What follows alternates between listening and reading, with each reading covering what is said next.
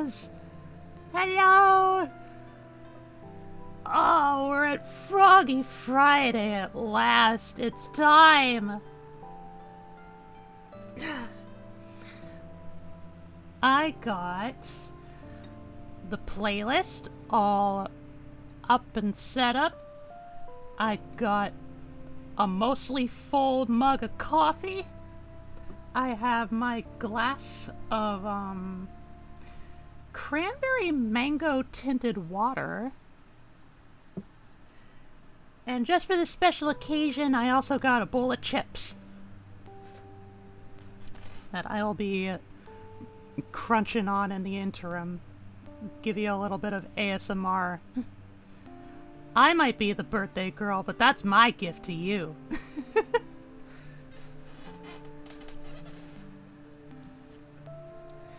Also, before we get started, there's one thing I quickly want to bring up. Is it really da birthday already?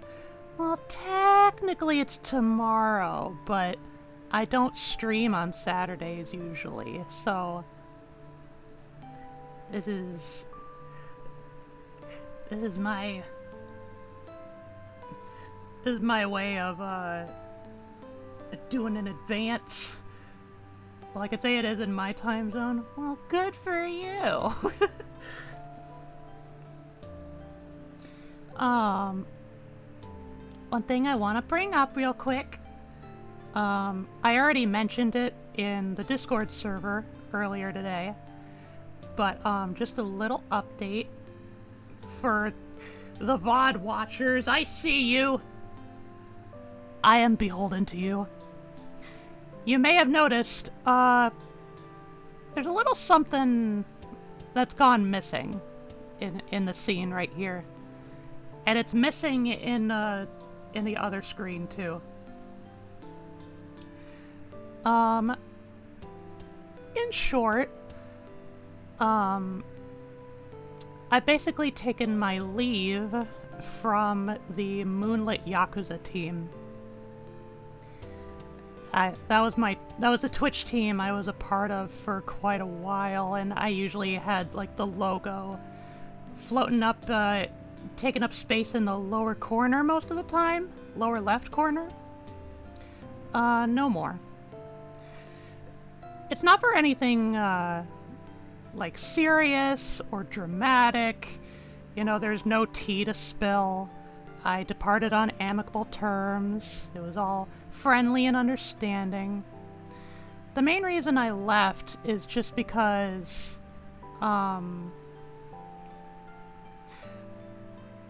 recently I just feel like I haven't really been doing much in the way of like contributing to the team, whether it's like promoting it or like offering up different collabs or something. It's like my participation was relatively nil. And so even though the team never like faulted me or anyone else in a similar situation for that, for me personally, it just felt like it didn't really make any sense to stick around if I wasn't going to like do stuff, you know? Hi Daisy G! Thank you for the birthday wishes! But yeah, Froggy is streaming solo now completely. I am unaffiliated to any Twitch team from here on out. I know Yakuza Mom did extend the offer if at all I wanted to rejoin in the future. I could just ask. So yeah. Just a little update for things going on and why a certain particular asset has disappeared and will remain disappeared for the foreseeable future. Happy 4th of birth lie. Fair is fair, yeah. Okay. So, the general basis for this stream is that I have a YouTube playlist full of videos that I have been recommended. Well, some of them I inserted myself, but you know, the vast majority of these videos I have never seen before. Yeah, and Frank mostly submitted short videos, yeah. It's just gonna be a little compilation of YouTube videos of various tones and styles, and I'm going to react to them live. For a birthday stream, it's going to be relatively chill. Wasn't thinking of how this would all fit. Yeah, there's always next time. I will also mention quickly that basically when I made this playlist with all the first batch of all the videos, I'm basically, like, it's basically capped. I'm not gonna react to any more videos that get recommended, like, after this point. Well, no. During this point. I still need videos for another React stream in the future.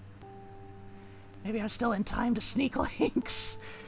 It'll have to be for next time.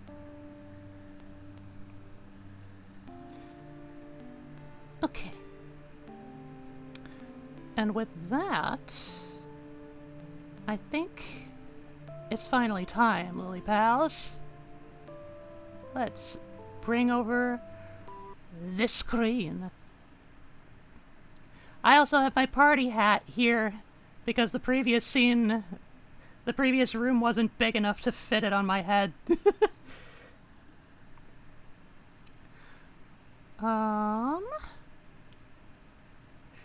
Yeah, so like I said, many of these videos come in a variety of tones and moods and types and formats.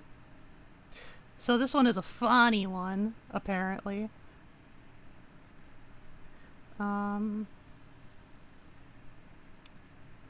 Auto-generated? Oh, that's the best we can do. Oh well. You having a nice day? Yes, I Let am. me know if I need to adjust the volume. It's very early in the morning. What time is it in Australia? Oh, I'm not in Australia. You're in New Zealand? No, I'm in New York. New York. New Amsterdam. That's right. Yeah. Okay, we begin now. Yeah. Yep. Yes, we hear you. I actually worked with. Excuse me, I interrupt you. I actually worked with Michelle Gondry, who directed the Around the World video for Daft Punk. Yes, she is a fantastic director. Yes, he is. Yes, I'm sorry. Nervous. Excuse me. So you DJ in New Zealand, Australia, America. Volumes kind of depend on the video, but you could probably make them a bit louder. Okay. Well, thankfully, I have a little browser extension. I can just... let's do, like, 130. I have done a bit of DJing. I wouldn't... I think DJ purists would probably hate me because I only DJ with CDs. I don't know if anybody can hate you, Mr. Woods, with your eyes, your American voice. Thank you. But I haven't really graduated to vinyl yet. But yeah, I've done. To Frodo, he on page 720 of The Lord of the Rings. There is a quote from Frodo. He says, "In a world filled with mirth and magic, you lose time in yourself." I think that's exactly what Frodo goes through, because ultimately, by the end of Frodo's journey, he doesn't have... It's a bad question. It's a bad question. No, it's not a bad question. Forget it. It's not a bad question. Sean Astin, your Hobbit friend, quoted as saying, "You are a beautiful man, a beautiful man." You have a comment for Sean, and also there is a, how do I say, without being rude, gay connotation. Oh, you laugh, it's funny. No? You agree? No. He says you are a beautiful man. You're a beautiful. Yeah, well, yeah, there is no gay connotation to that whatsoever. Sean Astin is gay.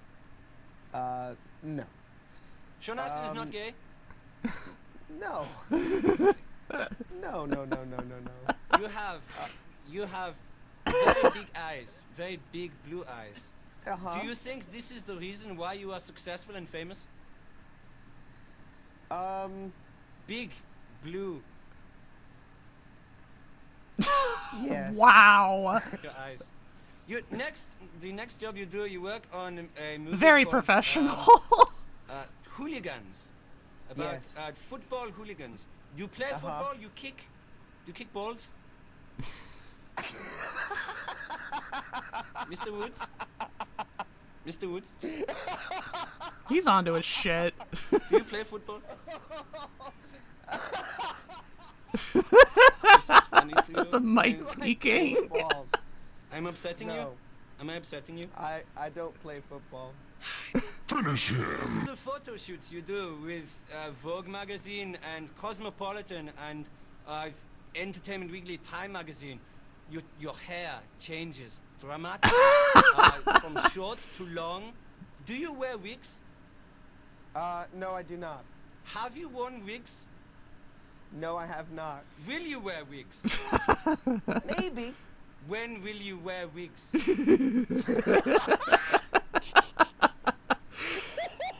Mr. Woods, I will ask you, coming to the end of Holy shit. What is this from? Who is this dude? I feel like he's on an episode of Punk'd.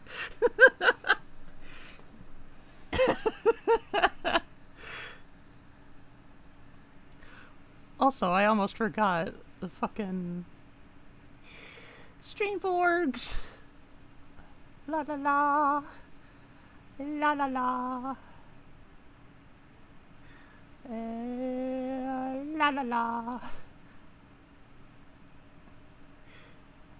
I think the guy just does funny interviews like this, kind of like Kunk. Oh yeah. I see.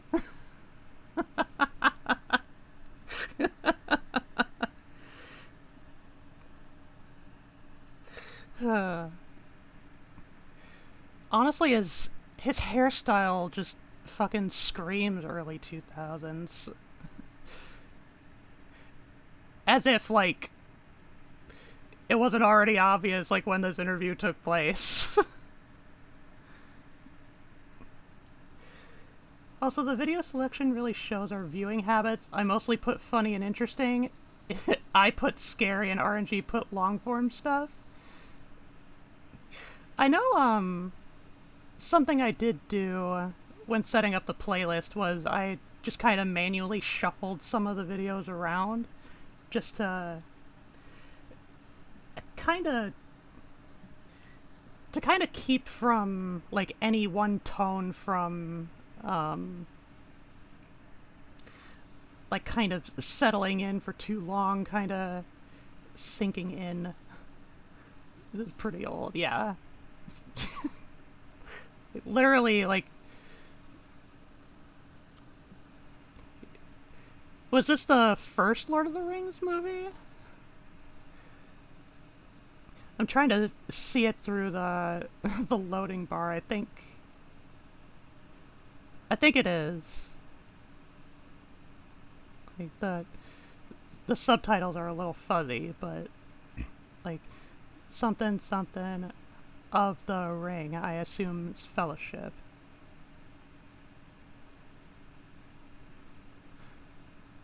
Or else many. When did Lord of the Rings come out? Early 2000s, I think. Tonal Whiplash? Kind of the opposite.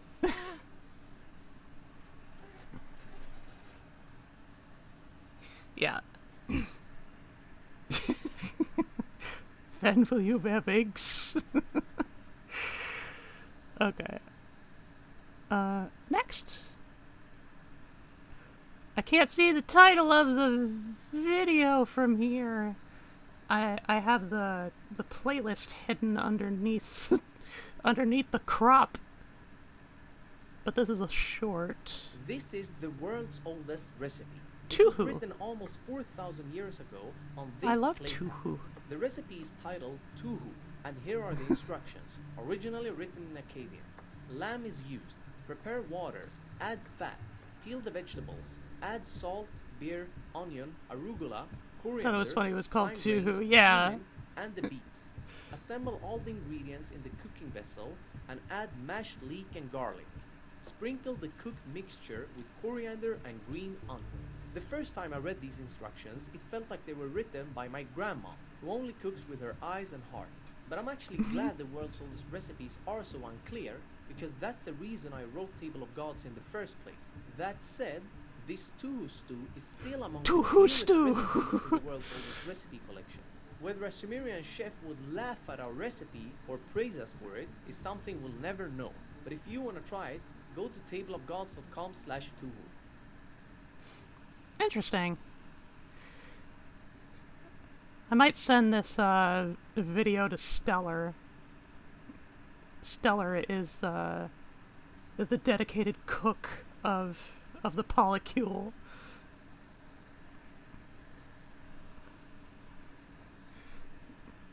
Also, this channel does interesting videos about ancient cuisine, usually Mesopotamian stuff. Neat. Table of Gods. I mean, that sounds like... I don't really have, like, much of a reference point, but, like, when I hear Table of Gods, like, in the context of cooking videos, it's like, it makes me think of, like, it's almost like, a Dungeon Meshi-ish kind of, like, fantasy story world project. I'm probably wrong, though. That's just kind of the immediate vibe I catch. Okay, what's next? Oh, it's something about Mario 64.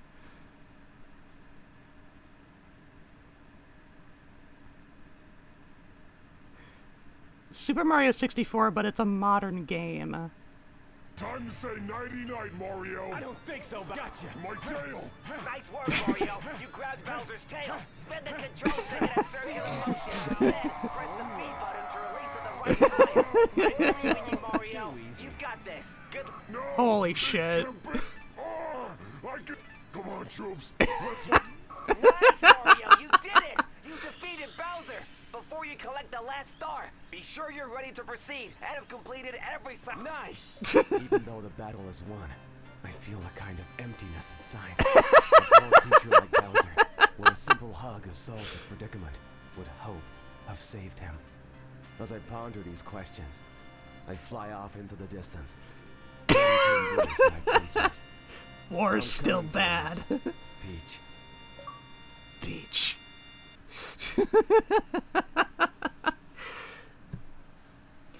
RNG! Hello, RNG.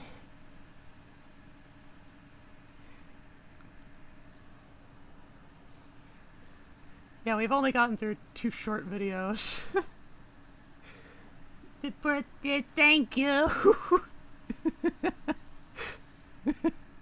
I'm coming for you, Peach. This and the Focus M. They talk about what ancient rulers ate, and it was like mead, and date assortments. Sounds about right.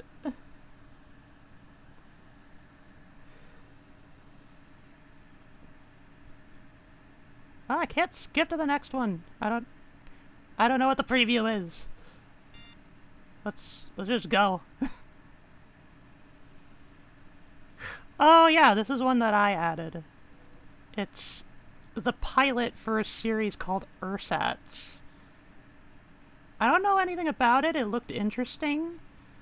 I think it might be stop motion. I don't know much about it. It seems... It seemed I put it as interesting, but then in parentheses, scary? Question mark? Like it might be kind of scary-ish. I guess we'll find out. Might be creepy. On the line of those Unity remakes of classic games made to look all serious and gritty, you know.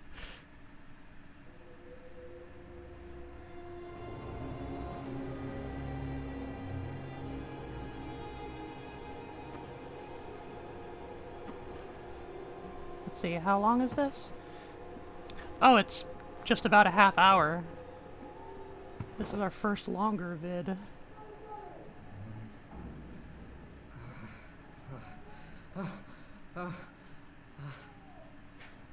Hey, are you okay? Who are you? You don't remember me? No, I can't seem to remember anything. What's going on? Oh. Well, I'm Good just atmosphere. glad you're all right. Wait, please. You have to tell me. I can't. I don't know who I am. Did I hit my head? Am I sick? Yeah. The stop motion You seemed were more like sick. CGI. Yeah. You're awake now, so I was only guessing it be might have been stop motion. It's gonna be okay. But yeah, it seems Yeah, like yeah. It'll wear off. Happens all the time. seems like CG at a lower frame rate. Thanks, assholes. Oh, I couldn't shut up for 5 damn minutes, could you? Ooh. Hell of a first impression. Peak. That's no way to introduce yourself, Carrie. Well then. Well, look at you. Yeah, nice skin. All your teeth. Well, you look downright human. He's got like Oni Bet fangs. you never even died once. They're very curved. Very sideways. I'll leave him be. Pretty obvious, innit? In it. Provinces? You're in for a rude awakening. A lot worse than the one you just gave me. What are you doing? Get up! Why? What's happening? You at your head or something? He was sick, sir. Not your sir, mate. That's your sir. I know you two are new to the Southern Front. Unfortunately, we got a job to do. So let's get a move on, shall we? Pleasure to meet you. Warwick, Kerry. Monroe. We're fighting? Quick one, are you? Mr. Moped? What's wrong? You look ghostly. I'm not supposed to be here. I don't know how I got here. Oh, I don't know how we got here. I don't know what to tell you, mate. You sign up like the rest of us. Afraid it's a bit too late to get cold feet. Come on. Getting like World War I vibes. You're new too? Well, we rotated in, see? I'm not a soldier. I don't know how to fight. It'll come back to you. What do you mean? What if... Ears covering the subtitles. It always comes back. Sooner or later. I can't do this. Those shell I shocked need pictures. to find someone in charge. Quit whining. None of your business. Sure, whatever. He's just shell-shocked or something. He'll get up. Hey, how about that? We'll get him checked out after. Understood? Yes, sir. Did one of us accidentally read the script?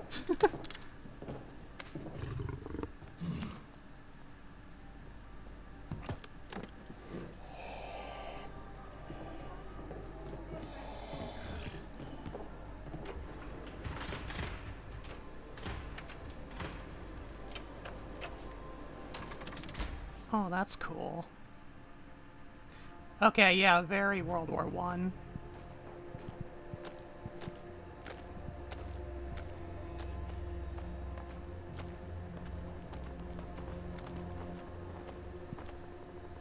Morning, Lieutenant. Where we headed? Infantry. Black Alley for you long. Ah, not too bad, that one.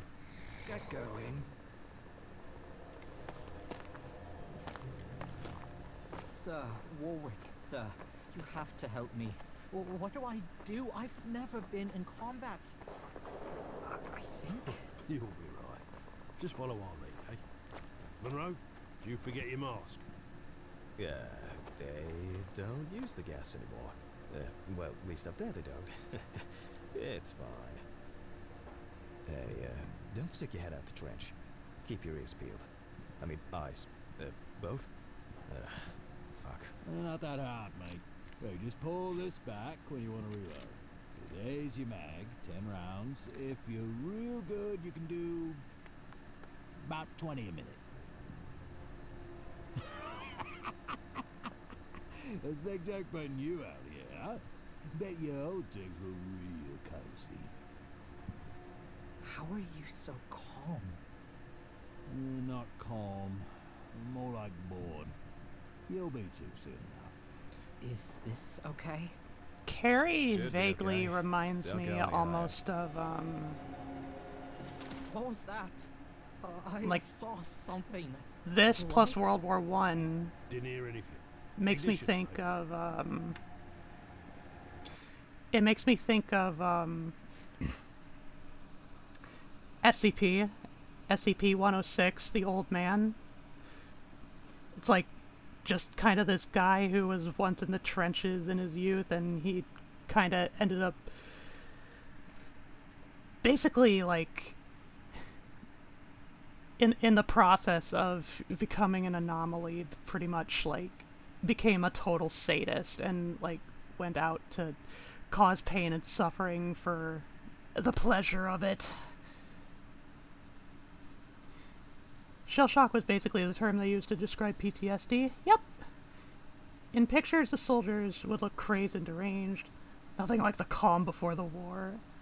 Mophead guy kind of looks like Raiden from Metal Gear Solid 2. Let's get gassin'! Easy to fight, just point gun forwards and shoot. Just like... just like fucking knocking down some ducks at the gallery. Was that part of the backstory for the BSCP? Yes.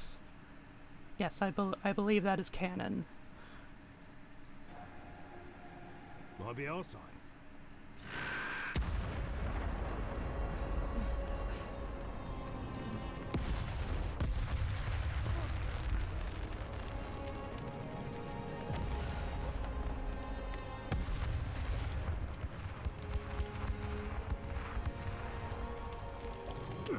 Interesting effects for the smoke.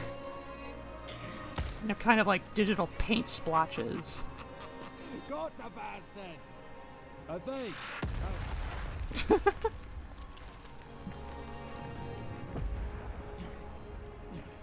This isn't a game. Stop looking. Right, whatever. Get off me! The guy won't be having a jaw for much longer.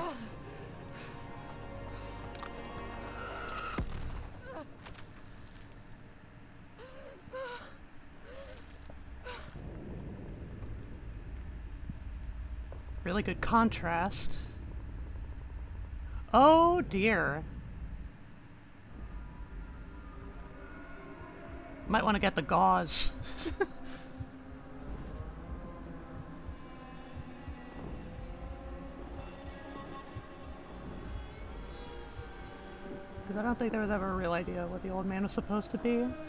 I think, well, if it's not canon, it's at least like the most popular, like, most widely accepted backstory for him.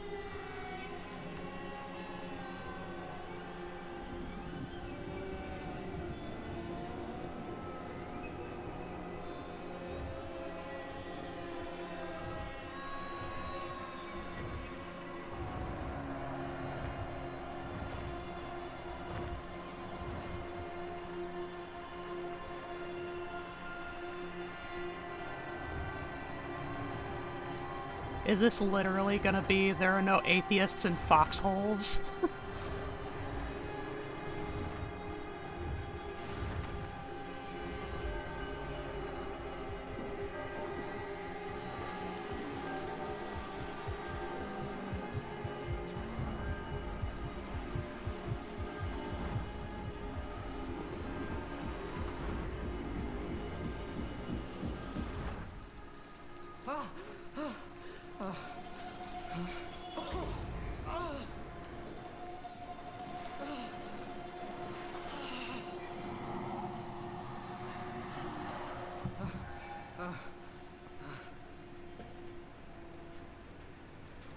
Yeah, for what it's got, a lot of this animation is pretty solid. Lots of great camera angles, too. Good composition.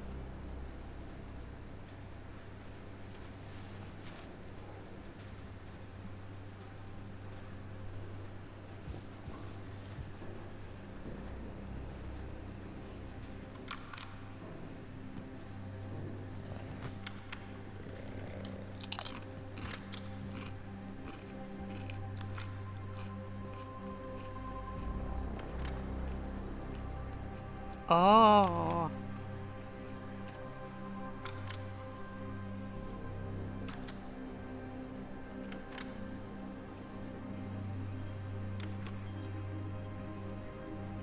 Oh man. I hate that for you, bestie.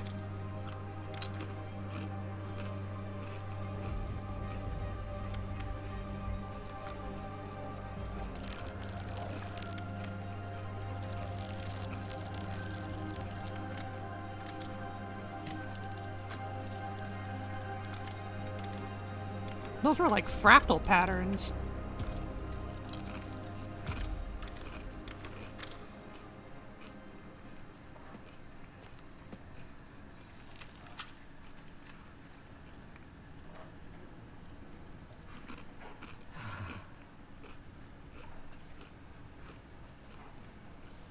Doesn't get prettier, huh?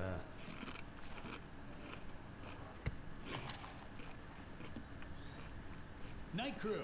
Clothes in blue, bones in yellow, brains in red. Let's pick up the pace, come on. Too many clothes, people. You mean it's not called the skeleton crew? Belts, buckles, buttons. Peel it off if you have to. You need a hairnet. Use the cleaver for tough flesh. It's under your table. Why is it so tough? Just rigor mortis. It's fine. Resin will still take it. Rigor mortis? Chemical thing.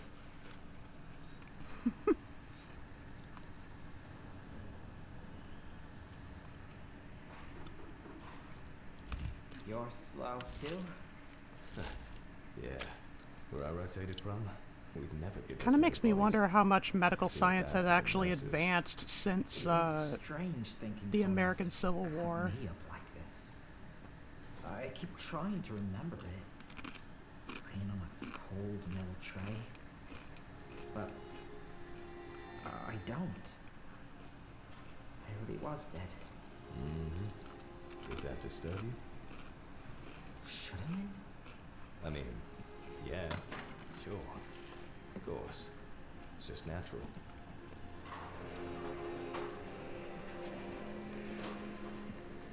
Just what the lizard brain do.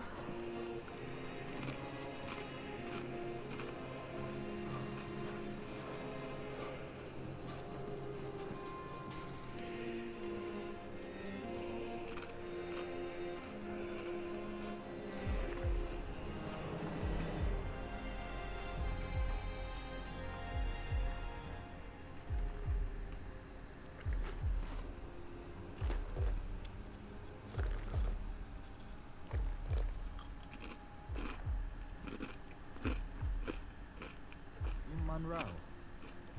Yeah? Even when I know I'll come back. Do you get that too? I know what you mean. It's like an instinctive chemical thing? Lizard brain. Hello. You're the one requesting a checkup, is that right? That's right. Name? I thought you'd be the one to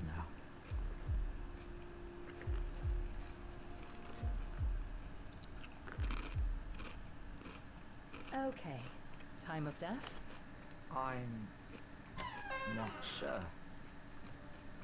It was dawn. Or was it? All right. Did you see anything in the machine? In the machine?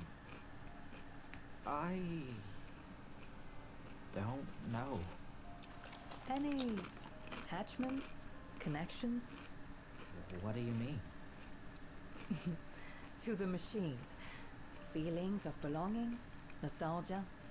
Something maternal, perhaps? No. It may not be the machine that is the cause of your amnesia. Shell shock, meningitis, concussion. Unfortunately, it's very hard to know for sure. But we might be able to find you from secondary information. I was rotated in with a man called Monroe.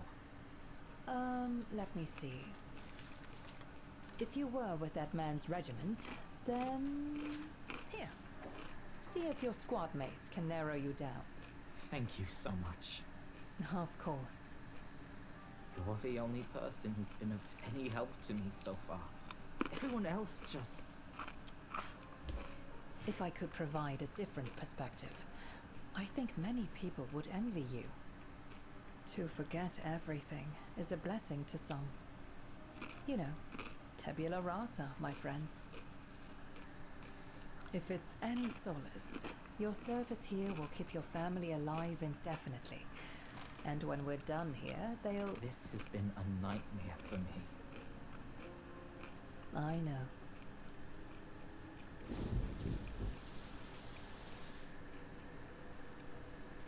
I can't help but think anytime I see like the logo with like the two wings and like the almost caduceus, it just kind of looks like a fucking like PS2 bullshit. controller. Must be something new. What was it like? Without the mask? Burned like acid. But it must be slow moving or something, else we would have been screwed. It's like I can still feel it in my throat. How'd I go? Like this. It'd do you well to have some tact, my boy. No, you're no fun. It's my death I'm making fun of. How about you, Moped? Oh, Monroe and I were doing wet work. Well, you didn't miss out on anything. Hey, cheer up. They got jam today, huh? That ought to put a little smile on your face, get you nice and cozy.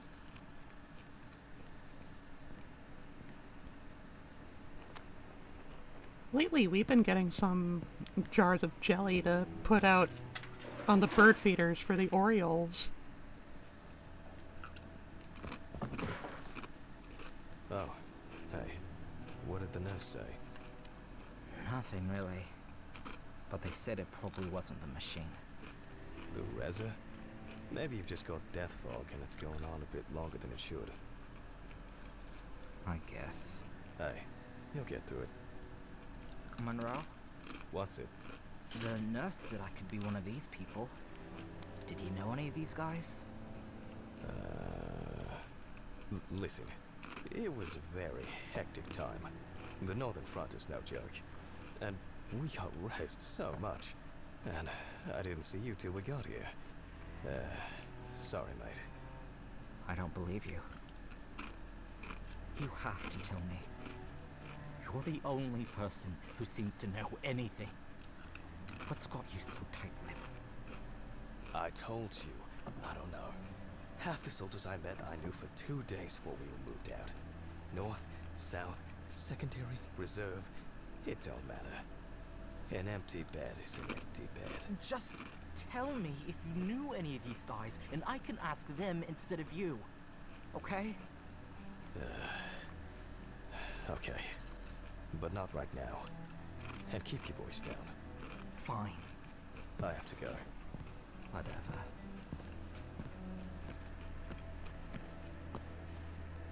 Things like this aren't rare here.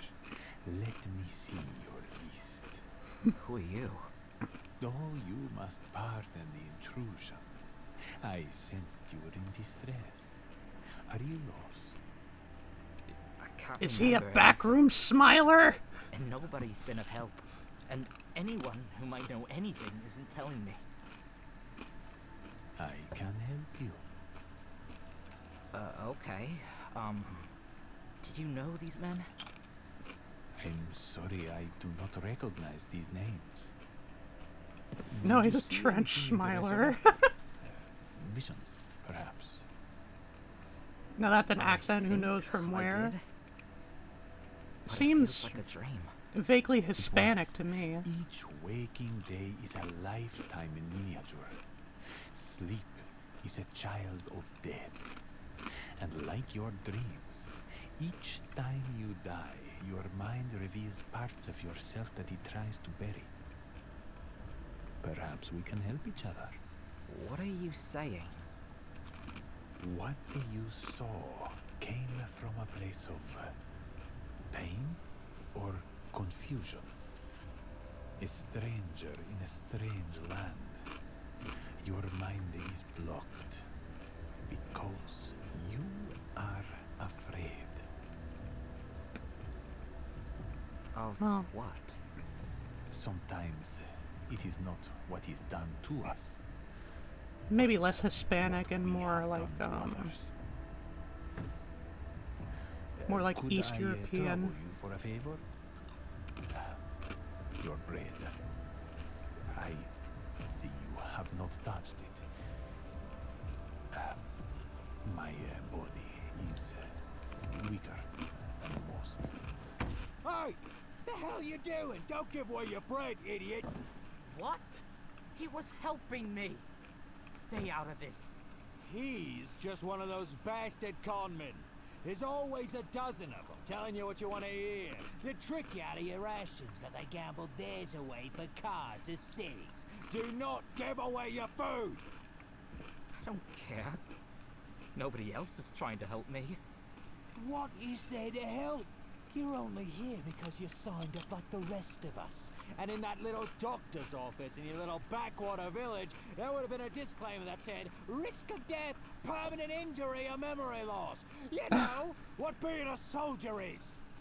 So I'm sorry you're having second thoughts, but welcome to the damn club. You could at least be nicer about it. At least I don't just want something from you. What do I have to lose? Trust me, you do not want to be hungry, and you don't want to be cold, and you really don't want to be scared. You're an animal. Your brain will betray you. Welcome to the jungle, baby.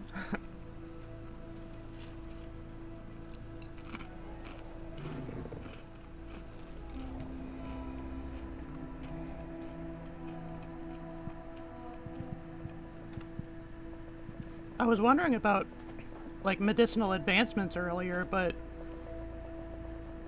yeah, you probably have a point, like, probably developed some things a lot more than others, chiefly being, you know, chemical warfare.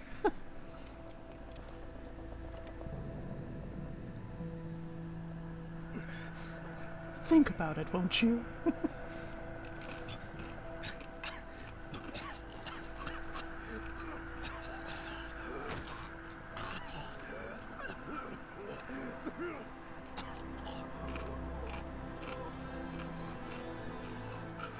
Damn, dude! Tell me who I am. Tell me, and I'll save your damn life. No!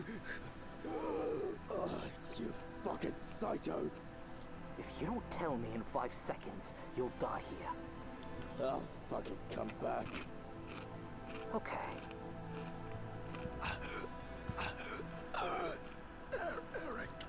Eric Wolf. That's your name. But you're not my Eric. Oh. I saw you die. What? You were like a brother. You are a rat fucking bastard! It's just strategy, my boy. Don't you think so, Moped? I really can't tell who's winning, so sure. Maybe teaching him to play would help. We need a wild card, don't we? Keeps it fresh.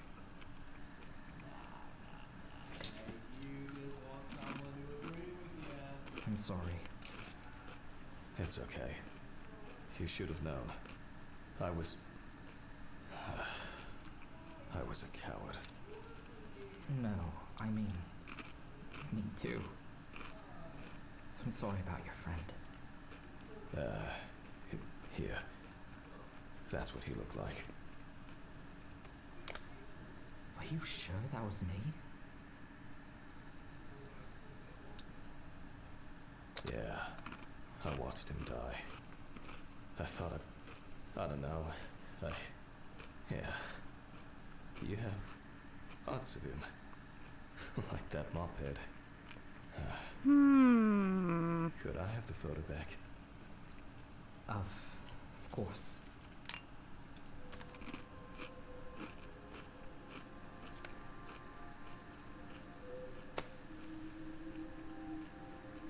I'm getting little theories bubbling around in my brain.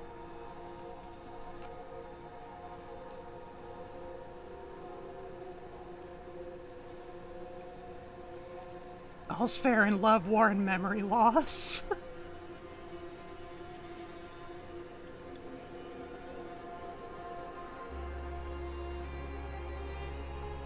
Oh. That was really cool. I liked that. And now the title makes sense. Hi, Tiberius. Thank you. Thank you much. Yeah, it's already been a half hour. Could have been feature length. I know! That felt like a whole, like, short film. But, like, I was thinking... I was starting to think, like, towards the end there, like, I was always wondering, like... In the process of, like, you know, the constant resurrection, right? It's like, how come some people, like some of the soldiers actually look, like, more fucked up, like, than others? Like, why do we have a guy with a pig head? Why do we have, Carrie with the fucking Oni fangs?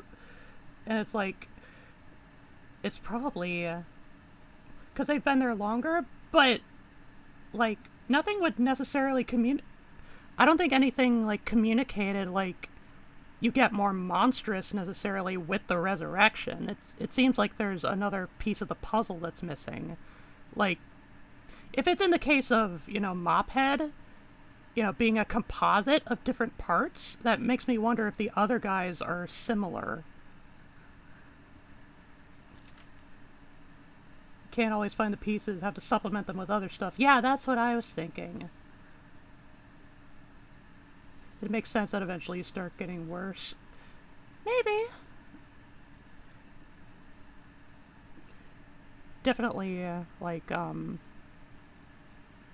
you would definitely have to consider, like, the acquisition of resources and, like, it being rather stringent is, you know, fitting for the scenario. Well, how much of your brain is left if you get headshot? I don't know. I don't think, I don't think from this pilot alone we're gonna be able to interpolate all the exact mechanics of the process. Maybe, you Vigs.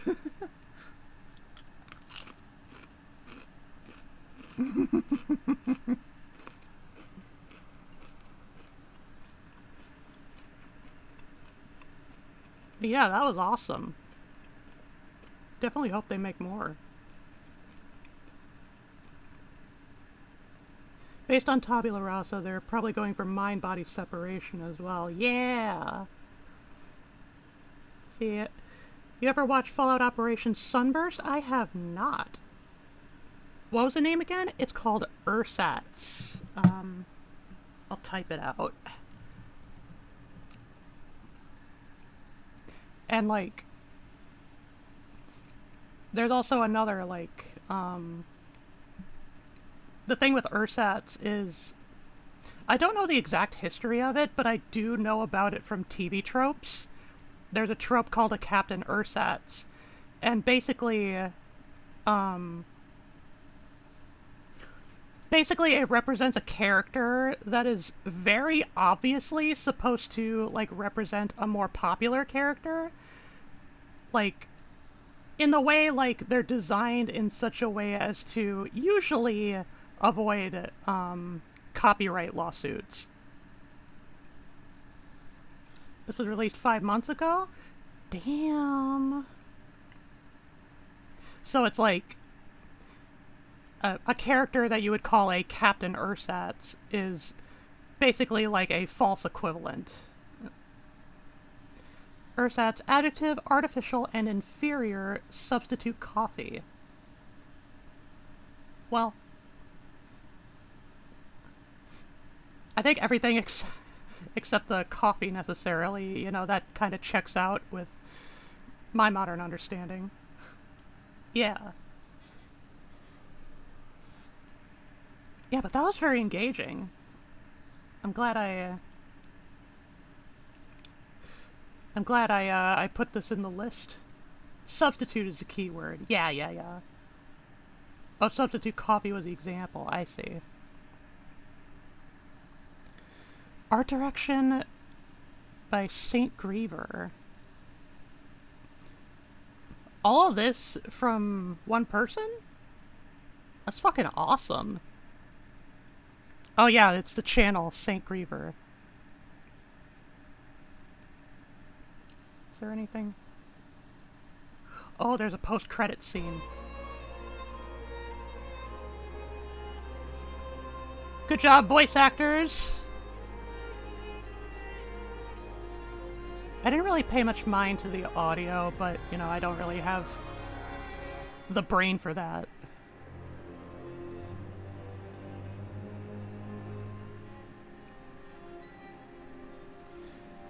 It was backed on Kickstarter. We got all the backers here.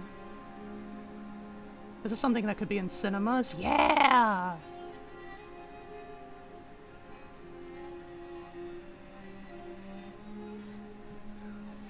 All these heckin' names!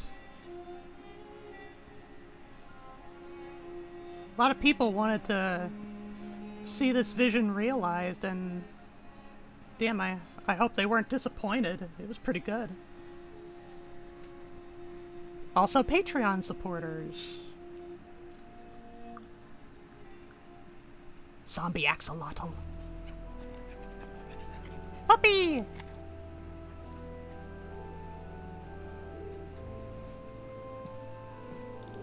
Smileyman.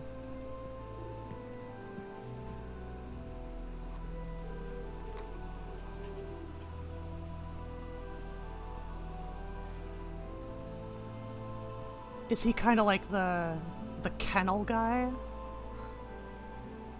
In charge of all the war dogs? Thank God for Kickstarter, when projects actually get done at least, yeah. He's getting food, but for Kitty and Doggo. Oh, yeah. I mean, it was pretty obvious, like, I think Carrie was kind of stereotyping him just being, like, a food thief. I didn't think he'd quite be, like, needing food for others. Film theory worthy.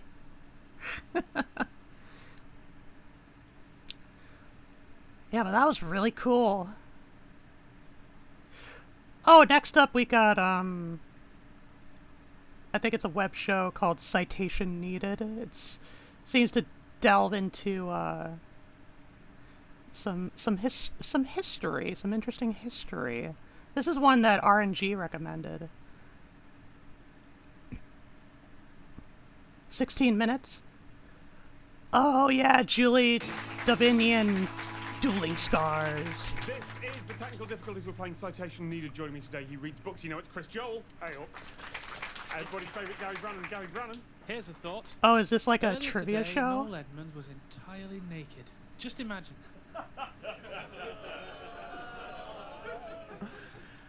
And standing in for Matt Gray, the mouth and the sound. Tom Will Scott Seward. show. I see.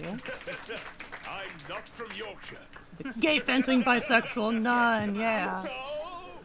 In front of me, I've got an article from Wikipedia, and these folks can't see it. Every fact they get right to the point, and a ding. And Oh, a special fun. prize for particularly good answers, which is. And today we are talking about Julie Daubigny. This is it. 40 minutes of this. Try and say The big one. I am not French. And if I were English, I'd pronounce this as Daubigny. But I think it's Daubigny. Daubigny sounds fine. Yes. Better known as Mademoiselle Maupin. I'm not French. It's a French Mophead. article. I'll be honest, it's downhill from here. The whole thing's not in French, is it? No, it's not. No, it's not. M-A-U-P-I-N. P-I-N. Mopin. Was she a mistress? Trigger warning French, by the way. It's a long list if it is, let's face it. Born to Gaston d'Aubigny, a secretary to the Master of the Horse for King Louis XIV. Okay, It's not close enough to have a point, but Yeah, she was yes. Secretary for a horse, would you believe? Take that down and read it back. Sir, I know it's very sad, but why the long face? Boo. You're absolutely right that she was a mistress, but to a count. So I'm going to give you a point for that. To the count. Oh, God. A mistress to French names. Count French d'Armagnac. excused. Never. It's not gone well. It's not gone well. D'Armagnac, go on. Became a mistress by the age of 14 because pre-French Revolution. But by that point, she had learned a lot of things by learning alongside the court pages. Okay. Is that an artful euphemism? No, it's not. Is it an artless euphemism? No, her father trained the court pages. So what did Julie learn alongside? Words. I'll give you a point. Numbers. Yeah. Reading. Standing very still. Going ooh at the right moment when the king comes in. Yeah, all that kind of stuff. Polishing pointy bits of gold chairs. There's a couple of other skills that a page would have in those days. Carrying things. Putting things down. Something a little more violent. Swording. Yes. Swording. Yes. Which is an Scissoring. euphemism. She learned to fence and then dressed as a boy from an early age. She got involved with an assistant fencing master. The police were then looking for him to arrest him. What had he done? You know he's got a sword in his hand. Yeah. You know he waves it around in a violent fashion. Did Cookware, he, hi. a chance of taking a punt, did he stab someone? Yes. I'm looking for something specific here. What might be a reason for stabbing Oh, someone? you're in the middle of moving stuff. Whew, In which case I you feel would do that. what? I feel ya. A duel. You'd fight a duel. Yes. The man she was involved with killed a man in an illegal duel, so they fled the city to Marseille. How did she earn her living on the way south? Fighting for money. Yes. Giving fencing exhibitions and also singing. She was a fucking talented badass. singer. Singing and fencing at the same time would be a hell of an act, wouldn't it? Opera. Yeah. Which I believe had been invented at that point. And not only that, she joined an opera company. Have a point. Happy Froggy tomorrow. Thank For you, follow-up thank lasting effect, Did she you. die of tuberculosis at the end? We've seen very different versions of Aida. Made it to Marseille. Grew bored of her Not what I lover. thought you were going to say. Grew bored of this humdrum, dull life of opera singing and fencing. Decided to become an accountant. Yeah. She ran away somewhere, and she ran away with someone. To Nice. With a man from Nice. Right, you are wrong about Nice, and you are also wrong about man. With a woman! Yes. From a place that isn't Nice. Not giving you a point for that, but it's Avignon, so yes. Oh, I was going to say Poitiers, so close. But she was running away because the girl was sent away by her parents. Where was the other girl sent to? A convent? Yes, Yeah, absolutely awesome. right. So she followed, entering the convent, and with swords. Let's face it, you get in most places if you turn away with swords. no, she went into the convent and then tried to free her lover from the convent. This is a hell of an opera in itself. It is. I like to think that everybody's singing all the way through this. Yeah, I do. Yeah. It's a full-on Rodgers and Hammerstein. Could we talk through the plan, the scheme that she went through, the heist that she pulled? And it's quite a dark heist. Did it involve to get swords? her and her lover out of the convent? Well, did the nuns have swords? Not to my knowledge. We can change that. Sister Act 3 is not sounding amazing. But then it should have been a very easy heist. She Give me my mother, or I'll chop you all to pieces. Yeah. As negotiating tactics go, it's normally successful, I find. Well, they were trying to cover their tracks. What kind of scheme would you pull to do that? You would pretend to be a doctor, and you'd say, "This nun has a terrible disease. All of you will get the disease. She must come with me immediately." And the nuns would go, "Oh, a doctor has said so." And then the doctor would also have a sword, and they... yeah. And they were listening because he was singing. And then we have the interval. That's the way it goes. Yeah. No. She would pretend to be a policeman. And she would say, "This nun has committed..." Didn't she, like, fuck all the rest of them or something?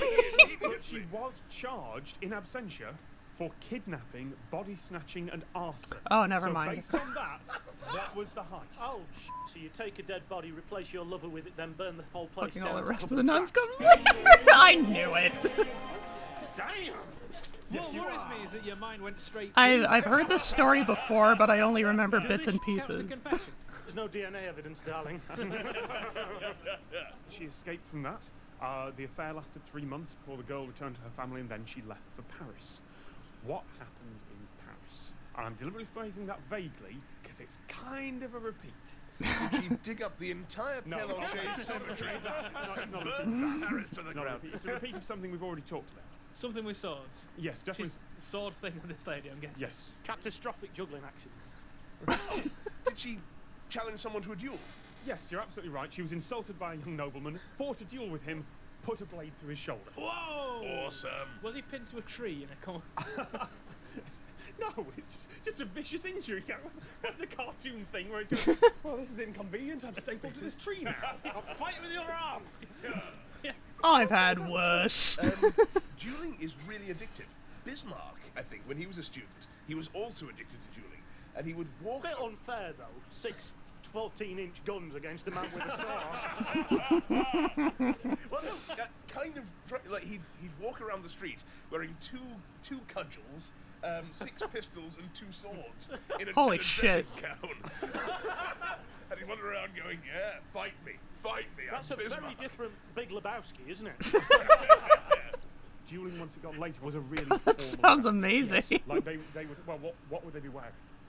You're normally just in a shirt, aren't you? As I understand. No, we're it? talking for this at least much later. This is German military, 19th century. Oh, your full kit, no doubt. Armor. Well, you wouldn't be in armor. You wouldn't have armor at that point. You have a breastplate. Didn't the sort of early German thing that you duelled growing up, or you fenced growing up to get good? Oh yeah, scars? yeah. Yes, you're absolutely right. They would fight with. Tis but a mask scratch. And a thick scarf or thick. So you could only get this bit. You could only get that bit. So Whoa. it was essentially ritual scarification. Awesome. Scars were judged by Otto von Bismarck to be a sign of bravery, and men's courage could be judged, and there's a quote here, by the number of scars on their cheeks. Oh, cracking. Did he specify which cheeks? Literally, tis but a scratch. I just got this image of the sword. Oh, I see. I got a very wrong idea about this. I just got two men backing up against each other with a sword, kind of. With so Only brave. one end of the sword would go thunk. The other one would go. It's more the thought of Bismarck stood there in his dressing gown, cudgels, hand grenades, and cannon, and someone else reverses, bent over round the corner. Well, we're doing it this way, fair enough. I've never been beaten by a more worthy adversary. At which point it says, "Oh, the guy's got a cannon up there." Yes, scars, for God's sake. Scars were usually targeted to the left profile. Okay. Oh, look at you with your "I'm handsome for 19th century warring Germany" bit. I'll take that. I will take that. It does explain the haircut. And the pickle halber. Can we have a big thing that goes across the bottom of the screen and it says, "Do not try this at home"? Unless someone has insulted you and you want a duel, in which case that's fine, but remember we mean the other cheeks. Yeah? So yes, going back, so pre-French Revolution, back to Julie, who was not dueling that, who duelled by stabbing someone with a sword. This doesn't sound much like a duel. This more sounds like a very quick stabbing. She was a very good duelist, by all accounts. Well, excellent, obviously, yeah. He was Should we Louis bring back Joseph duels? Galbert Loins, the son of the Duke of Mayhaps. He killed my father. Prepare to die. Quite the opposite. One of his companions came to offer his Resurrected my father. Prepare to live. Okay, when I say the opposite, I'm meaning more general terms. Born to eat big It was more dinners. that they certainly weren't enemies after this. Is there more about just before we go into this guy's is there more about him other than this incident? Because I would hate to be myself and most people in history is only remembered as being the guy that got stabbed through a shoulder, potentially stuck to a tree by that lady that pretended to be a nun who sang opera that burnt the convent down. Because that's not a great way to be remembered. For one thing, you can't write all that on just the one tombstone. Yeah, both sides. There is not another reference in here. This appears to be the one reference to the man in history. How do they remember me? Oh, you're kidding! Come on! If it hadn't been that, he would have been remembered for being the innately hilarious son of the Duke of Loins. Yeah, I'm probably mispronouncing that. I'm choosing to believe you're not. It's L-U-Y-N-E-S, so if there's any French speakers in here who can... Loins. Loins it is there. Duke of Loins. There's no advance from the audience. What happened, though, after that? After he recovered? By the way, and after he sent his apologies. Oh, good man. I imagine he went ow quite frequently for a while. Did his golf take some time to recover? Was there physiotherapy involved? Is this back to swording as an artless euphemism? Did they marry? You're closer. They never married, but they became lovers and later lifelong friends. How can it? Oh, remember that time I stabbed you in the shoulder? Oh, Times are wild, man. Works for me. Yeah. I'm going to point out, she is still in her late teens at this point. We are not in the section yet that says adult life. You know, when you're at home and you think to yourself, how is my life going? Do you ever hear articles like this and think, I have not achieved enough in life? How old was she? So late teens. By 19, at no point had I tried to burn a convent down with a corpse inside it. She is somewhere between 17 and 20 at this point. Oh, that's different. By 19, I was all about that, yeah. She was hired by... Get in line. In full knowledge that she was pretty handy while she was doing it. Oh, no, it was a doorman. Oh, yeah. Can you imagine when she got appointed at the opera, the CRB check she must have had when you got in? What do we have? Well, a little bit of shoplifting when you were 12. I'm sure that's all done now. Burning down a convent and stealing a body, but to burn down said convent. Now that was not. She only set the room on fire. She didn't burn down the entire convent. Oh, that's all right then. 5 years later, she's still the talk of Paris. She's still well known. Thank you for those effects. At a society ball, there was a scandal. Turned up as a bloke, left with a woman, reverted to being Look, a if a woman. bi girl stabbed me with a sword, I'd fall for her too. One of those things is right, but it was a broad blunderbuss attempt there. So let's try Gary. Singing opera, throws sword, stabs man, room on fire. None of those. Ah. So based on those two, come on, well, she pretended to be a doctor.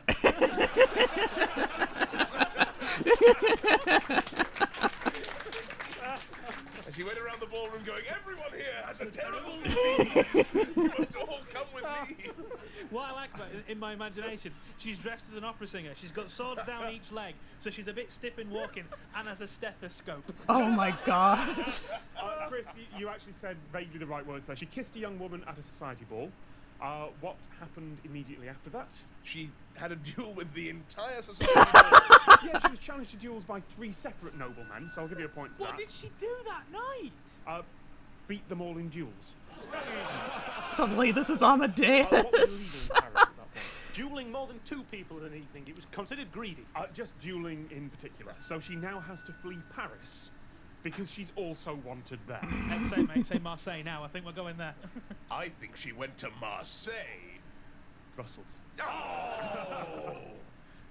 Rejoins the opera, and the final years of her career here were spent in a relationship with, who? Anyone brave enough? Madame la Marquise de Florença. Again, butchering all the French in here. Well, that's what she was doing with the swords, to be honest. That's excellent. I like the enthusiasm. On her death, she was inconsolable. She retired from the opera and then took refuge where? Not a convent. She died at the age of 33, has no known grave, and is a legendary figure. Naturally. That window needs just a gentle tap on it now, doesn't it?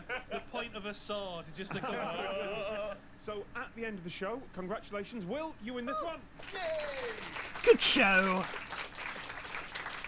You win a Greek philosopher's Mexican salamander speed control. Oh. It is... Oh, Aristotle axolotl something throttle. Yes!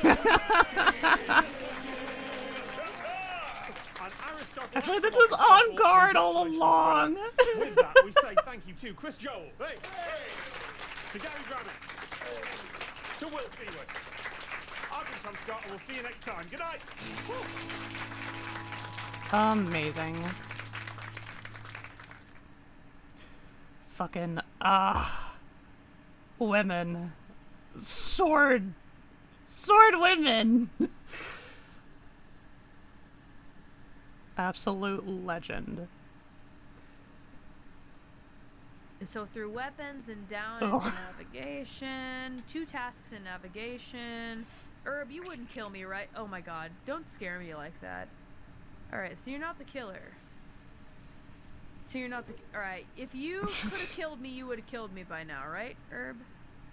I don't think it's Liz. Ah, you're joking. You're very fun. You're cute. I like you. I can vent, by the way, Liz. Do you want to watch me vent? Oh my god, she's the imposter! I'm not the imposter. Liz, if I was the imposter, you'd be dead by now. Liz, if I was the imposter, you'd be dead by now. No, the engineer can vent. Forget modern ice cream. Alright then. I like the animation. Literally, she dueled everybody, burned a convent with a corpse inside it, and had the girl. Multiple girls.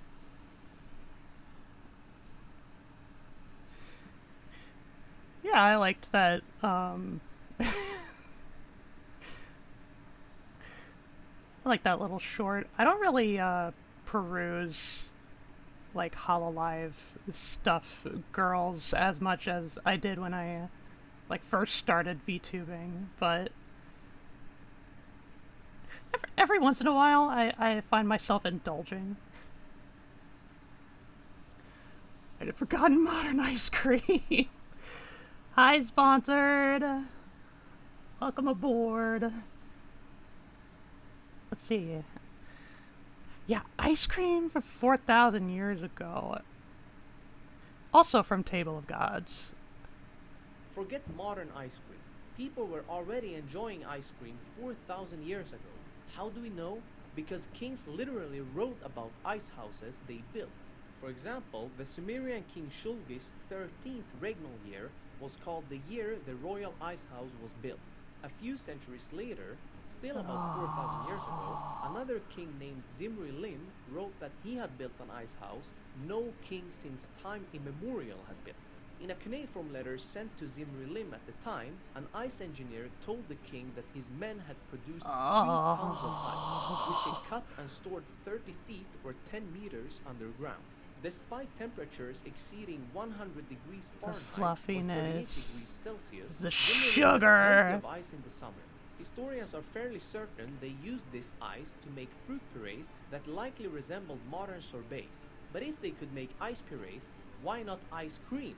This ice cream has only 4 ingredients, and I swear it tastes better than any Ben & Jerry's. Mayhaps we could push that to the test. I volunteer to taste test. Issy, what is your favorite ice cream? I really like. It's tied. It's tied between cookies and cream and cookie dough. Cookie dough ice cream. I encountered both flavors for the first time at Culver's when I was a child, and it really stuck. Issy creams for ice cream! It's my life. I do what I want. I like pistachio. is green. Like Forg. I think, I'm not sure if I've had pistachio ice cream, but I know sometimes, like, my mom has bought, like, little bags of, pistachio nuts that sometimes, if I was feeling particularly mischievous and peckish, I would kind of crack into and have some for myself, and they were really yummy. Basically Nutella ice cream? It's really nice when mixed with hazelnut chocolate. Ah, so it's 2 types of nuts.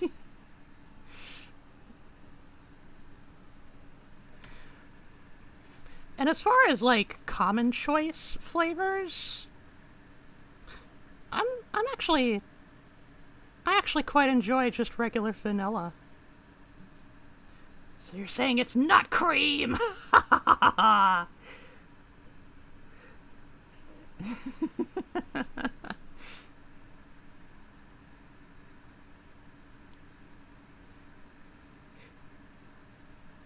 I can already see how, like, this channel and these videos would be really helpful, like, reference material for world builders.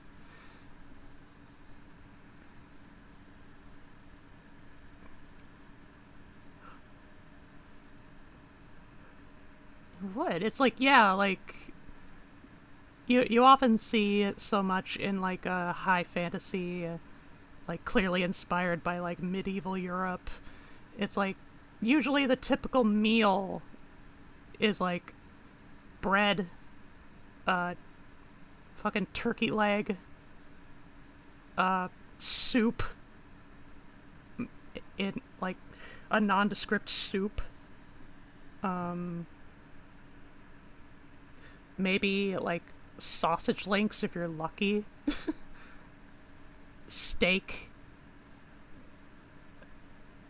a completely, like, uncut fish.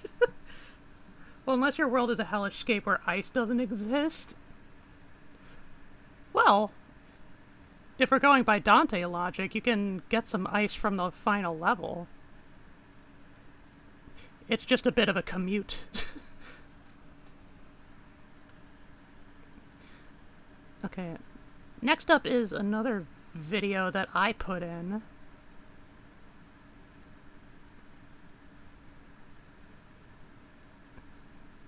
Again, just a little over 20 minutes. The terrifying Philadelphia experiment. A month of ghostly horrors begins to slowly draw to a close, much like a vampire's coffin lid at break of dawn. We've recounted such fascinating and intriguing tales. This is from the channel Maritime Horrors. The titillating tale of the Mary Celeste, and finally the well-known legend of the seas, the Let me Flying bump up the Dutchman. audio. But to bring our month to a terrifying Oh my god, he's crescendo of the popping those conclusion, I peas present like a restore mad life lad. with horror. One of brave military men used for ghoulish scientific experiments, and an intriguing government cover-up that has led to nearly 80 years of research and prying into secrets held as My dude. Kraken's grip.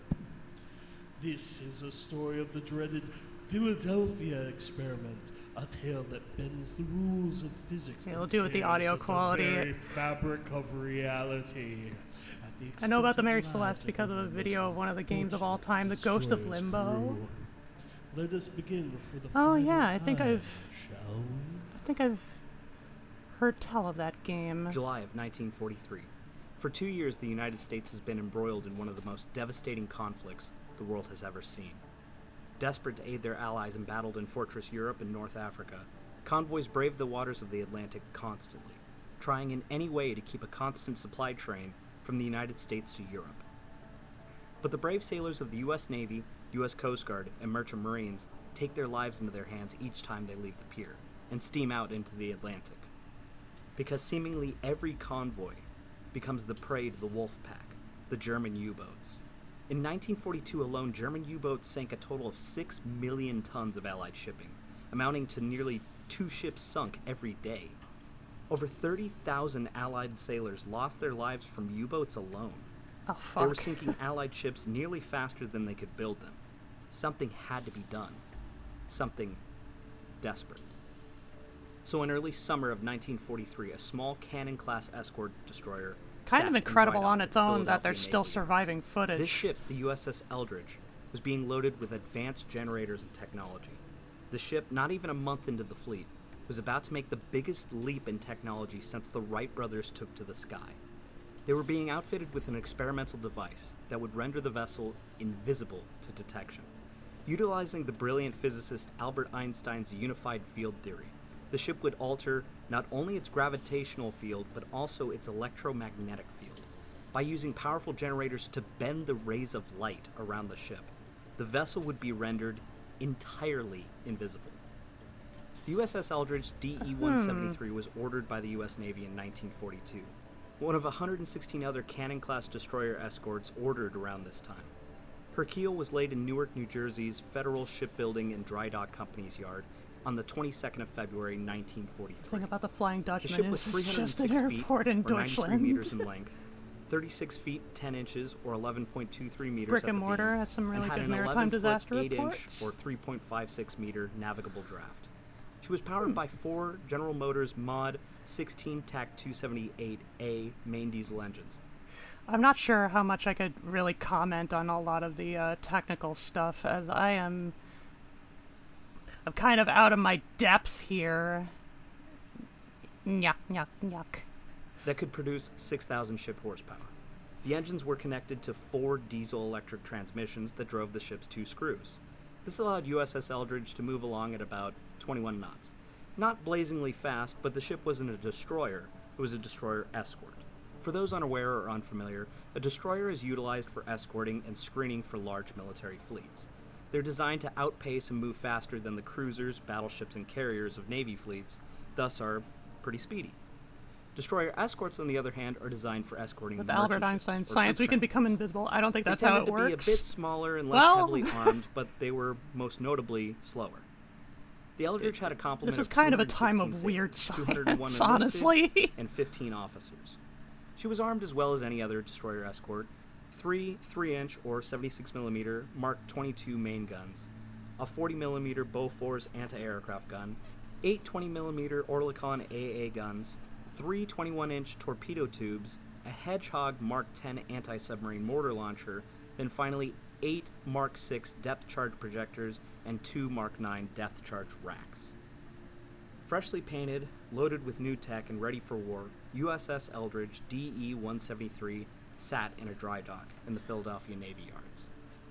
Around 100 military officers, researchers, and technicians observed her as her entire crew sat on board, ready for this test that could very well change the tide of the war and the way the Navy fought altogether. The generators on board were energized, and before the very eyes of all in attendance, the ship didn't just become hard to detect for radar or sonar. It became shrouded in a greenish fog. I can also then bend the gravitational field. Watch entirely this. invisible. Hazmat. Einstein's unified field theory was correct.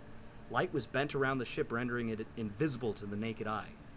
The researchers were elated. This experiment couldn't have gone any better. So they thought. The machine was powered down, and what they found on board was disturbing.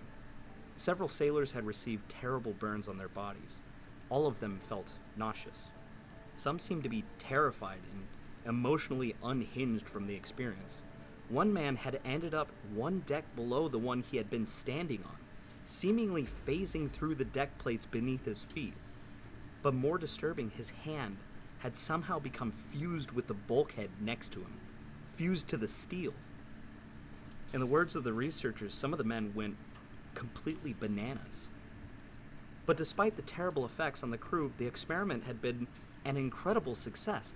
A Straight up 300-foot SCP territory. long, Yeah, I'm kind of. 1,600-ton hunk of steel had just been made entirely invisible. This is kind of was an sounding incredible increasingly breakthrough. like a ghost So story. another test was ordered, this time on the 28th of October, 1943. One more test on the USS Eldridge. One more chance to iron out the kinks before sending this tech out to win the war for the Allies, utilizing a fleet of invisible warships. So on the 28th of October, in broad daylight, the Eldridge was used as a guinea pig once more. No changes, no recalibrations. They activated the field once more. Once more, the ship vanished.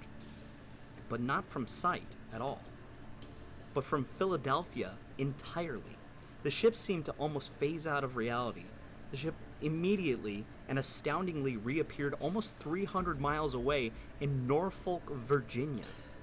There at anchor was the merchant vessel SS Andrew Yeah, Forsyth. I don't know if this actually the crew happened. stared in astonished wonder as with a blue flash of light appeared an entire destroyer escort, fully loaded, ready for war, and glowing a dull green.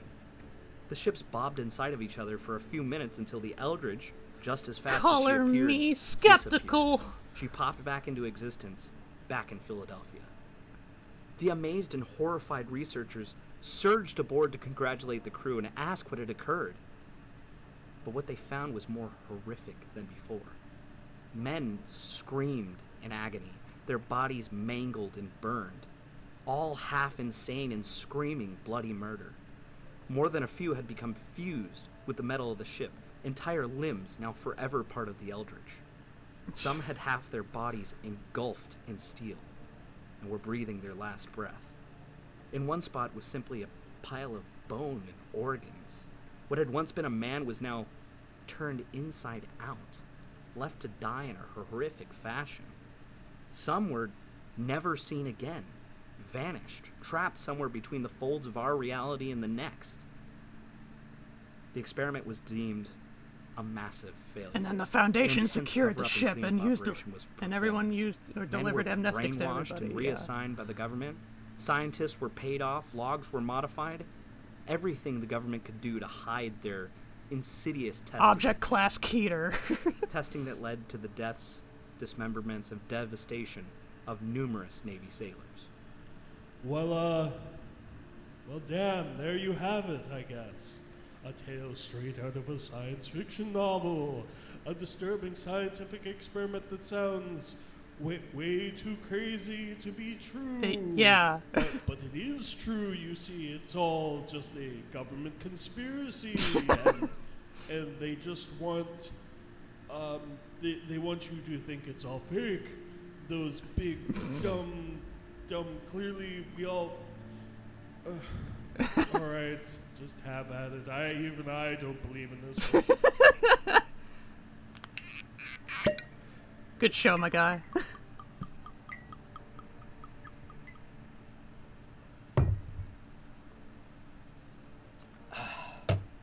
All right. So, in researching this He one, has to I've drink kinda to break discovered that character. even the usual crackpots tend to all agree that this entire thing is a load of crap. See, unlike the Mary Celeste and the Ourang Medan, which had some plausibility and truths mixed in with the craziness, this one just goes all in and refuses to even give a scrap of evidence. Yet somehow, almost 80 years later, this one still pops up and is defended tooth and nail by absolute lunatics, in spite of the fact that it's entirely supported by just one man, whose credibility would make Richard Nixon look like a patron saint. Oh, In truth, jeez. no one had even heard of the Philadelphia experiment, and likely the USS Eldridge until 1956, over a decade later. In 1955, Being a man fused to a named ship Morris is pretty K. gnarly, Jessup yeah. wrote a book named The Case for the UFO, Unidentified Flying Object, in which he discussed the What possibility I like of about this is that it aliens and captures the other real horror of paranormal 20th and century science extraterrestrial experiments, which things usually of involve the sort. radiation. Yeah. After writing this mildly successful book, he received letters from a man named Carlos Miguel Allende, a man who came forward with fascinating claims, ridiculing Jessup's knowledge about physics and other things and proclaiming his own knowledge of certain events. He described having witnessed a naval experiment in 1943 using Einstein's unified field theory. He also later claimed to have been personally tutored by Albert Einstein, so I'm okay. not sure where that came from. Yeah. Intrigued, naturally. by Sure, all this, totally. Jessup wrote back, prying for more information, to which Allende was happy to comply, giving him the full, fascinating story. If it's two But where L's, he then did it's get quiet Allende. was when asked for evidence, to which he 'Cause assured that's how Jessup Spanish it, be. it did exist. But when pressed for it, he would never be able to provide even a scrap. Over a series of 50 letters, the two corresponded until Jessup was about fed up with it. Understandably so. Then finally in 1957, the Office of Naval Research, or ONR, contacted Jessup stating that they had received a copy pretty of cool his mock-up, book in though. the mail. But the margins had all been filled with notes and annotations. It appeared that 3 different individuals had written in the margins various comments pertaining to strange pseudoscience and odd otherworldly research. One of these writers seemingly extraterrestrial in origin. In actuality, it was described as crackpot rambling about nonsensical science fiction nonsense. More damning, Jessup recognized the handwriting of all 3 sets of writers. They were all Carlos Allende. He had just used 3 different shades of ink to try and make it look like more than one author. Wow. So this dude sends a copy of his fanfic to the government? What a badass. Or as we in the spooky horror host world like to say, a bat ass. Ooh. Naturally, the ONR was curious on Jessup's take on all of this, to which he explained the correspondence between himself and Mr. Allende. The ONR investigated a bit before writing it all off as nothing more than a crackpot story. Sadly, that hasn't stopped ridiculous speculation based upon nothing. Even spawning a movie in 1984 by the same name, which was mildly successful. So let's get to the truth behind this story. Like the Mary Celeste, the USS Eldridge was a real ship. Commissioned in 1943, sold to the Greek Navy in 1951, and sold for scrap and torn apart in 1999. So too was the SS Andrew Forsyth. In fact, this Carlos Miguel Allende was in the Merchant Marines and was stationed aboard the SS Andrew Forsyth during the time of this alleged experiment. But that's about all the truth that you'll get from this story. The official logs from the USS Eldridge have her going to a number of places during this time period. She was put in the water in July in New Jersey, but wasn't completed and commissioned until August. Then she stayed in port in New York until September. After this, she steamed down to the Bahamas to perform her shakedown cruise and readiness testing throughout the month of October, the month that the experiment apparently took place. She didn't return to New York or Norfolk until November. The ship had never even been to Philadelphia, which is all in the logs, the ship's war diary, and something all the members of the crew stated when subsequently harassed from the 1950s onwards after this story was made up. As for the Andrew Forsyth, not only does the captain of the ship deny he or any of the crew saw anything whilst in Norfolk, Virginia at the time, they not only weren't in Virginia at the time, they weren't even in the same area as the Eldridge. At the time, they were steaming towards the Mediterranean. Now, there are a lot of theories to explain what happened. Some say the government was testing degaussing equipment on the ship. This was a relatively new method developed around 1943. It would use electrical cables surrounding the ship to reduce the ship's magnetic signature, making it invisible to magnetic mines and torpedoes. Some say perhaps Allende heard this and was confused. Others state that the USS Eldridge utilized a special protected shipping channel from Philadelphia to Norfolk, which of course was kept a secret at the time. So the ship traveled a long distance at a seemingly impossible amount of time. I was just reminded of the fucking... I was reminded of when, the OSP video on, on H.P. Lovecraft. It's like, Red was talking about fucking, like, Lovecraft thinking about, like, the light spectrum and, like, oh, there are colors? There are colors outside of human perception? What might they be capable of? But honestly, the theories are moot points, because you actually need evidence of a real thing occurring to provide evidence to the contrary. The only evidence for the event comes from a single man's testimony, Carlos Miguel Allende, or his real name, Carl Allen. Carl Allen was born in 1925 and was the eldest of 5 brothers. He was described by his family as rather intelligent in school, but never held down a job long, and was a drifter. He was also apparently very well known for pulling pranks and lying to get out of work. In 1942, he joined the Marine Corps, but apparently served for less than a year before being discharged. Immediately after, he joined the Merchant Marines in 1943, serving until 1952 before finding some other jobs. He spent his life moving around and sending crazy letters to anyone that will listen. On 2 separate occasions, he even came out saying that the There's whole thing always was somebody. made up as a hoax. Only rescinding that before dying in 1994, claiming it was real, People get and leaving us bored, with the plague man. of this insane story.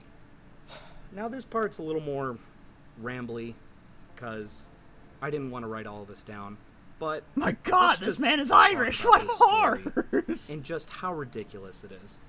First of all, if you're gonna try making something invisible, why start with a destroyer escort, a 300-foot long, 1,600-ton ship? Why start with that? I mean, supposedly, you know, they probably did smaller scale tests before this, but, like, do something small. Patrol boats. Hell, a cup. Right? You're gonna start with a destroyer escort. A Second of bobby all, pin. with the entire crew on board?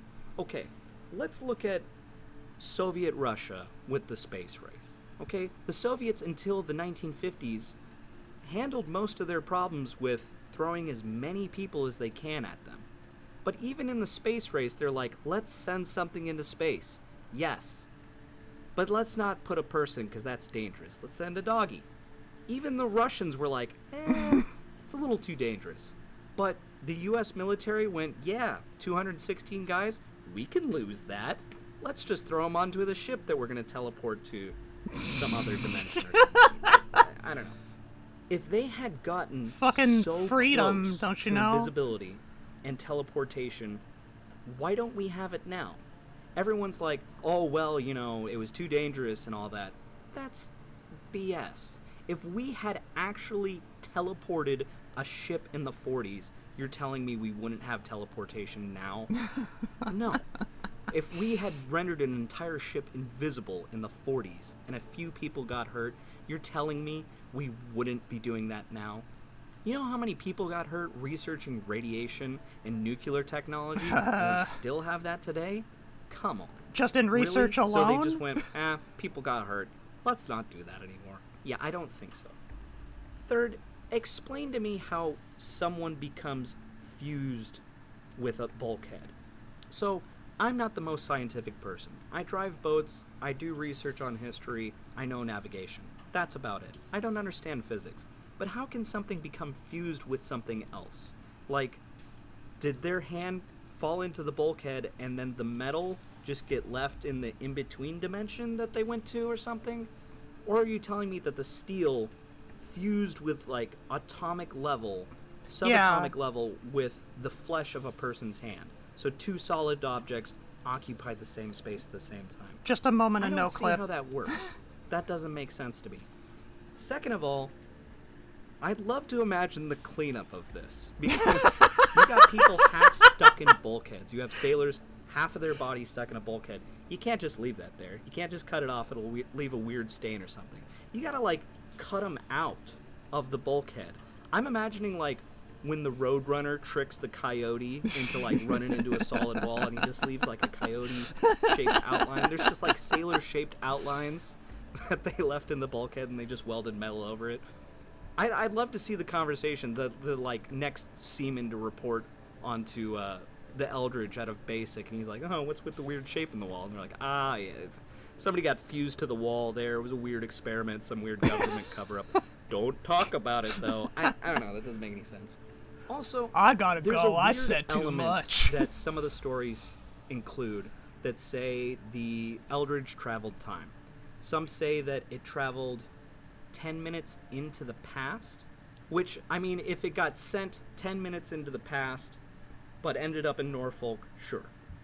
But if it got sent 10 minutes into the past in Philadelphia, wouldn't that mean for 10 minutes there were 2 USS Eldridges? And how does that work? Was one, like, placed next to it?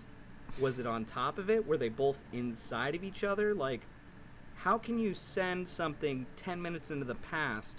That means you're getting ready for the experiment 10 minutes before the Eldridge pops into being, and you're like, whoa, what the hell? And then it disappears, and you're like, oh, that's weird. Let's start the experiment. Like, that doesn't make sense in my brain. I don't understand it. Anyways. sorry for the rambling. Back to this. In the end, this hoax has no leg to stand on, and people only seem to be able to sputter about government cover-ups and hypnosis. The only people that ever support this nonsense are the folks that are just too insane to even be argued with. Despite apparently hundreds of witnesses all saying they saw nothing, we apparently had just one man the government forgot to brainwash? A drifting, well-known liar that even himself said he made it up twice? This story is stupid.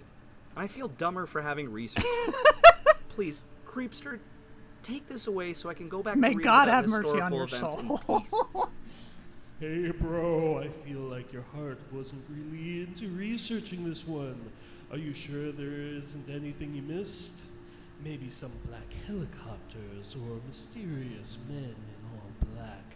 Maybe some kind... Please, for the love of King Neptune and everything holy, just let me talk about my boring sinking ships again. Alright, fine. The end of the month draws near anyway. I feel the portal between our worlds closing, my connection weakening. Soon I will be forced to return to my hellish realm from whence I came, perhaps until next year. Oh my god, you're going back to hell? No, close. Cleveland, Ohio! Oh jeez, that may actually be worse. Yes, true, but at least it's not Detroit, right? It's not Detroit! Okay. He was an ex-05 council. We're gonna try time travel. Let's send the Empire State Building back in time. Let's try to bring back the Twin Towers.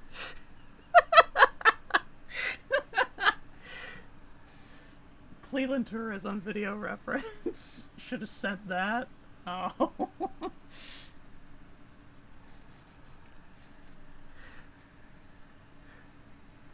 Let's see. What did I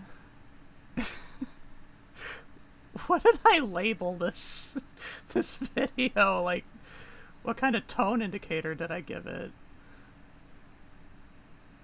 Scary.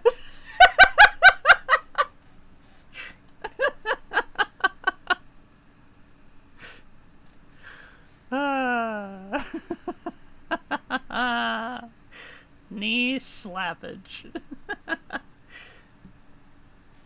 I mean, Cleveland is only like 3 hours away from Hell, Michigan. It's scary that people would actually believe this.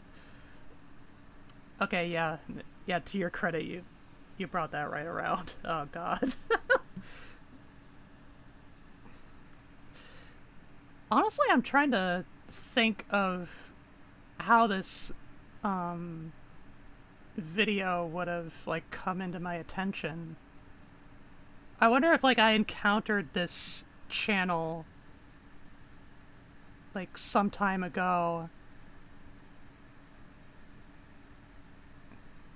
like either if I was just browsing or actually I wonder, because I know a few years ago every Sunday I had like a tutor of sorts, or a mentor that I would spend some time with, and sometimes, you know, usually it would involve like getting out of the house, but sometimes we couldn't do that, so anytime I stayed home, we spent our sessions like doing like watching videos together, and I would just kind of peruse the net to see whatever looked interesting. And I think maybe this person's videos might have been one of them, and then I just like put this particular video like in the back pocket until I finally brought it up today.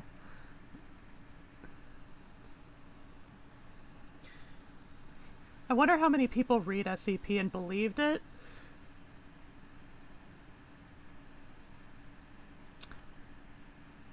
They definitely existed. You know, like, or at the very least people were asking, like, is this real?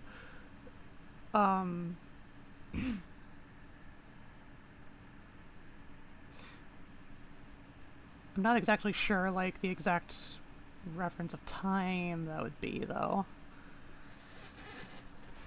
Probably kind of, like, earlier in its lifetime. Like, kind of back when, like, Containment Breach was still, like, a really hype Let's Play choice. Well, not really hype, just generally popular. Hey, what's next? I'm sure somebody with a decently loose grip on reality could be convinced that SCP was real right now. Yeah, if you're suitably conspiracy-brained, certainly. This next one is a short, I can't see the title. This new energy drink is pretty intense, man. Of course it's intense. It's called Fuck. The caffeine content just says don't ask, don't tell. It was originally a pre-workout for horses. What's vitamin swastika? You know, I've never Whoa. read the can before. Yikes. This just says illegal. It's in 4 languages. 400 grams of protein. A stroke in every can. May cause sleep immunity. May cause Flintstone car. Sponsored by the devil. Side effects include beef. You know, when I purchased it, it came with a pack of cigarettes? The active ingredient is Jim. Preferred drink of conspiracy theorists. The can has a kill counter. And it's going up. Put some epilept in your step. Oh my god. 0 out of 10 doctors recommend. Hey, that rhymes. Made by Monsanto.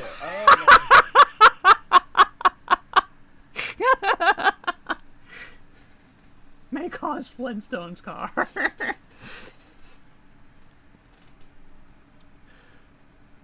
Okay, this one. Darts in the 80s was absolutely mental. Hashtag darts. Back in its 80s heyday, darts was loose. The players drank pints during matches and were paid in cigarettes, and the sport's biggest name was a retired burglar. Among the stars was Jockey Wilson, a hard-boozing Scotsman who refused to brush his teeth because his gran told him the English poison the water. Jockey lost his last tooth at 28, so ITV gave him $2 grand for a new set of dentures.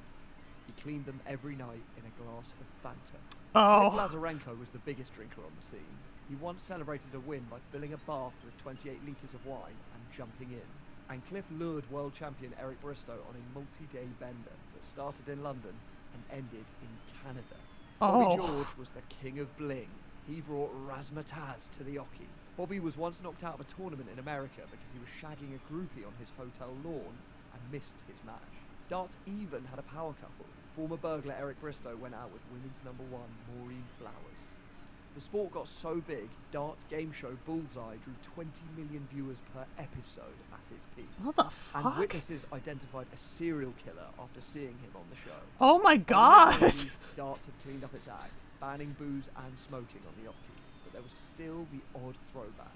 In 2004, 30-stone Andy Forden drank 24 beers before his World Championship final, and he still won.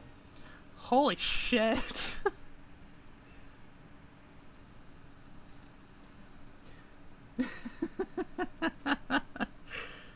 Darts is a bar game, pretty much? Yeah. I don't know how it counts as a sport besides having good aim. This might also be a parody. I don't know. It's hard for me to tell. Just because I can't believe 20 million people tuned in for darts.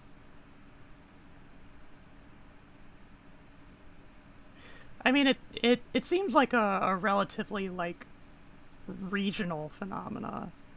Like, it seems like a bigger deal, like, in, like, maybe, in, 80s, UK than it was, like, in, say, America. I don't know. Oh, great, another citation needed.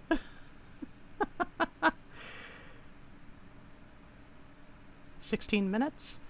Sergeant Reckless and Terry Google. This is the technical difficulties. We're playing Citation Needed. Joining me today, he reads books, you know. It's Chris Joel. I've not picked that bowling? Bowling was big, yeah. Great. Hello, YouTube. And everybody's favourite Gary Brannan. Gary Brannan. All aboard the zip line to the poop deck. In front of me, I have an That's the same Soft landing. In front of me, I have an article from Wikipedia, and these folks can't see it. Every fact they get right is a point and a ding, and the special prize for particularly good answers, which is Mystery Biscuits! Oh yeah. And today's article is Sergeant Reckless. That is my rank in the army. Sergeant Major, Sergeant Reckless. Yeah, you get a point Yay. for successfully saying this is something or someone in the military. Is it someone called Sergeant Reckless before we go too far? Someone is putting it a little bit strong. Is it a dog? Oh, but you're close. Horse. Point. Although, to be honest, the horse is named Reckless. Why might it have had the sergeant? Got a field promotion. Point. Started at the bottom and worked its way up. Held official rank in the United States military. Did it order anyone? Okay. No. Yeah, a lot of donkeys that were subordinate to it. Private donkey, private ass. Although, if you think about it, the privates in the platoon must have been technically outranked by the horse. Yeah, which they can't have to have salute been. the horse. Horse can't salute, can it? Yeah, it can. Can it? They could count. Bounce on the other three. Yes, but can it do that with the other leg? Leg up. Don't know. You One know, of the best you've people seen in a the horse army. try. I don't know about you, but most of the horses I've seen have not been in the army. Oh, that's fair. Most of the horses I've seen have been civilians. Yeah, but you typically use it to adjust their glasses or something, even if they weren't in the army. Whoa, monocle. Can you imagine the length of the bridge of the glasses for a horse? Yeah, that's fine. A monocle's still going to fall out. They'll have isn't it? 2 monocles. All right, they'll fall out, but that's just a universal exhibition of surprise. A windscreen for a horse, isn't it? Oh, can you imagine getting Wrap-around cricket glasses. a prescription windscreen, basic? Why don't you have those? No, it's like Why don't I have a windscreen? I'm a What, human. you mean like one massive bit of glass? Poker goes all the way visor around? thing. Yeah. No, because it'd be massively heavy. Glasses are really Modern. heavy. I'm not talking. All right, for the 1940s horse in the army. Yeah. Yes, impractical because of the size of the glass. For the modern man of today, there must be thin materials we could use for a No, wrap they around. really aren't. If you make the glasses thin, the refractive index has to be high, so they're really heavy. Science. He's asked. He's tried. I've literally tried to order extra thin glass, and they basically just kept falling forwards off my face because they were just so heavy. In moments of surprise or at any time, because any glass can Anytime. fall off at any moment of surprise. Yeah. No, originally a racehorse, Sergeant Reckless, was purchased from a Korean stable boy at the Seoul racetrack who needed money to buy an artificial leg for his sister. Sergeant Reckless's sister. No, the stable boy's sister. They didn't Oh, make the horse an artificial leg. Sorry, I tuned out halfway through what you were saying. It sounded like the horse's sister was in hospital. That makes a lot more sense. It's fine. It's technically an open modifier. I could have. It's a brown horse, but it's got a white leg because it's all they got left. Is it? Are you sure there's a brown horse left? Indeed a chestnut horse. With, I'm quoting here, a blaze and 3 white stockings.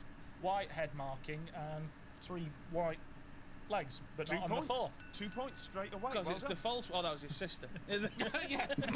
Yeah, a blaze, a wide white stripe down the middle of the face. That's. Do you think they camouflage that before they go into battle? It'd be an obvious target. He's like in a the mission. army. Aim for this Bullseye bin. on there. Well, it might as well be. If you've got a big, you're in a it's a nighttime That's a battle. big white of the Sergeant eye. Reckless is in the trench with you. See what's going on.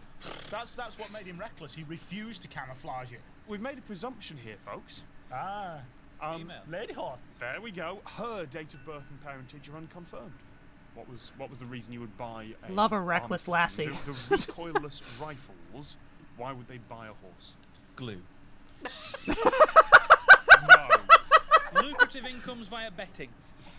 By the way, by recoilless rifle, it is basically A rifle Wait, if that she was a fires without racehorse, if you think rifle, you think small. is she an Uma Musume? shoulder-mounted rocket Does she have a Was it a bit representative like the Indian Army, character? didn't they use elephants as gun platforms? No, it is just a pack horse. Oh, well, just- it's a bloody What, racehorse. To pack the tube They- of the rifle. They needed a horse that was, strong and powerful and could travel long distances at speed. 9-month military career. Right.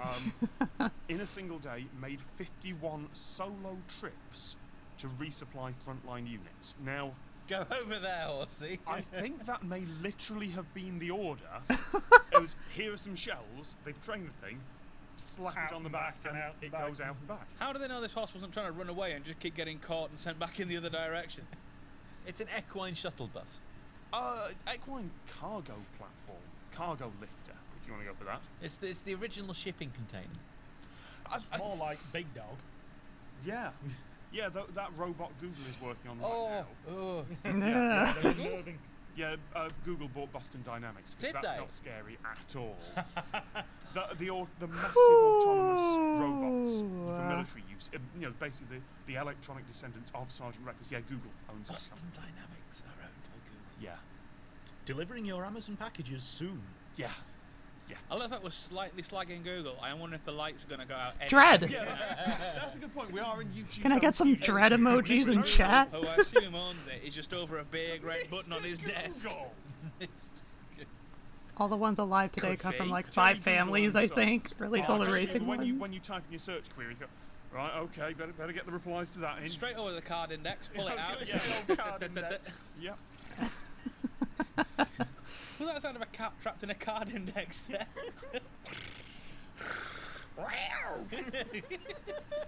It's fallen to sea.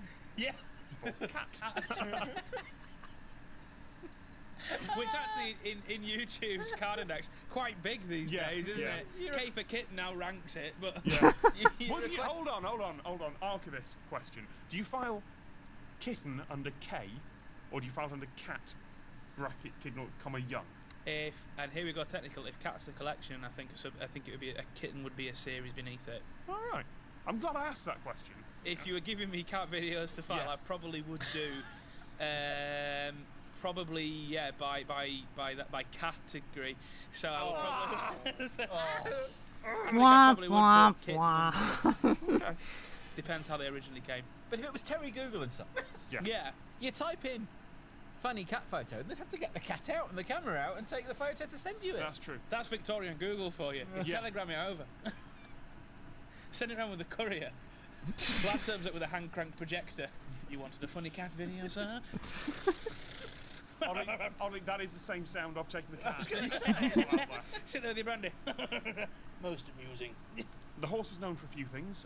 For her willingness to eat nearly anything, including ammunition. Nearly about $30 worth of something. Gun cotton. Poker chips. Waiting for it to cash out about a day later. Bar.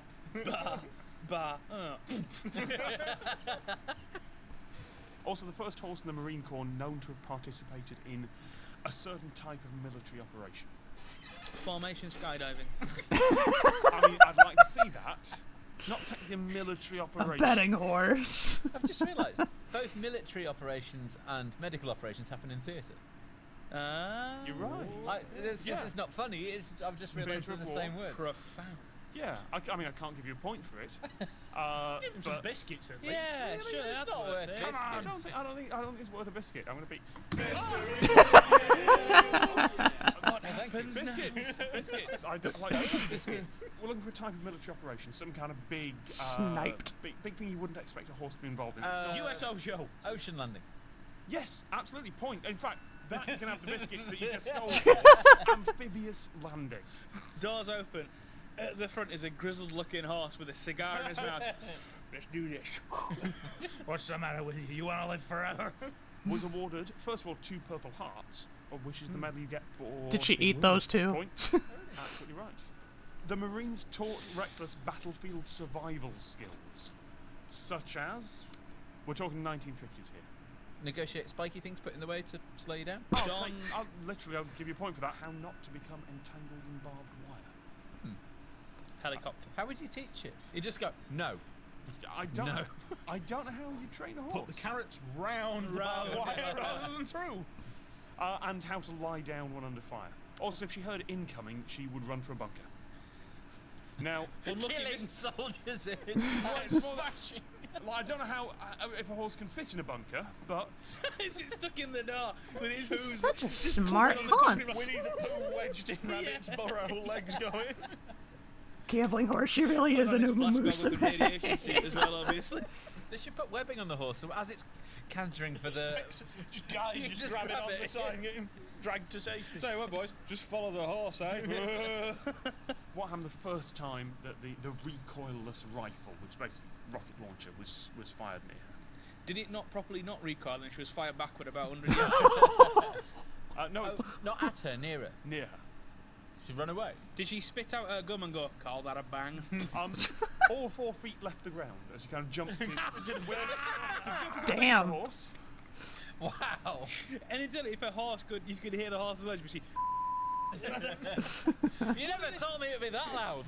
What did they do to try and train her? Just pop paper bags behind her or something like that? Basically, by the end of the mission, hold up a flashcard. by the end of the mission, she was used to it. When learning a new delivery route, she would only need someone to lead her a few times, then she would make the trips on her own. Yeah, I'm fine. Let me, all right, I'll do it. Goes behind the bush, waits there for an hour, throws everything off and comes back like you used to do on your paper round. Yeah, took it. There was a standing order not to ride her, but during the Battle of Vegas Hill, what happened? Somebody did. Went to a casino with a man on her back. Obviously someone rode her. What might they have travelled through? We'll say 3 casinos and a Seafood and Roy show. Did they traverse a river? No. An atomic test site. More dangerous than that. Less dangerous than that. The enemy line. Minefield. Ah. Well, I've got a ton of horse between the mine and me. I'll be all right. Yeah. So they're just in my head. So, and there's an explosion. There's just rider and horse. That's how she did the vertical takeoff when she was surprised. Yeah. But anti-personnel minefield or anti-tank minefield? Doesn't say. I didn't know there was much of a difference. Yeah, pressure. Well, 2 differences. Pressure. Anti-tank goes off when you put however many tons through it and goes off immediately. Yeah. Anti-personnel goes off under much lighter pressure but goes off after you've passed by. Why? Blows up behind you and gets everyone. And gets everyone in line. So, right. my question to you is, if you are travelling fast enough on a racehorse, do you get Heroes Never Look Back explosions? Can you imagine being the man in the enemy trench, seeing someone Sure, horses riding were a rode horse in a through minefield various times. with a following Yeah. trail of explosions as a grizzled combat-ready horse strolls through with a cigar in its mouth. You can just imagine the guy under enemy lines going. And as the horse comes up, spitting out the cigar and the chewing tobacco, go, got any more? That's a noise, though. What caused that? A horse. I mean, the answer is still probably no. No. You end up with chunks of horse. Let's be honest here. But I do like the way Or as we call it now, delicious lasagna. Yes. But I do like the way that Gary's writing the comic book. He's writing the comic book character of this. After retiring from active service, there was a campaign to get her back to the United States, to the country that she now served. Does anyone want to Badass ass horse. I believe they call those A bit like mules. Saving Private Ryan. Another crack squad of horses. Horses that go in. No, sailed from Yokohama. Hold on, board this about- horse served in the Pacific. He was bought at Seoul Racetrack. Oh, I Yeah. forgot all that bit. I thought, sorry, in my head it was in Europe. Do apologise. Horse with a No. flamethrower. 1950s. So Ah. the Pacific Mm. bit. Korean War. Yep. The ship went through a typhoon. Horse still fine. Horse probably drove the boat. Yeah, horse up the wheel. We're getting home. She wouldn't know clip into the bulkhead. What was the first problem with getting off in San Francisco? Seasickness. No. Horse had vommed everywhere. Not enough gimbals on the Yeah, boat. the thing is, yes, you can have a point. That did happen. But we're talking problems when we get there. Scurvy horse. Nope. Quarantine? Yeah, I'll give you a point for that. Customs were fine, but the Department of Agriculture insisted full lab tests, which would make her late for the banquet where she was to be guest of honour.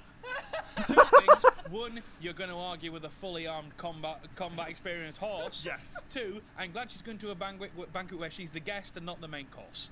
That's true, yes. Why did the Marines consider that lab test a bit of an affront to her honour? She have to pee in a jar. You know, you're along kind of the right lines. It was a blood test, but Was it an STD test? Point! Yes! Oh, They're testing for Doreen, which is an equine STI. Did she have it? No. She's been away a long time. It did happen a lot, you know. No, she made it to the Marine Corps birthday ball, in which she those Navy men had to have been awful bored, you know. Moving on. Road. In a dress? Sorry. Yeah. In a ball cap, yeah. What does she get to ride? Or Horse to is get a that? word. An even She bigger can horse. fuck, she's owed that much.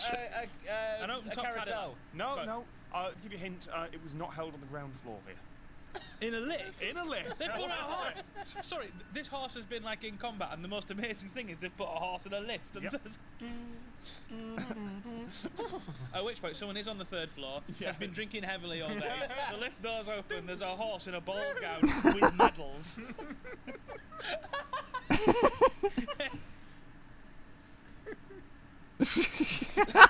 the bottle down. Put the Picks up bottle down. something stronger.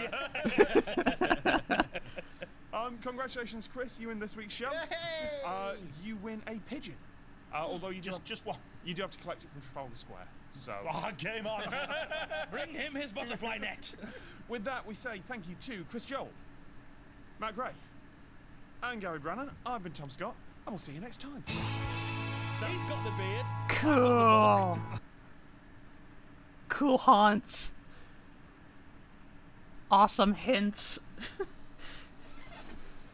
Wait, they tested for horse STD, not human. Are those transmissible between species? Not between...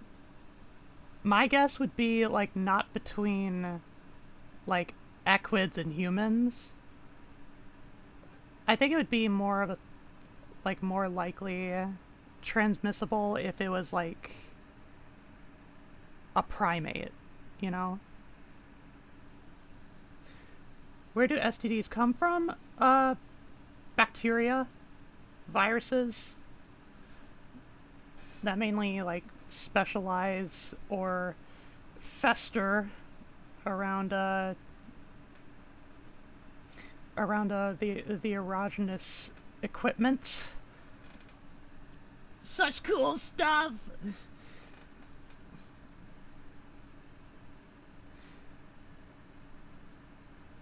Yeah, these guys are fun. Never really watched much of Tom Scott. Which is to say, I don't think I've actually watched any of Tom Scott.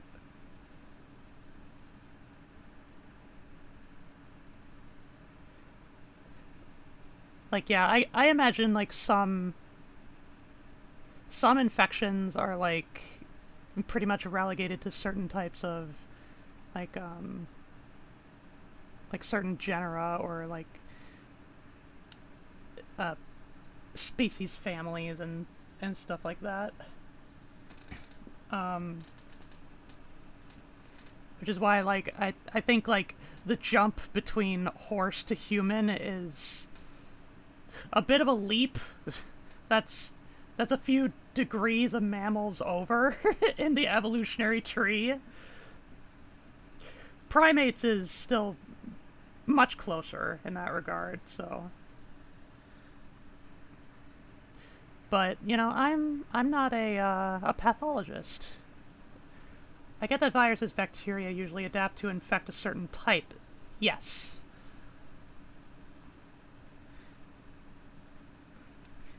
Yeah, they evolve for particular purposes, particular environmental conditions, all the same as any other organism. Even if viruses are only vaguely organism-like.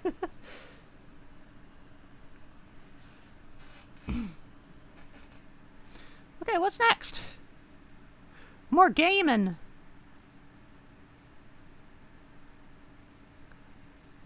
Every game analysis video essay. Oh no. Jumping is a core part of video games. From Super Mario to Super Mario 3. It allows the player to move upwards, forwards, upwards and forwards. But what makes a jump feel good? And how can developers use this mechanic in new and exciting ways? I'm Tom O'Regan, this is Game Players University, and let's jump into it.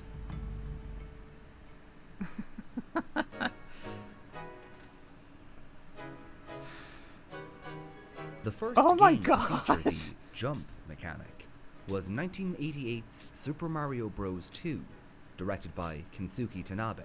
And while it's easy to think of the Italian plumber as the grandfather of jumping, things that are fucking actually Tarantino? a little more complicated.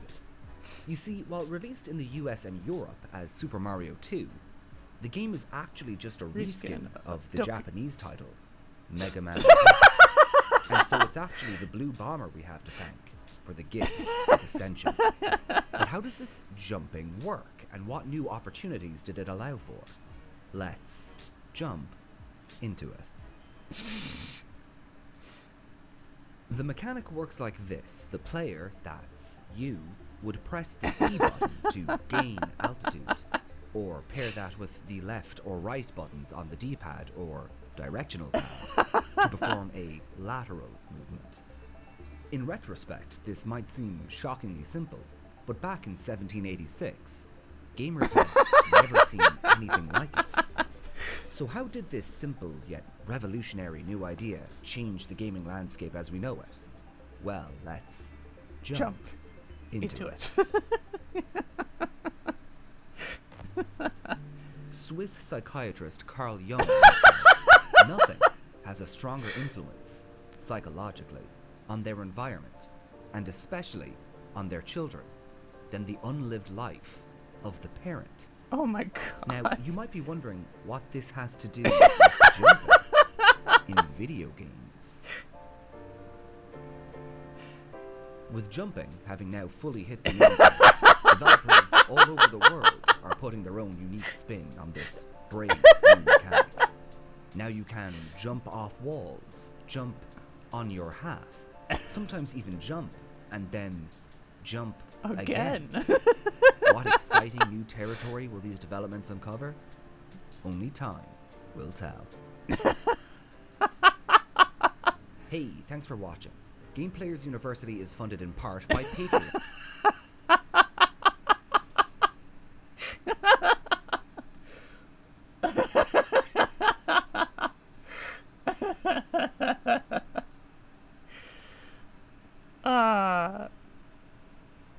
Oh, I really liked that.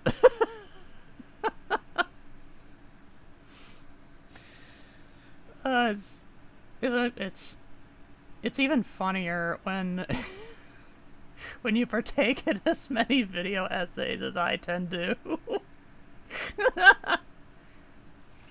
Please let the outro play too? Okay. Where I earn $26,000 a month somehow. If you enjoyed it, please like and subscribe or even consider donating. Leave a comment in the description letting me know your favorite jump, and check out my previous video on how level 1-1 teaches you how to play. Why did you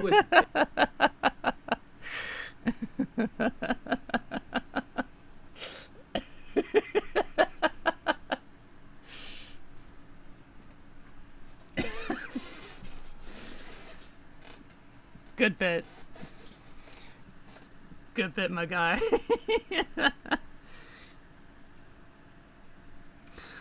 Okay, this one. Why this 1,905 digit number is, air quotes, illegal.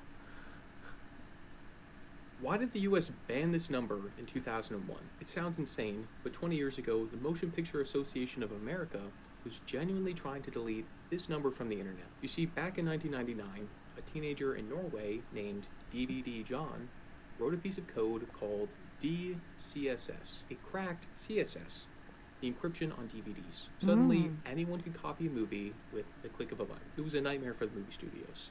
They went nuclear, they sued the hacker magazine 2600.com, they threatened Slashdot, and their lawyers fired out cease and desist letters to anyone hosting the code. They called it a digital burglary tool, but the internet found a loophole. A computer scientist named Phil Carmody realized that computer code is obviously just binary, ones and zeros, and you can treat that string of binary as a single number, and that way you'll just get a really, really big integer, which is the illegal code. But Carmody knew that just finding any number wasn't going to be enough, because the government could still ban a random number. So he needed a number that science would be forced to protect. He needed a prime number. You see, the University of Tennessee maintains a prestigious academic database called the prime pages. It records the 5,000 largest known prime numbers. Carmody realized if he could turn the illegal code into a record-breaking prime number, the university would have to publish it. His first attempt was 1,401 digits long.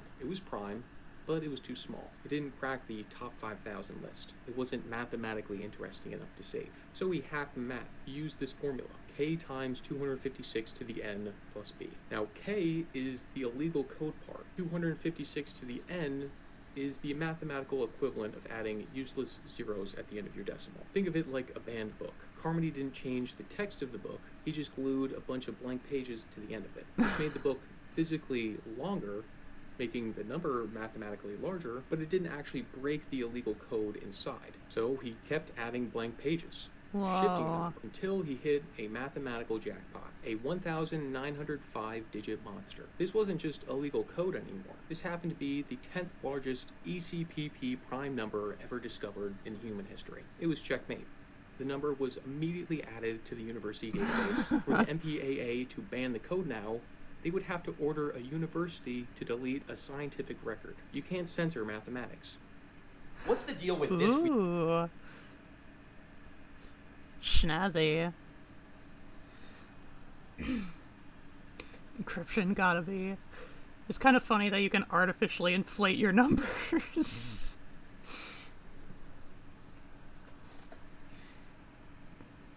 Gotta pack in all them zeros. It'll do you a favor. Anyway, hello, Milo. I am subscribed to you, and yet I have not actually seen this short. Why there's 35,000 of these weird forests. What's the deal with this weird forest? And why are there tens of thousands of them? Some of them are tiny, others are absolutely massive, and almost all of them are completely surrounded by farmland. Wouldn't be a bad guess to say that it's like a timber lot. But what if I told you that this is one of the most interesting types of church in the entire world? They're known as Ethiopian church forests, and both their history and modern practice are absolutely fascinating. Ethiopia is actually one of the oldest Christian nations in the world, with the church here dating back to around the 4th century. Many of these early Ethiopian Christians believed deeply in the power of solitude, and so churches and monasteries were established in mountainous or forested areas. This association, potentially combined with earlier pre-Christian beliefs, led to the idea that God was a part of these forests. As this tradition went on, people came to view the forests as an equally sacred component of the church that sat within it. They were taken care of and protected and became community spaces, becoming a place of worship, education, celebration, and shelter for those in need. But in the modern world, these church forests have taken on an entirely new level of importance. It's estimated that in the early 1900s, Ethiopia was more than 40% forested. It's estimated that today that number has dropped to only around 5%. But these churches have become a saving grace. There's believed to be upwards of 35,000 of them in Ethiopia. Some only encompass a few acres, with others encompassing hundreds, like this one where the forest is believed to be more than 1,000 years old. Beyond just protecting old-growth patches of the rare Afro-montane forest, these churches have had massive benefits for the land around them. The healthy forest ecology helps control pests in the surrounding fields, themselves a symptom of a system that is out of balance. Most importantly, their intact ecology allows them to retain water, creating little islands of Eden in a decimated garden. I think there's something to be learned here, and maybe this isn't the only way. If you think this is inspiring, sauce me a follow for more like it, and send this to your friend that you want to start a commune with. Incredible. Fucking love permaculture, baby.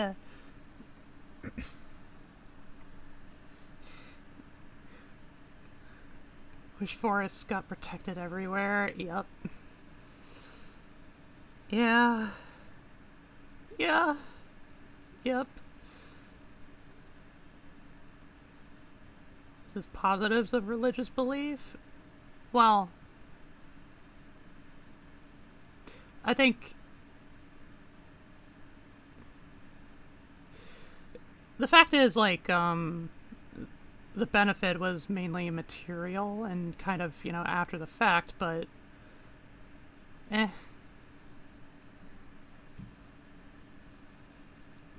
don't know. I have kind of, I'm not gonna get into it, but I have thoughts on, broadly speaking, religion. Oh look, another citation needed video. This is the last one, I think. Jack Churchill and a live studio audience. This is the technical difficulties with There it pronunciation is! needed The during live today. studio He reads audience. books, you know, it's Chris Joel. Hello, I'm Chris Joel, Christ College, Oxford, reading references to Religiously surfing in the early motivated. King James Bible. It was that all the time. Everybody's favourite Gary Brannan. So the vicar, with a sickly smile, shook hands with the monkey and could never look the banana in the face again. And the bouncy man on the internet, Matt Gray. Hello, live studio audience! In front of me, I've got an article from Wikipedia, and these folks can't see it. Every fact they get right is a point and a ding. And a special prize for particularly good answers, which is... Oh, yeah. And today we are talking about Jack Churchill. Is this the method by which one raise a wartime prime minister? I mean, I'm glad that's the version of the verb you went with. I'll be honest, there was a flip of a coin and I went with the clean one. Thought church has been raised ever since I have. Yes, you may check my undercarriage for wear and tear. No, it's for when he needs to seem more authoritative. He's a lot shorter than Stalin. We shall fight them on the beaches. And in the streets. And in the treetops. Aren't you getting us to sit down for an hour of citation needed? Everyone else in a chair that you can't possibly get down from. At which point it's a beeping noise and Stalin comes in on a cherry picker. It explicitly says at the end of this article of no relation to Winston Churchill. Well, there you go. That's our first 5 minutes completely redundant. Is it that nutter who tried to fight World War II with a claymore?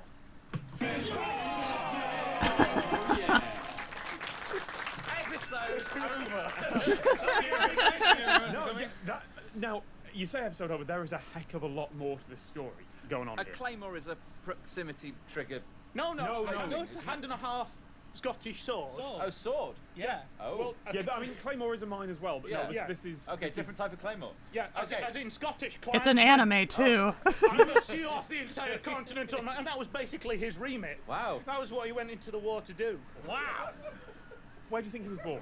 Not Scotland. Not Scotland, you're absolutely right. He was born in Ceylon. Okay, Sri Lanka. And actually, you say drafted. He joined of his own accord in the 1920s. So willingly, because there That's weren't an enough hour things to cut up in Ceylon. Well, yes. He left the army in 1936. Because there was not enough fighting. Well, It's also what a then Potter worked asks as for a when few they're other running things. low. What might that be? One is a phrase I wouldn't associate with the 1930s, of a job for a strapping young lad. IT technician. I was going to say. Operative of a mildly successful nail bar. A little bit off the top. Right, whoa! Male model. I can see that. He also used his archery and bagpipe talents Oh, to boy. play a role in a film called The Thief of Baghdad. With bagpipes. With the bagpipes of Baghdad. Was it originally a Thief of Bagpipes? He won second place in the military piping competition at Aldershot Tattoo. But Was that like cake? Jinx! You can ice a cake with some bagpipes. Yeah, you can do 5 bits at a time if you blow hard enough. Well, he also represented Britain at the World Archery Championships. So he got also sword. used the bagpipes. Another bard. This was a longbow. Of course it would be. Second World War breaks out. And he decides not to bring the longbow cause impractical or something. Wrong. Really? Really? He Hi, brought the can I longbow. help? I've got one of these. He really was going to party like it was $13.99, wasn't he? So he was with It's the a Manchester power move, Regiment, man. in France and ambushed a German patrol. How did he give the signal to attack? Did he just scream and run? Not this time. I'm going to give you the point. This time. I'm going to give you the point because yes, he did that plenty of other times, but not this specific. He was in. How in nice! the, I can the take my troops. How did he give the drums signal while to attack? letting Did he have his the bagpipes video with go on. A quick pop on the high notes, yeah.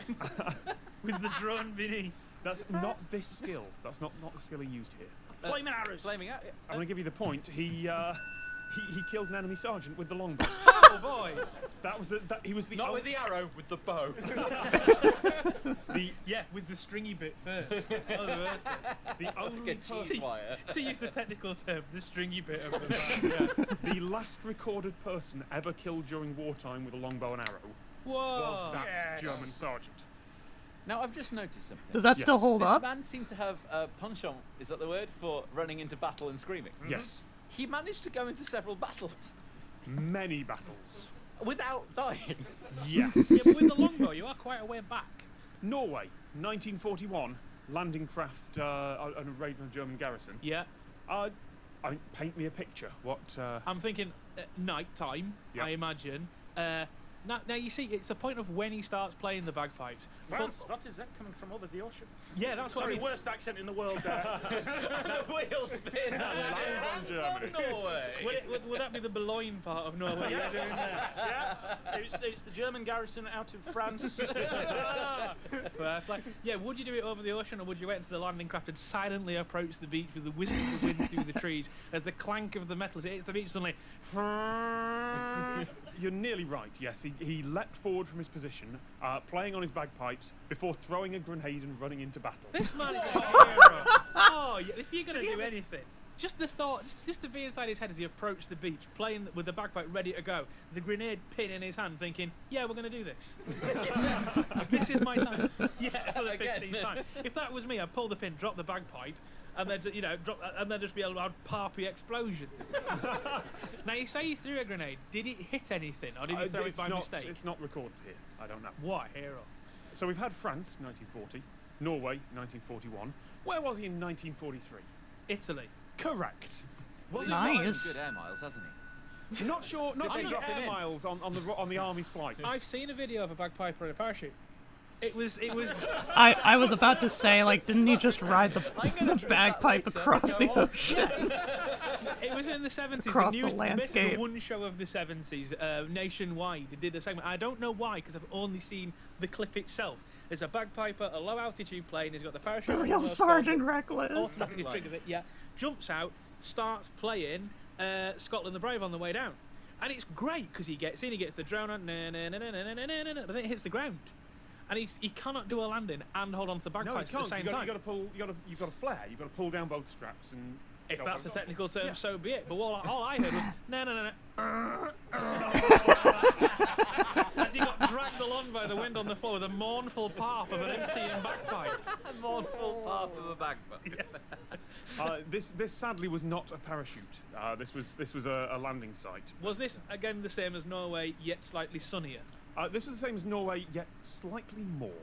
Oh. What hasn't he used? Whoa, he had his Bazooka. bow as well. Yes, he had the broadsword, the longbow, and the bagpipes. And the grenade? It doesn't say. He's like the the people you get in computer games. Like, it's funny because you could never carry all of these. How's he carrying all of these? Where did he get that from? He was holding a sword a minute ago. I'm playing Skyrim the inventory. Again, it's a two-handed instrument. How fantastic would it be if he just had a Batman, though? You know, going back like another 50 years, where you just have a gentleman's gentleman with you and just take him on the battle. Broadsword, if you would, Jeeves. He's a little way off. Longbow, thank you. No, nothing's happening. Bagpipes, we'll summon some more. Number 3 would for the grenade.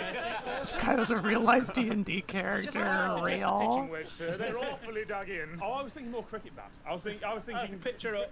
Fuck. Yeah.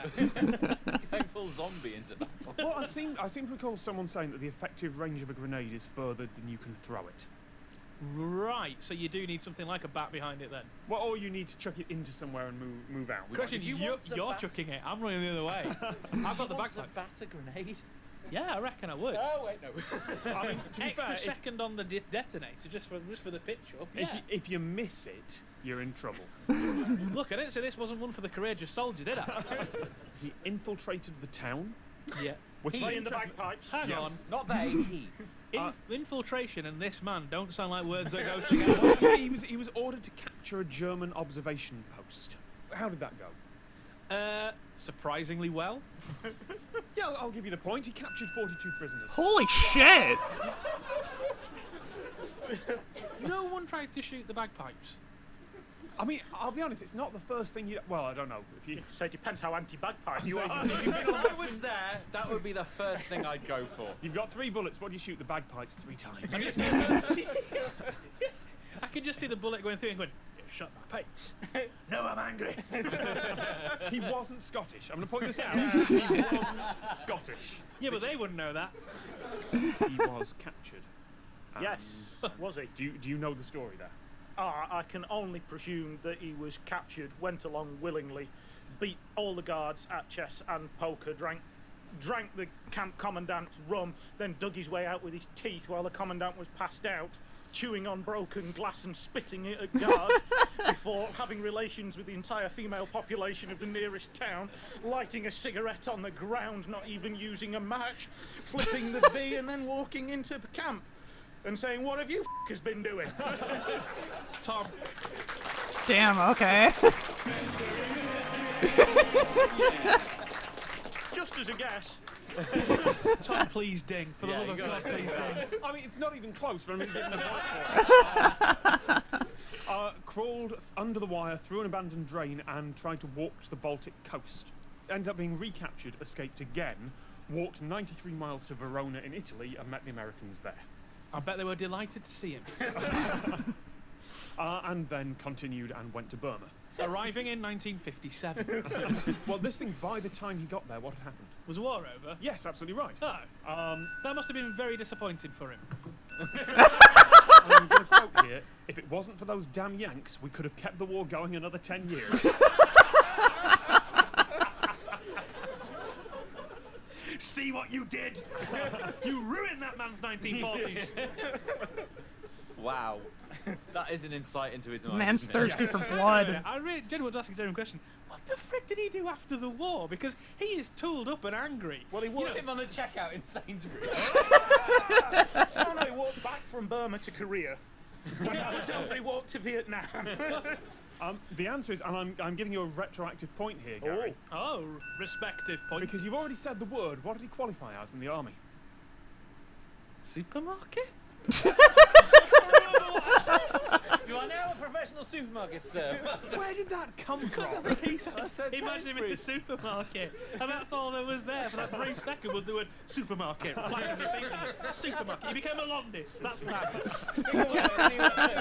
Pulling bottles of wine out from under the kilt that he's not wearing. Yeah. That's where he keeps his hammer Nail space. bar? Parachutist. Oh! There are stories of him assisting a medical convoy, coordinating evacuations, all sorts of things like that.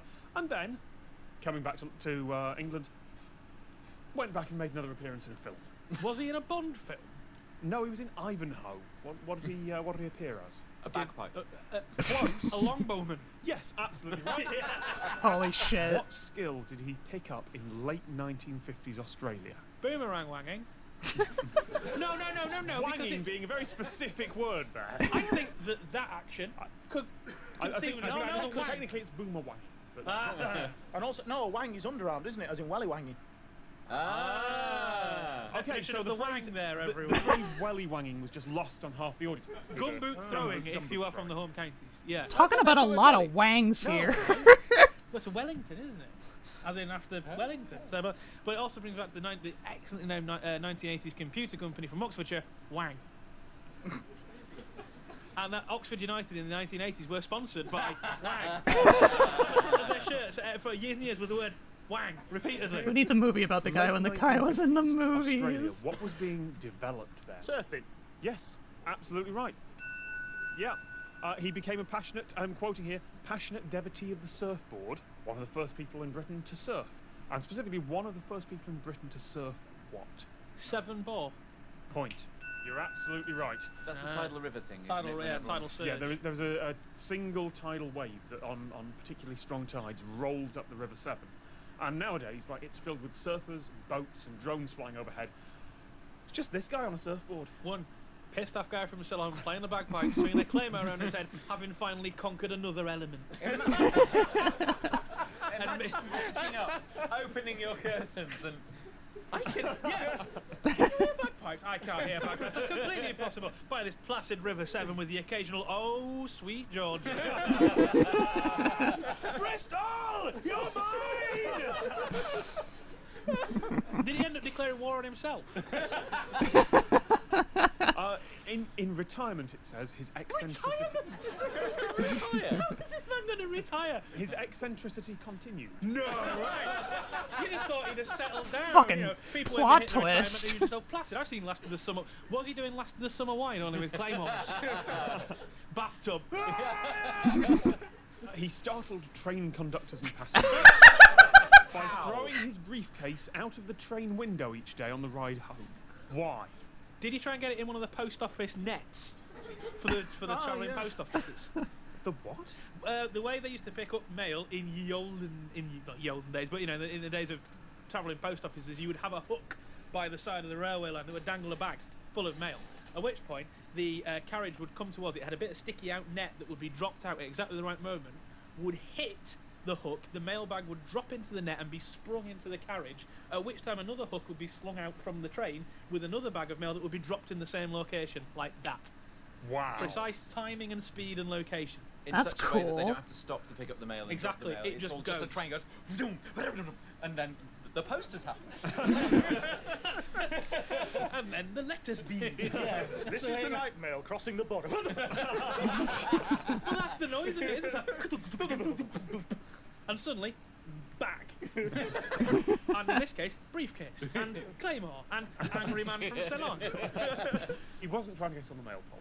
Right. He was aiming for a specific target. His garden. Oh my god. That is amazing. I want to do that on the way home. Doesn't quite work in the tube. I was going to say. I was just going, which really sucked when he moved to London. He lived the age of 90.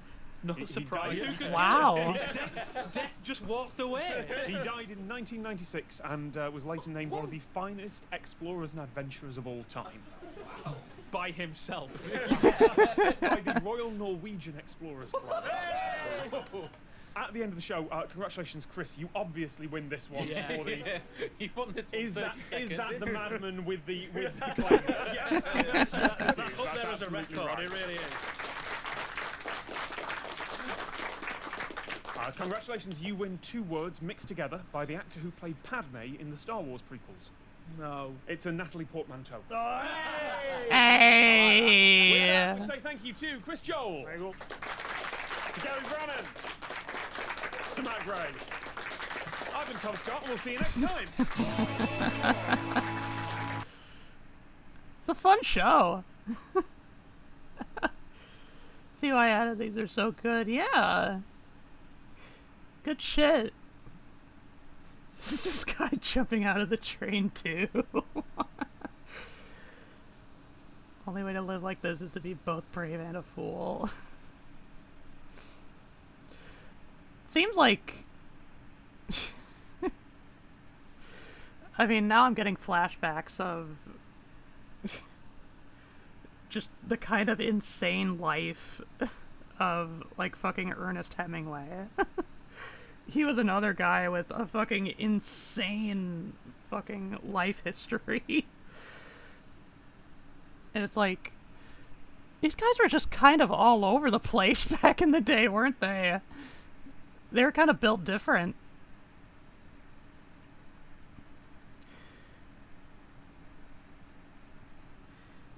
Right, getting to bed now since today was so much. Have a great fun night. Okay, cookware! Hope moving goes well and swell. You have a great rest. Here's the thing, would you want that type of life? I don't think I would be well built for it. But honestly, I think just the knowledge that there are people out there who do just have that kind of life, whether they wanted it or not, is... It definitely spices up some historical figures, I tell you what. You really gotta be a certain type of person. Yeah, the absolute sheer masses of shits you cannot give to live like that. You're the man that was defined by the spice of life. Okay, what's next? Oh, I think next up is, I think this is like a music animatic kind of thing. Feed Us Your Girls by Lydia the Bard. serious themes.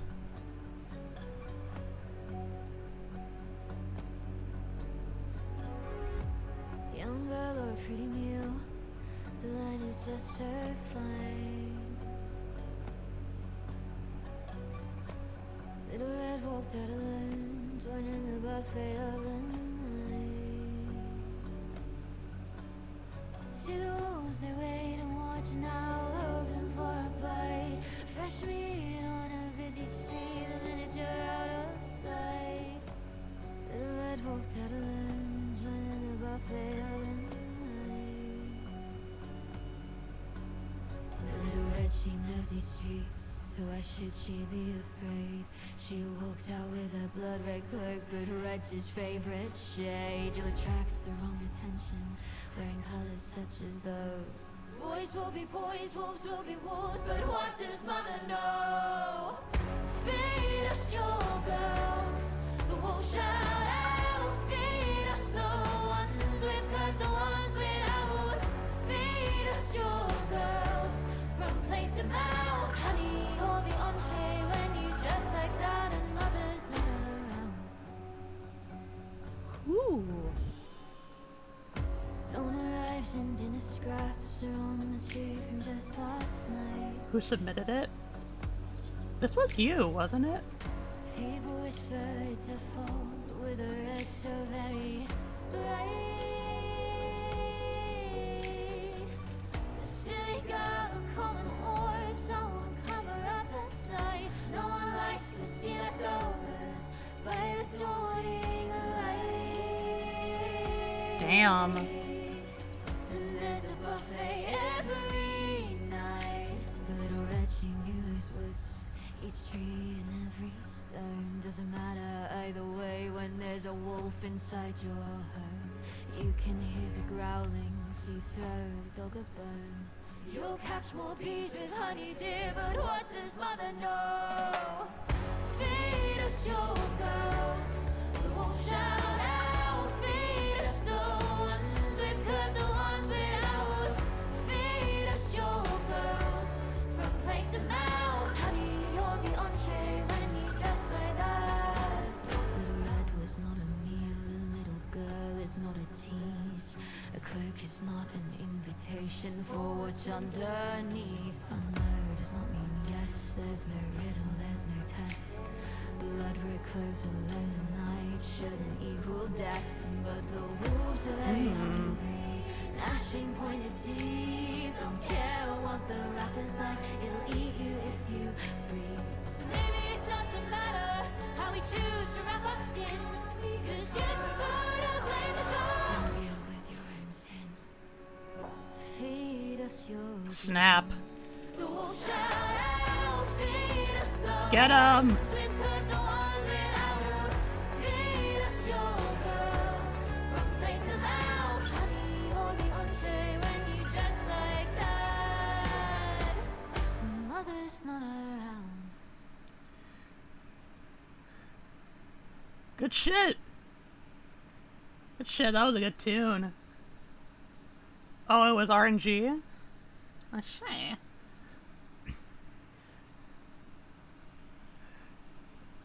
Very groovy. Actually, hang on a sec.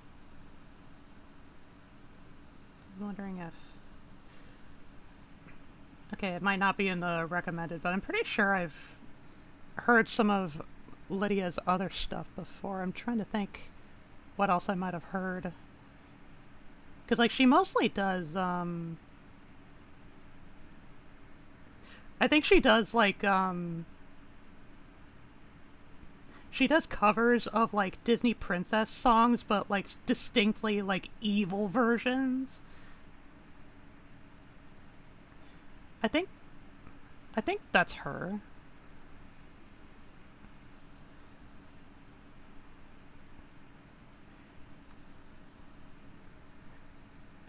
Maybe I can briefly consult my personal music collection.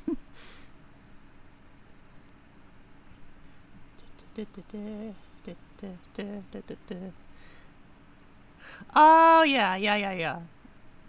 I only paint in red now. That's That's the one I heard semi-recently. I like that song, too. I think RNG submitted the most stuff here. Maybe.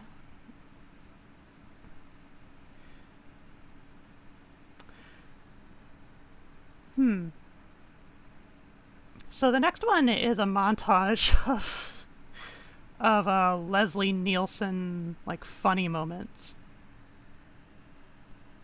This one might be a little bit testy in terms of copyright.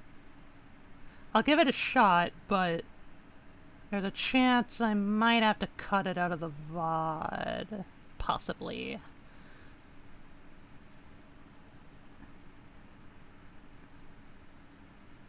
Supercut. 6.5 minutes. I'm Lieutenant Frank Drebin, Police Squad. And don't ever let me catch you guys in America. Okay. It's properly edited in its own style. Might not have to worry so much then. I was in the middle of getting my car washed when I heard the call over the police camera. There'd been a recent wave of gorgeous fashion models found naked and unconscious in laundromats on the west side. Unfortunately, I was assigned to investigate holdups at neighborhood credit unions. It took me 2 weeks to find Stella's apartment. She had neglected to give me her address. I'm here today Who are you? How did you get in here? I'm the locksmith. And I'm the locksmith. Cuban? No. Dutch Irish. It's pretty bad. I'm Sergeant Drebin, Jill. I know this may not be the right Frank. time. Not that bad. That's her over there. Sorry, ma'am. Coffee? No, thank you. Tea? No. Eclair? Rum ball? Tort? I was sorry to bother you at a time like this, Mrs. Twice. We would have come earlier, but your husband wasn't dead then. So you see, you've got to let us help. Not the whole ear. It was just a piece of it. A parachute. That's the way to die. Getting caught in the gears of a combine. Having your nuts bit off by a Laplander. That's the way I want to go. If they realize I'm pretending to be one of them, they may try to kill me. That's a chance I'll have to take. Well, do you take a chance getting up in the morning, crossing the street? It's a sacrifice or sticking I your am willing face to in a pan? make. The truth hurts, doesn't it, Habsburg? Oh, sure. Maybe not as much as jumping on a bicycle with a seat missing, but it hurts.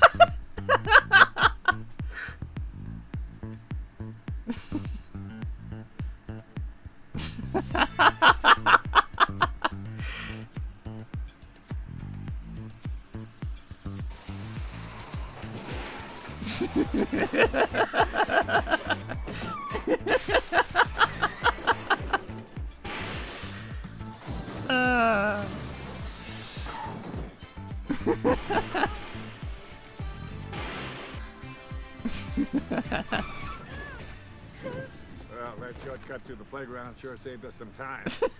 I don't recall seeing your name on the guest list. Nothing to be embarrassed about. I sometimes go by my maiden name. Do you realize that because of you, this city is being overrun by baboons? Well, isn't that the fault of ours? A year ago, a UFO crash landed in New Mexico. A body may have been recovered. May have been. Well, it was a terrible mix-up. It was Thanksgiving. The body was sent down to the kitchen. He started stuffing up his ass, and we ate it on the steak. That's the last I saw. Shirley, call me Shirley. Yep. There were naked people everywhere. Call me Shirley. Were you naked?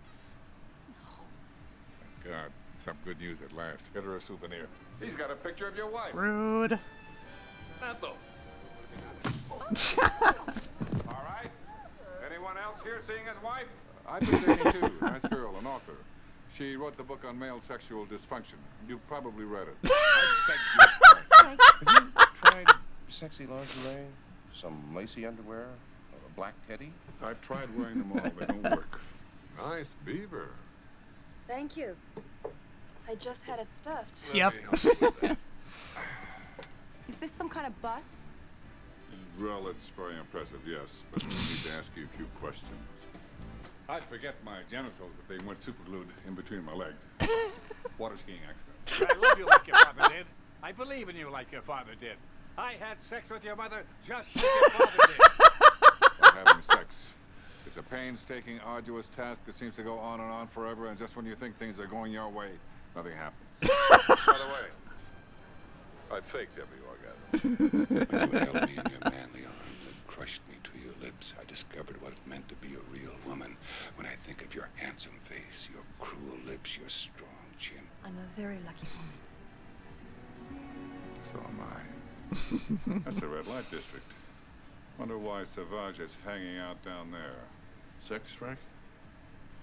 No, not right now, Ed. We got work to do. God, you haven't shot anybody in 6 months. That's true.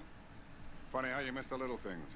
Well, when I see 5 weirdos dressed in togas stabbing a guy in the middle of the park in full view of 100 people, I shoot the bastards. That's my policy.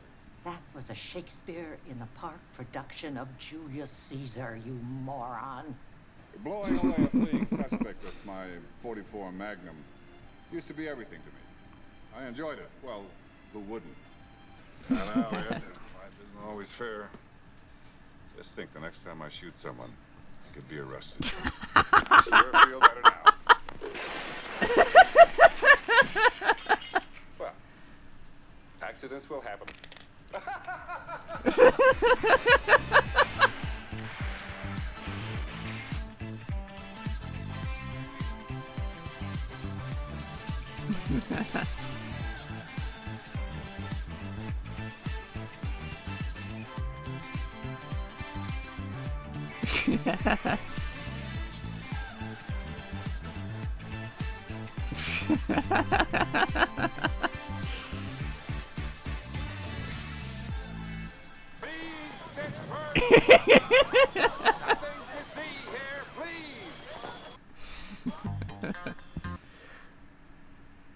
Yeah. Classic.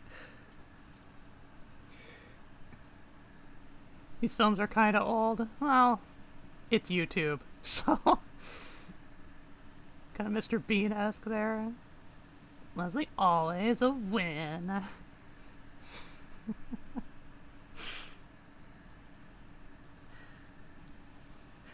I know, not too long ago, I actually saw the first Naked Gun movie with some friends for movie night. And I remembered, like, that nice beaver. It's like...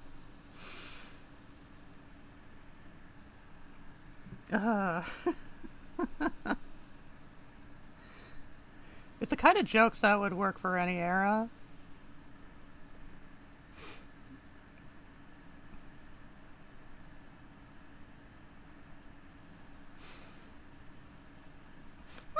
I'd probably say, like, yeah, solid, like, 95%.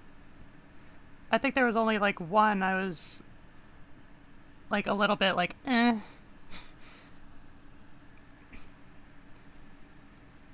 Anyway, what's next? Oh, what? I forget what this one is called, but... Terry Tate office linebacker. 20 minutes. Coffee! Hey, Laura. Hey, Paul.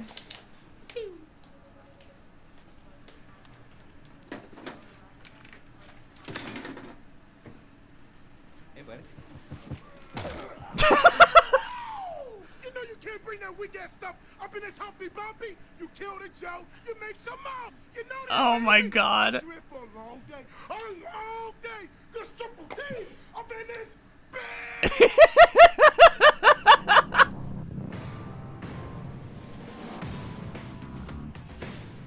Some people said I was think crazy I've- when I brought I think Taylor I've heard on that board, exact- But I'm a firm proponent of paradigm breaking. I think I've Outside the heard, box like, thinking. that exact, And since Terry's been with us, our productivity that has exact gone scripted up 46%. thing, like, way back in, like, a Game Grumps episode. It's over 15 minutes ago, bitch. I am an enforcer, man.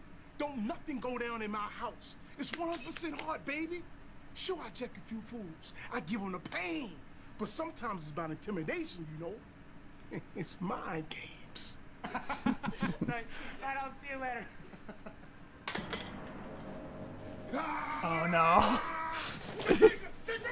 Get ready for the pain, woman! The pain train is coming!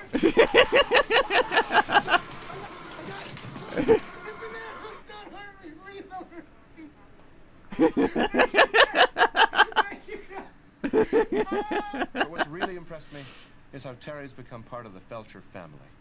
He fits right in here. Surprise, kid! Happy birthday! As profits increase, the margin reaches a second break-even point here, after which enterprise falls into loss.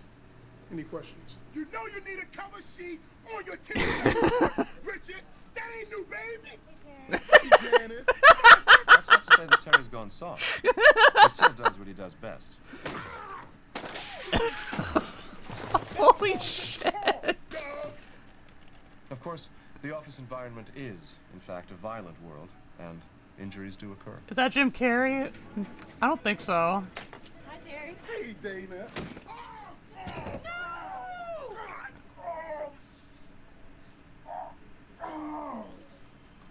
Playing hurt? Baby, that don't faze me. I don't got time for pain. The only pain I got time for is the pain I put on fools who don't know what time it is. Any bitch ass thing I done lost a step because of what happened? Because of what happened to my knee and such? Well, he ain't for a surprise. A rude, painful surprise! To be honest, I wish I had 10 Terry Tates on Team Felcher. I just do my job, man. I do what my God-given abilities allow me to do, and I thank Jesus Christ for it every single day.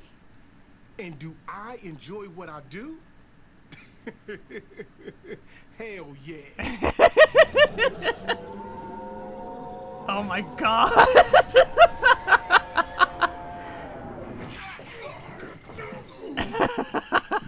Get your pants, Richard. These pants belong in my house. You can't come in my kitchen and kick my dog and take a box full of ballpoint.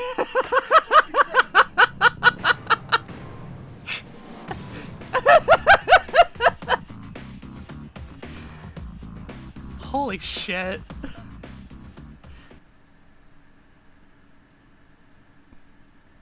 And with the third pick in the draft, Felcher and Sons selects Courtney Kate, linebacker.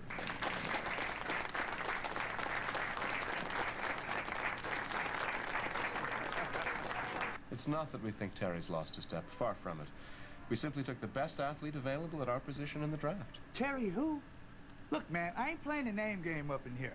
There's a reason why Mr. Felcher chose me in the first round. I'm an impact player. Do I look worried to you? Man, ain't nobody downsizing this. I'm done when I say I'm done. Besides, a little healthy competition in the workplace never hurt anybody. You got mail, baby! To be honest, there was a bit of a learning curve before Terry and Courtney were fully able to appreciate their working relationship. I'll knock your ass out all day! Where's your boots on, baby? But after some initial friction,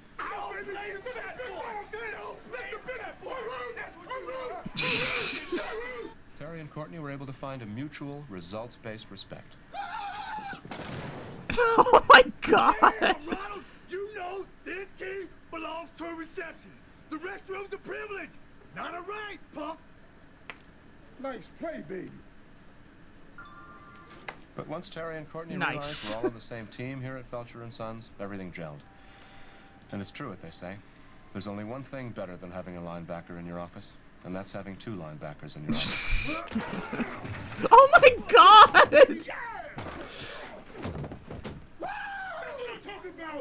Sadly, due to recent salary cap restrictions imposed by the league, we could only keep one of our office linebackers, and though Courtney certainly showed the raw talent for the position, well, let's just say mistakes were made. Oh, Timmy! You can't come up in here dressed like that, son! This ain't Club Med, baby! But it's Casual Friday. What's up, y'all? Damn! So we reassigned Courtney to Felcher and Sons Europe. Route Get roll. more playing time to improve his skill set. Oh my god. It's Morgan Gunther. Good morning, Helga. Holy shit. Gunther. The one thing we did learn through this process, however, is that there's only one Terry Tate, and we're lucky to have him. Good night, love. Good luck with whatever this chaos is. Thank you, baby. I love you. Hey, John, how are you, That ain't your cake, Philip. That's the moon's cake. You eat someone else's cake again, and I'm gonna make your Terry special pain cake, and you won't. 1 seconds of that.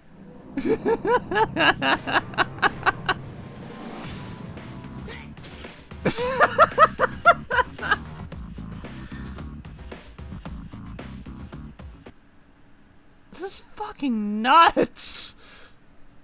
Terry had worked for 1,000 straight days without an absence of any kind. State law mandated that he take at least 2 weeks vacation.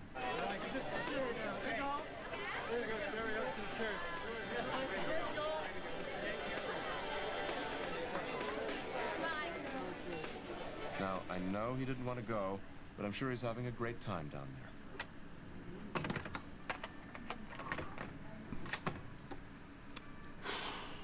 Oh boy. Look, man, fun is fun. Ain't no problem with chilling when the chilling's right. But when things ain't happening, Oh god, I feel that. You know Triple T gonna condense the nonsense. Just because I'm on vacation, don't mean I'm out to lunch. I come to play, baby.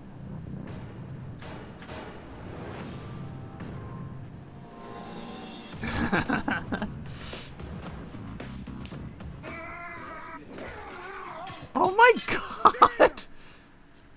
Justin, I ordered those eggs 40 minutes ago. Don't make me scramble you again, son. We were aware that Mr. Tate was a discerning guest, but it seems that we weren't fully prepared for exactly how discerning he was.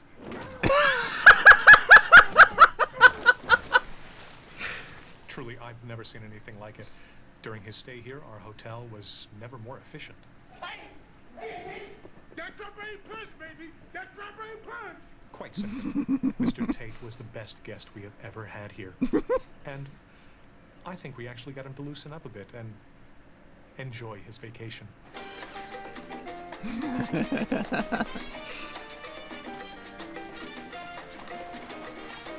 Of course, it goes without saying, Mr. Tate is welcome back here anytime.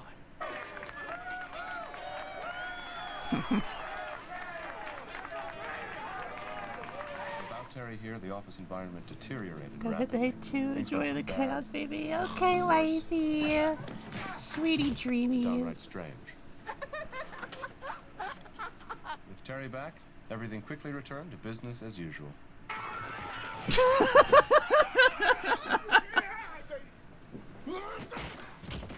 give me Timmy Tom, I'll be here. Woo! I just pray it's another 1,000 days before we have to do without him again. You wanna play games, G? Well, Terry's back, and I got a new game for you. It's called How Much Pain Can Gene Stand Before Gene Learns Not to Play Games Anymore? That's my game. That's Terry's game. And when it's game time, it's pain time, baby. Whoa!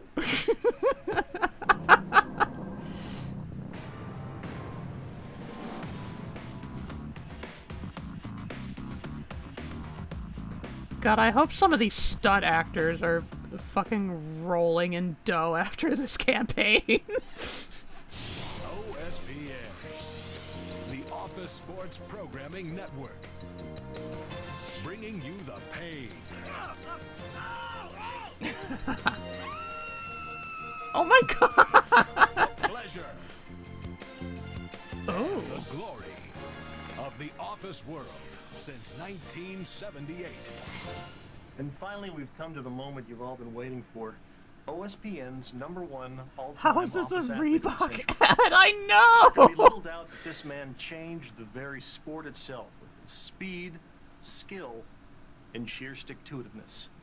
I speak of none other than number 56 himself, terrible Terry Tate, office linebacker. You can't hurt this. machine, G! I'm built for this, son! Wow!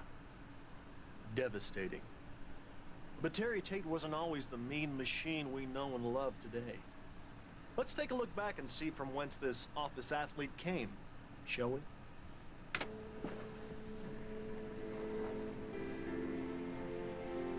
Like many children, This Terry had was to have born. aired like during Sometime later, like Terry Super attended Bowl high school. commercial breaks, right? After graduating as valedictorian and captain of the football team, Terry decided to accept a full scholarship to Major University.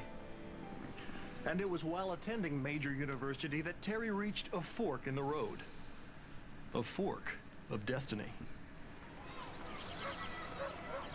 During his halcyon collegiate days, Terry experimented with a freelance mime troupe and discovered a talent that even he didn't know he had.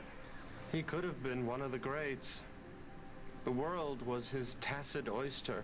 Terrence could have had everything that comes with being a world-class pantomime. The adulation, the wealth, the women, but Terry had his demons, and eventually, his demons had him. Hey, Diamond Diggity Dave, how you doing? Ah, nothing. I'm just watching some guy do like a sign language performance or something. I don't know what it is. What happened? No way. Hey, a minute, Chachi. I don't know. Some helmet's yammering in my ear. You know how it is. Right. Basically a sketch series like Mad TV. The Super Bowl ads usually short. I don't know. Terry's Panama box of pain. There ain't no escape from that. from the moment I saw him, I knew that Terry was exactly what Team Felcher needed.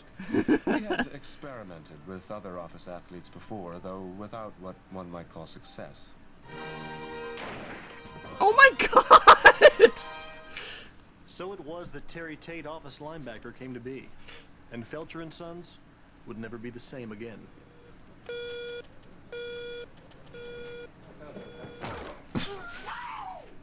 You can't walk away from a K-22 paper jam. You must be out of your mind, son.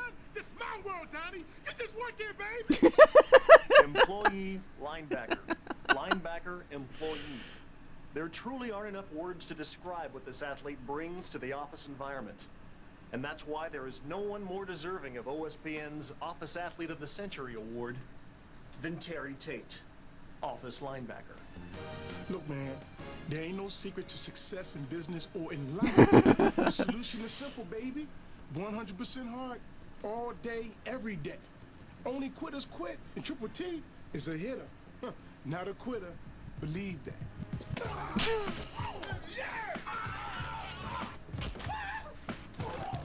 Fucking Christ! You give me tippy torn. I'll be here.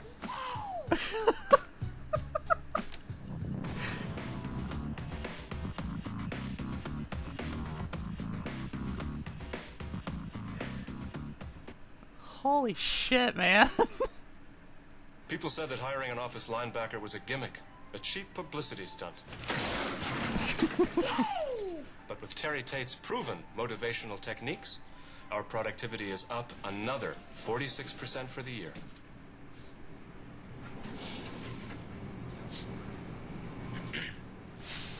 Oh, God. Sorry about that, guys. Out of your mind, son. You can't cut the cheese wherever you please. Yes. That's not to say that I play favorites in the Felcher family. So, when I received Paul's complaint... Cut the cheese? I'm lactose intolerant. Terry Tate assaulted me. That's just not right. My hands were tied. I had to follow employee handbook policy. So, we brought in Geneva Stoller, a human resource consultant with Sanchez Steamer and Company, to run a workshop on office sensitivity. You eat all the candy again, and I'm gonna lay a snack attack on your candy. Snap back from again. Interesting. The first rule of sensitivity is that every human has a personal bubble that should never be penetrated without HR approval. Anyone observed in non-compliance will receive one of these. A badge of shame. Any questions? You're fired. Sensitivity training. Hey, man, I'm a sensitive mother. My tackling knows no race, gender, or creed. So bring it on. I'm an equal opportunity hitter machine, baby. All day, every day. Believe that. Mr. Tate. It was obvious we had an E11 situation with Mr. Tate. I had no choice but to ask him to turn in his jersey and reassign him to a desk job. Special bubble, this woman can't come up my house and tell Triple T that he has trouble with the special bubble. Look, man, playing out of position, that ain't Terry's game. You can take the fish out the sea, but you ain't ever gonna take the linebacker out of me. Believe that. This is Roger. Hey, fingers never. Hey, burger fucker. I was about to call you, man. How's it hanging? Yeah, just call me Butter, baby. I'm on a roll. Oh, speaking of rolls. Hey, can I get some fries in that shake? Make that a double. Well, I'm open to refining the paradigm. Roger, may I have your permission to initiate physical contact with the person? Let's see. No. The new rules of engagement were affecting our bottom line. Workplace morale plummeted. Mom? And horseplay rose sharply.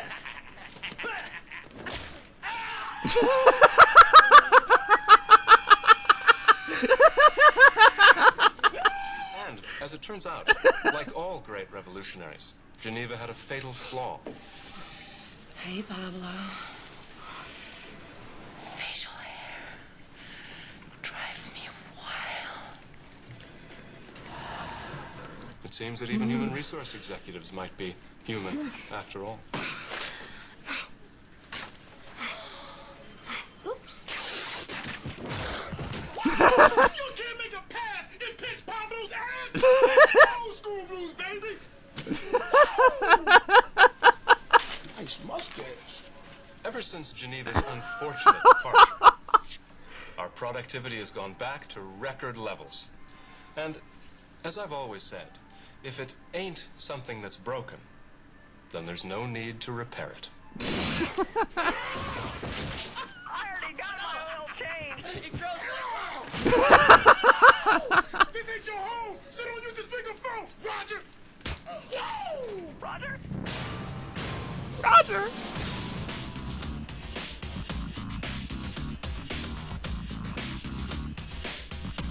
This fucking... Oh my god. Kensington barely avoids a yellow card, and Peters with the throw-in. Oh my, here we go again. Yes, we've seen this before, haven't we? Don't think the Queen would look twice at that. There he goes. He's not going to make it with the Royal. You just did it, so I had to hit it. Whoa!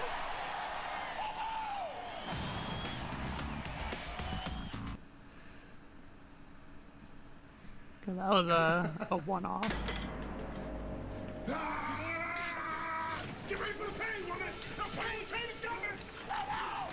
This is a repeat.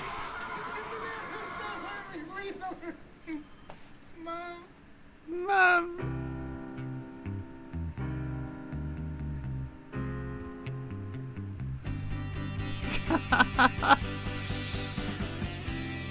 Oh my fucking god.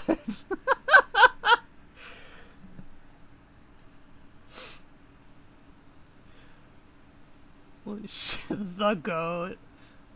I think the highest praise you can get for an ad is that you're willing to rewatch it. I mean, if you showed me these and didn't tell me they were Reebok ads, I wouldn't know. Yeah, like, what the fuck do these have to do with Reeboks? This is just a fucking mini-series.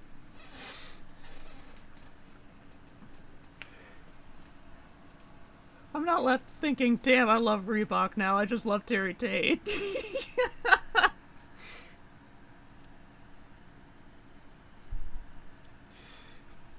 You go to a Godzilla movie for Godzilla.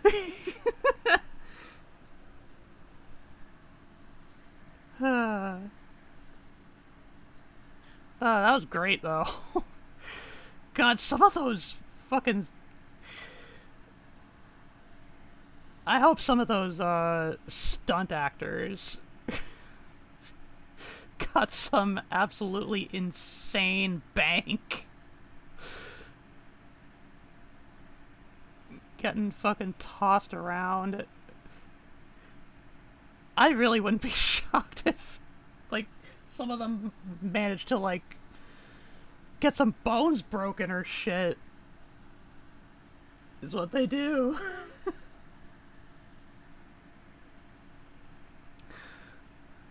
Hey, another Milo. Another Milo short. Hey, what'd that mouse do? This thing is called a rock pocket mouse. It's named after how much it would rock to have one of them in your pocket. Rock It lives in the pocket. American Southwest and down into Mexico. And beyond being the cutest thing you've ever seen, is known for a really bizarre survival adaptation. Most of their environment looks like this, a sort of sandy scrubland. So they adapted this tan color, which helps them blend in and avoid being eaten. Nothing super unique about that, but here's where it gets weird. This part of the world has a surprising amount of volcanic activity, dotting the landscape with huge lava flows. This poses a huge problem for the mice, because their light-colored coat stands out against the black rock. Simple solution is just don't go on the rocks. Mice are really stupid, and so they just go on the rocks anyway. And they become easy pickings for snakes and owls and all kinds of stuff. There's enough well-camouflaged mice all around these lava flows that this cycle can kind of just go on forever. Let's say a mouse is born a little bit darker. It ends up in the lava field and doesn't get eaten. Eats another dark mouse, and they have little tiny dark mouse babies. Well, that is exactly what happened. As a result, the rock pocket mouse has adopted two different fur colors. Their normal tan color and a dark color that lives on the lava rock. Because both colors stand out so sharply in each other's environments, gradation keeps the boundary between the two colors right at the edge of the lava fields, creating these weird islands with different colored mice. But here's probably the coolest part. This has happened all over their territory multiple times. Since none of the lava fields touch each other, the dark colors just keep evolving independently at different lava fields. And the best part is that the darkness of the mouse corresponds with how old the lava field is. Where younger lava fields have lighter colored mice, and in older lava fields where this process has been going on longer, there's mice that are almost completely black. I just love stuff like this. I think the world's just really cool, you know? If you also like weird nature and science stuff, sauce me a follow so we don't lose each other. And send this to someone that looks like this to you. Are you guys hearing about this dude working to That was cool. God, I love nature. Yet somehow there's people that'll say evolution isn't real. Well, no, they'll look at this shit and say, no, but that's adaptation. That's totally different.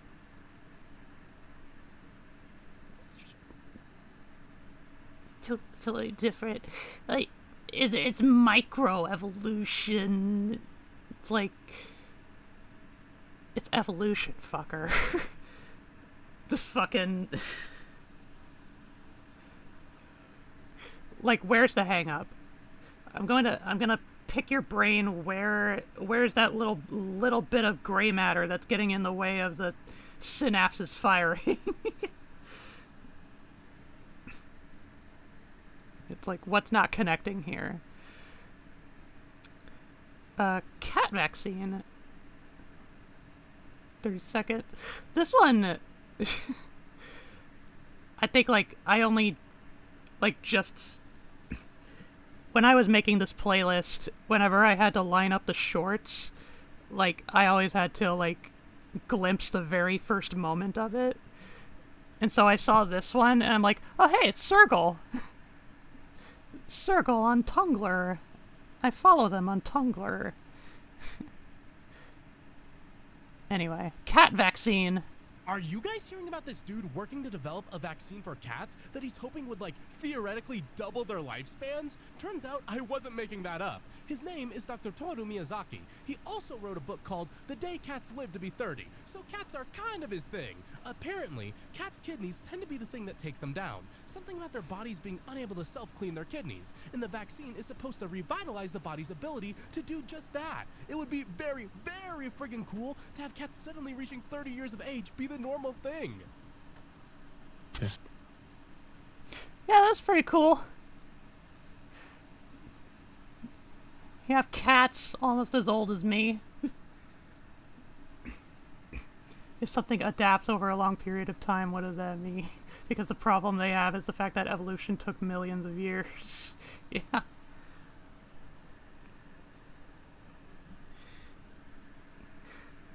I gotta imagine. I'm now picturing like some of the wrinkly ass cats.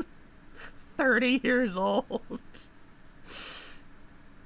And it's like it's very amusing. This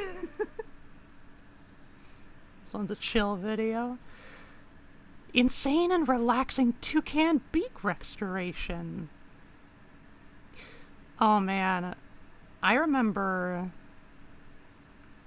Well, here I'll play it first. This is one of the most insane transformations and restorations I've ever done on a toucan. Newt is an elderly rehab toucan with arthritis and severe mobility issues. She came to me with infections in her legs, arthritis, and a damaged beak last year. Starting from the most gentle to the most harsh of methods, I begin with a moist toothbrush to remove as much old keratin as I can. Unfortunately, because of her age and arthritis, she struggles immensely to perch and cannot live a normal toucan life. This means that she needs a little help from a human friend. Not only is her beak flaky and rough, but it also has damage in the form of this dent. I'm going to try and fix as much as I can for her, so that her life can be as normal as possible. Oh, poor baby. This flake shows just how thin the keratin can be. A guitar pick will help expose any additional flakes that I can remove before resulting to sanding. Here's an extremely satisfying flake I found with the pick.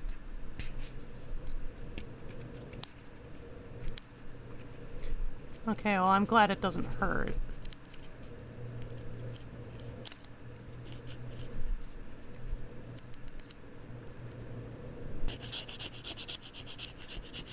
You can hear just how hollow the beak is. I'll pause to groom some pin feathers and give her some scratches to remind her that we're friends. Sanding begins with a rougher grit and then slowly works up to a higher grit to simulate the natural wear the beak would typically encounter.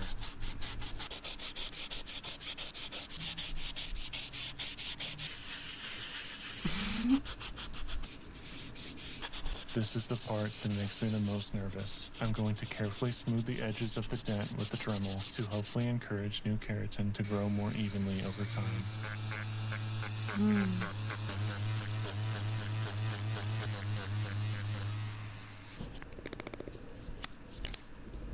Now I'll use a smaller detail sander to blend everything I just did together. After a quick bath to remove all the dust, it's time for the finishing touches. I rub coconut oil on her beak to help moisturize and protect it.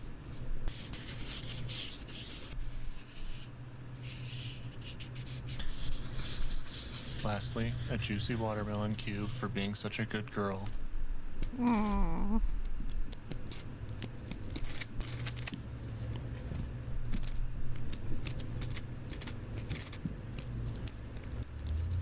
I think the result speaks for itself. If you'd like to help Newt and other birds like her, please consider supporting us on Patreon. Oh, good burb. Is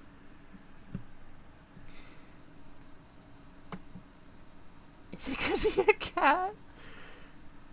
Cats usually make it to 20, right? I always thought, like, yeah, between like 15, 20. We wonder how sensitive their beak is. Beak color is sick. It's like sunburst, yeah. Doesn't hurt them, yeah. Still, like, oh. Oh. I don't like. It's always like so. Like, Like, I don't like seeing, like, animals just have to, like, deal with the difficulties of the frailties of their own bodies. I was gonna say earlier, I remember, I think I saw, like, on Animal Planet once, there was a toucan who, like, fucking, I forget what happened, but she fucking lost, like, almost like the entire, like, upper part of her beak in some freak accident. It's like you could, like, it was almost just all completely gone, and so, like, the show was all about, like, designing her, like, a prosthetic to attach onto her head, and it was really sad to look at. It's like she couldn't eat. She couldn't eat without the upper part of her beak, and by the way, you should really watch Operation Sunburst when you get the chances. So peak. Maybe. I don't know too much about the Fallout series. And I know for today, I already have, like, the lineup of videos predetermined, so I'm not taking any submissions. But I'll put it under consideration. Great in seeing them being taken care of, at least, yeah. Anyway, this one is The Hangman, 1964, an old animated short, apparently on the spookier side.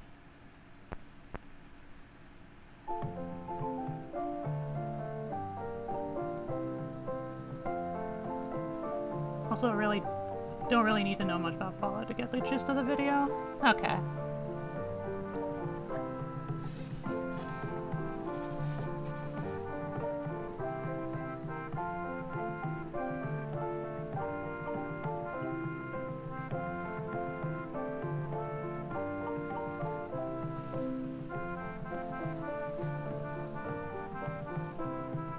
Into our town, the hangman came, smelling of gold and blood and flame. And he paced our bricks with a diffident air, and built his frame on the courthouse square. The scaffold stood by the courthouse side, only as wide as the door was wide.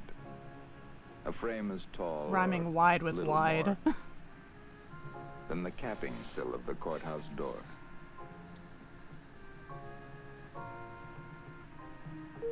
And we wondered, whenever we had the time, who the criminal, what the crime the hangman judged, with a yellow twist of knotted hemp in his busy fist.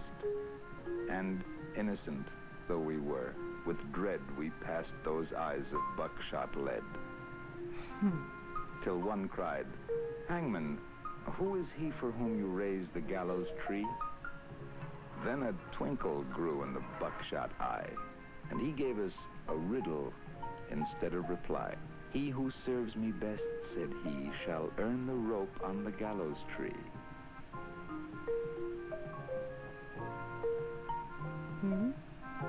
And he stepped down and laid his hand on a man who came from another land.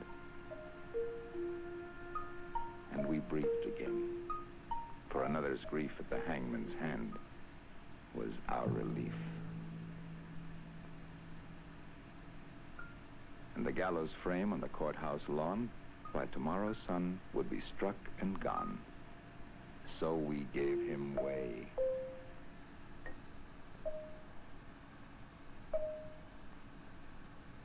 And no one spoke out of respect for his hangman's cloak. The next day's sun looked mildly down on roof and street in our quiet town, and stark and black in the morning air, the gallows tree on the courthouse square. And the hangman stood at his usual stand with a yellow hemp in his busy hand, with his buckshot eye and his jaw like a pike, and his air so knowing and businesslike. And we cried, "Hangman, have you not done yesterday with the alien one?" Then we fell silent and stood amazed. Oh, not for him was the gallows raised. He laughed a laugh as he looked at us. Did you think I'd gone to all this fuss to hang one man? That's the thing I do to stretch the rope when the rope is new. Above our silence, a voice cried, "Shame!" And into our midst, the hangman came to that man's place. "Do you hold," said he, "with him that was meet for the gallows tree?" And he laid his hand on that one's arm, and we shrank back in quick alarm. And we gave him way, and no one spoke, out of the fear of his hangman's cloak. That night, we saw with dread surprise, the hangman's scaffold had grown in size.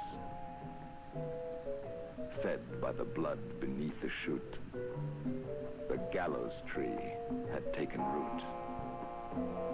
Now as wide, or a little more, than the steps that led to the courthouse door. As tall as the writing, or nearly as tall, halfway up on the courthouse wall.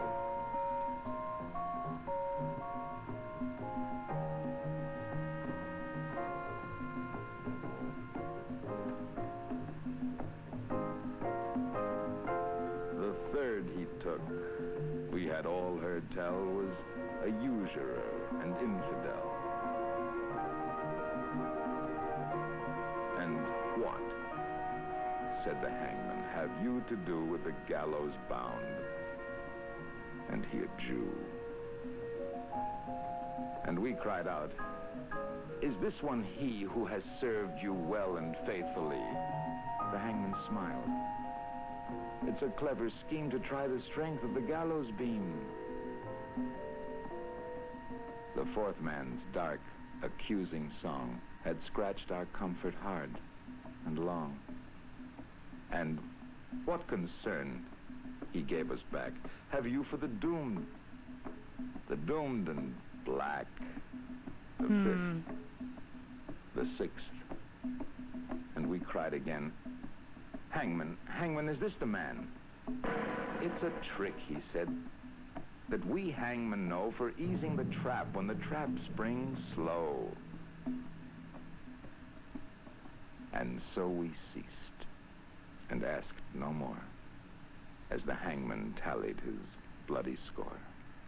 And sun by sun, and night by night, the gallows grew to monstrous height.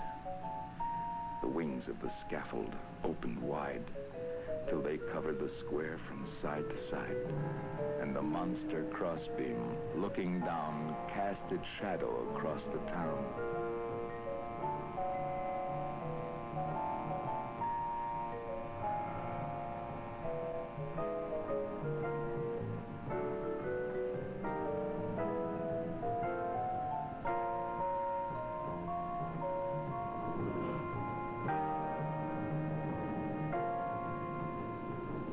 Then, through the town, the hangman came and called in the empty streets my name. And I looked at the gallows soaring tall and thought, there's no one left at all for hanging, and so he calls to me to help pull down the gallows tree. And I went out with right good hope to the hangman's tree and the hangman's rope.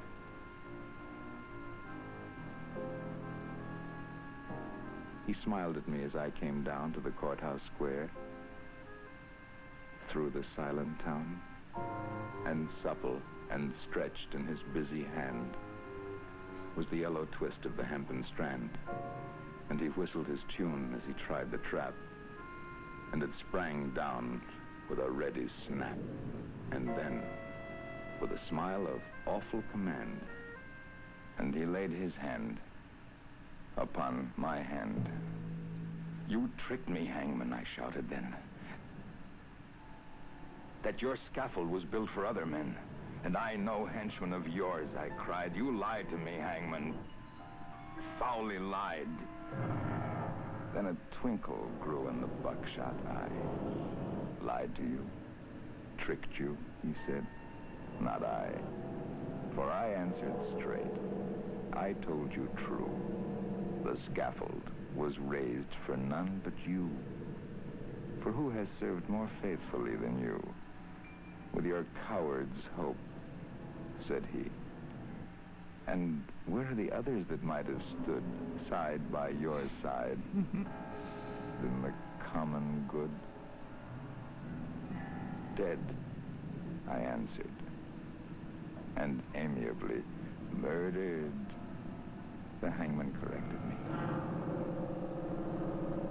First the alien, then the Jew. I did no more than you let me do. Beneath the beam that blocked the sky, none had stood so alone as I. And the hangman strapped me, and no voice there cried, stay, for me. The empty square.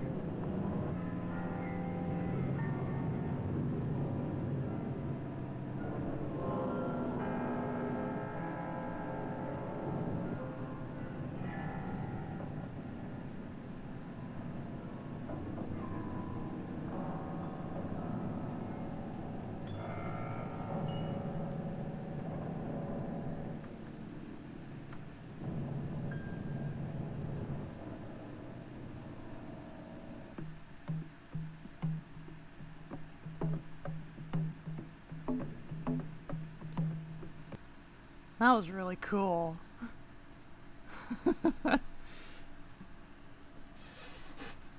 This made rounds a while ago. Has some themes you'll likely recognize. Very impressionistic illustrations sided with the narration. Yeah.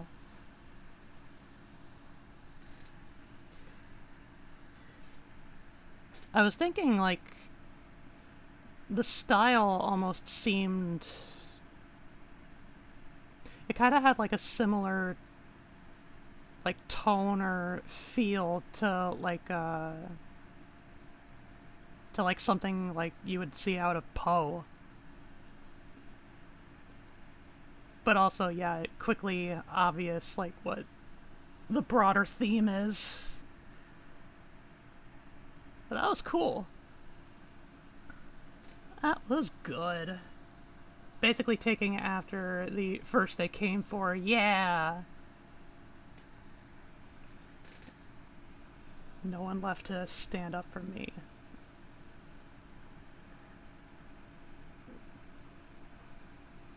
Another Milo video is up next. If you can guess what's going on in this picture, I'll give you $20. You think it's a man training birds to think that a plane is their mother? Gotta be kidding me. Look, just take it. I don't want to talk about it. What's happening in this picture is actually, like, really insane. So this thing's called a whooping crane, and they're, like, super endangered. Oh, Part of yeah. that's their fault, because they mate for life and migrate thousands of miles to normally hatch just one chick per year. So even way back in the mid-1800s, there was only a couple thousand individuals in a few different migratory groups. Around the end of the 1800s, the American Empire decided to turn all of this into this. By the 1940s, there were only between 15 and 20 whooping cranes left on the entire planet. God. Some hunting areas even posted flyers like this one saying, hey guys, there's only 21 of these things left. Maybe we can take a breather for a minute. In the 60s, every last migratory group had been fully exterminated except for one. A single flock that migrated between this one barrier island in Texas and this one marsh in Canada. And here is where it gets weird. Captive breeding programs were super successful. By the 80s, this flock had more than 100 individuals. This success, conservationists set their sight on a new goal that almost seems impossible: re-establishing some of the extinct migratory routes. Since these routes are maintained by the young learning from the rest of the flock, when the flock disappears, so does the route. Re-establishing it is pretty much impossible. Pretty much. That's a load-bearing pretty much, guys. Some guy was like, I have an idea. What if we made a bunch of cranes pack bond with an ultralight aircraft and use that to establish a route? If no one had any better ideas, they decided to go for it. As you can imagine, getting a bird to pack bond with a plane is rather challenging. The researchers would play them the sound of this plane while they were still in the egg. When they hatched, researchers would interact with them with this crazy crane costume so that they wouldn't bond with humans. They'd instead bond with whatever the hell that is. And as the chicks started to grow, researchers would taxi this plane around a field, leading them to food. After 3 months, months, when the chicks were ready to fly, it was go time. And it worked! A handful of cranes followed this aircraft flying at 35 miles an hour, a total distance of 1,200 miles, a new route that followed protected wetlands between Florida and the Great Lakes. After just one trip, the cranes had memorized the route and no longer needed the aircraft. Continued teaching the route to new chicks added to the flock, successfully establishing a second migratory Holy group shit. will forever follow the path laid out by this plane. Stuff like this brightens up your doom scroll a little bit. Sauce me a follow so we don't lose each other. Send this to your friend to put them in a breeding program.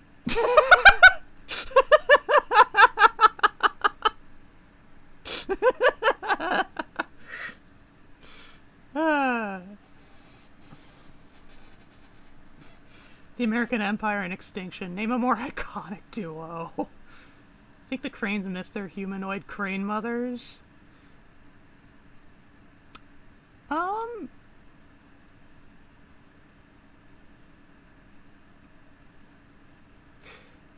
I guess I don't really know how long whooping cranes actually live for. Because, like, if the conservation effort has been going on since, like, the mid-20th century...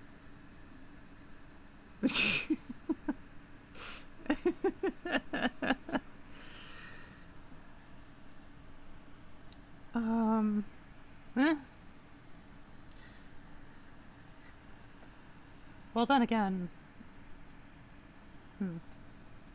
Hey, why was my mother built like that?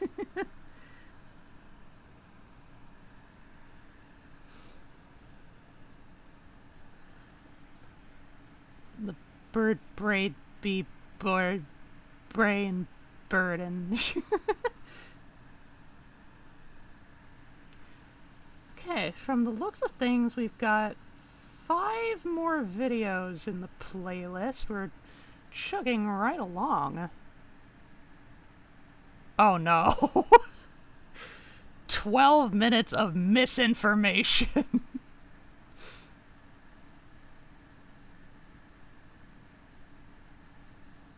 Sometimes, people on the internet say things that aren't true. I'm one of those people. Prepare to be misinformed. Over 50% of all college students are failing at least one class, typically having an F in something called gender. The reason it's considered bad luck to walk under a ladder is because if you do that, you're 85% more likely to hit your head on the underside of the ladder. On a map, if you placed Canada over Russia, due to gravity, a large amount of people would die. A hit and run is when a homicide occurs on a baseball field. During the Great Cotton Candy Shortage of 1915, there was a sharp uptick in hospitalizations of people who ate insulation foam, claiming it was, quote, worth a shunk. Car accidents are the second leading cause of death in America, overshadowed only by car intentionals. Scientists have been searching for years to find a color between yellow and blue, but have yet to succeed. The most common hypothesis for what this color would be is known as green. The quote, I think, therefore I am, was coined by Markiplier. According to all known archaeological evidence, the fruit that Eve ate from the tree of knowledge of good and evil Damn, we were having was a so lemon, much Mr. and the first information thing she before. ever became aware of was how bad lemons tasted. This type of file is actually pronounced MP4. Strawberries were invented as part of a guerrilla marketing campaign for the then upcoming animated TV series Strawberry Shortcake. The tragic disappearance of Atlantis in the early 20th century was not due to an underwater landslide, as many scientists will now claim. Rather, it was a cover-up by the NOAA to hide the fact that they forgot where it was. At the height of its civilization, the sun never set on the Roman Empire. This is because Sol, the Roman god of the sun, lived on Mount Olympus at the time, and the light was bright enough to reach Rome during the whole day. When the Roman Empire fell, Sol mysteriously disappeared, casting most of Europe into 900 consecutive years of darkness, becoming known as the Dark Ages. Ma'am is not a contraction of the word madam. It's a contraction of the historically obsolete ma'am. Despite their name, dragonflies aren't actually flies, but rather a very small species of hummingbird. Anti-disestablishmentarianism is a fungal disease affecting the earlobes. This is what's known as having the tism. If you enter a crowded airport and scream, I have a bomb, nothing happens. Typically, the human body cannot survive extremely low temperature, preferring to stay around 310 Kelvin. But at a certain temperature, if you go low enough, the body loops back around and is able to survive again. It's been theorized that at absolute zero, people become okay again. The movie Schindler's List was historically inaccurate because in 1945, Liam Neeson hadn't even been born yet. Pirates had eye patches and peg legs because they considered it blasphemous to have two of the same body part.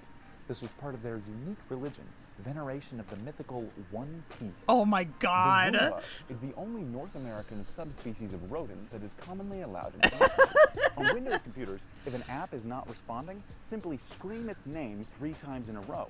This will wake it up and cause it to refresh. The secret trick to winning every debate is a special tool called a gun. Bringing this tool to a debate makes your opponent automatically admit that you won.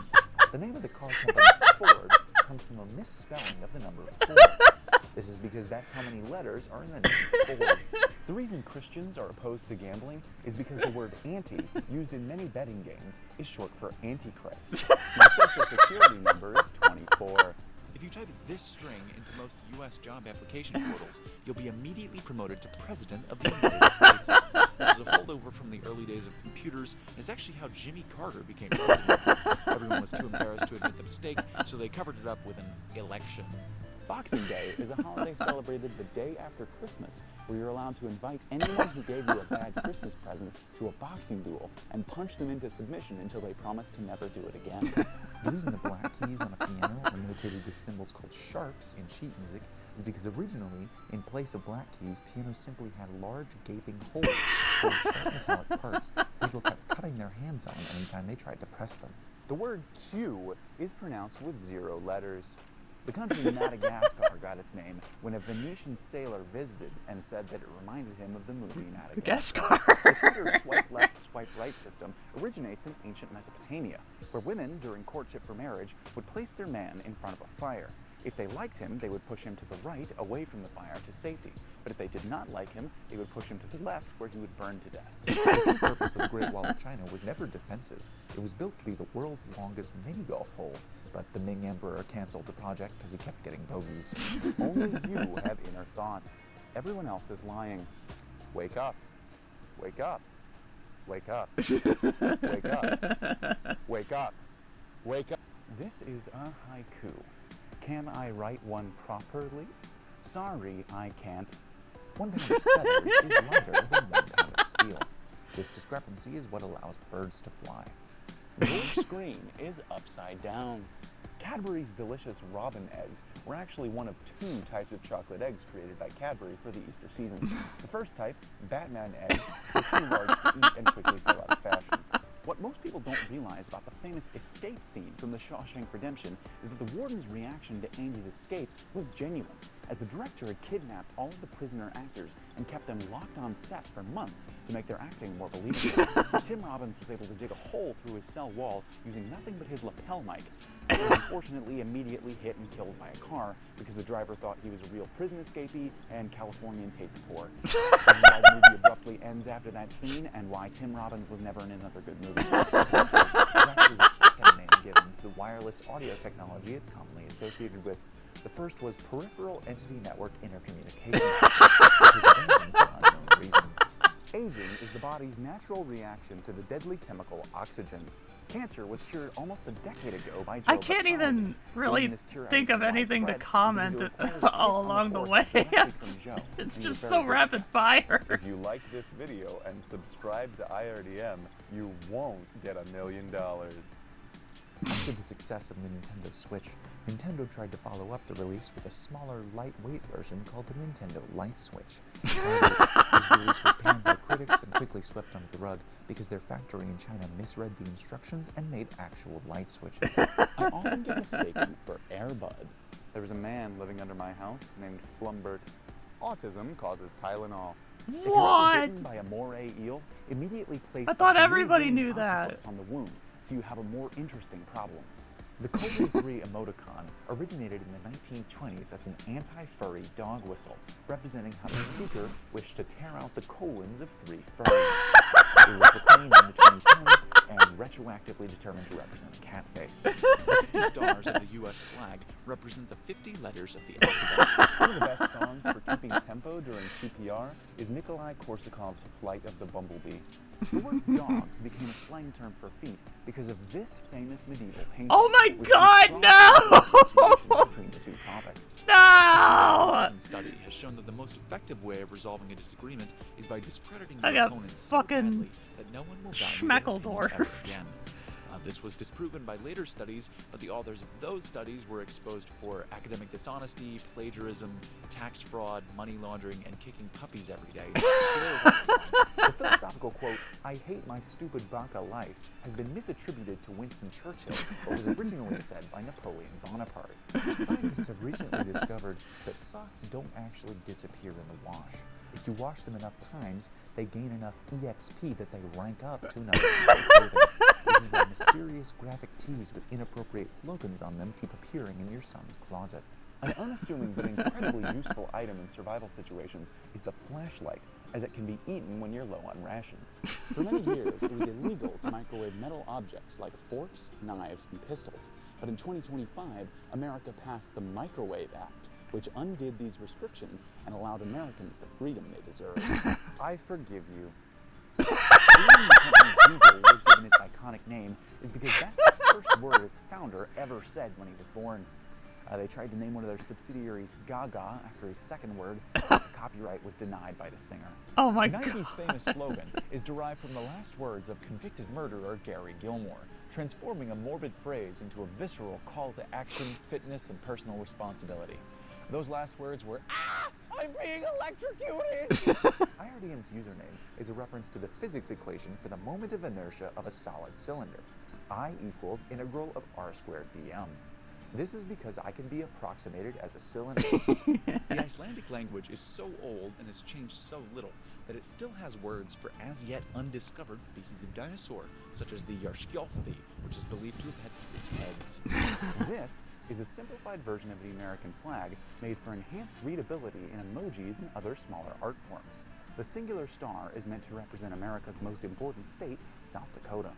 You will die on or after December 31st, 2029 at 5:15 a.m. EST. The slow disappearance of the ice caps is not due to global warming, but rather because people keep taking too many ice cubes from it to put in drinks. This is why Europe has banned ice in drinks since 2020. The bird that's currently interrupting my recording is going to live a long and peaceful life and will not end up as fried chicken tonight. Despite its spelling, the former country Czechoslovakia is actually pronounced chicken. This is coincidentally what Czechoslovakians taste like. The direction right is named that way because historically it was considered the correct or right dominant hand to use, while left comes from the fact that people who were left-handed were required by law to be exiled, and they left the country. The Greek alphabet was originally created as fan fiction of the Latin alphabet. Everyone at Holy some shit. point was very briefly the oldest person on Earth. Contrary to popular belief, gender was not exclusively created to sell more bathrooms. It was a joint venture between bathroom companies and explosive manufacturers to sell more gender-reveal parts. The moon is much more important to humans than the sun, because the moon provides us light during the night when things are dark, and the sun only provides us light during the day when things are already bright. This video is a re-upload, as in the first version I made several factual errors that I've now corrected. I promise to be much more deliberate about my fact-checking in the future installments of this series. Kevin Bacon's name is actually just a nickname given to him because of his love of pork. His real name is Abdullah al-Hassan ibn Ahmad ibn Muhammad al-Sayati. Pablo Picasso's full name was Pab. The first name John was invented by John, who tried to have names twice at the same time. There is a perfectly safe and stable landing mat in front of me, and I will not hurt myself if I jump off this ledge. I like bananas. I think the mangoes are sweet. I like papayas. Papayas, nothing can be. Holy shit. Fucking crazy, man. My brain is exploding. That date will be right for at least one person. Wake up. Wake up. Wake up. Wake up. Oh my fuck. So much information. I'll remember all of it.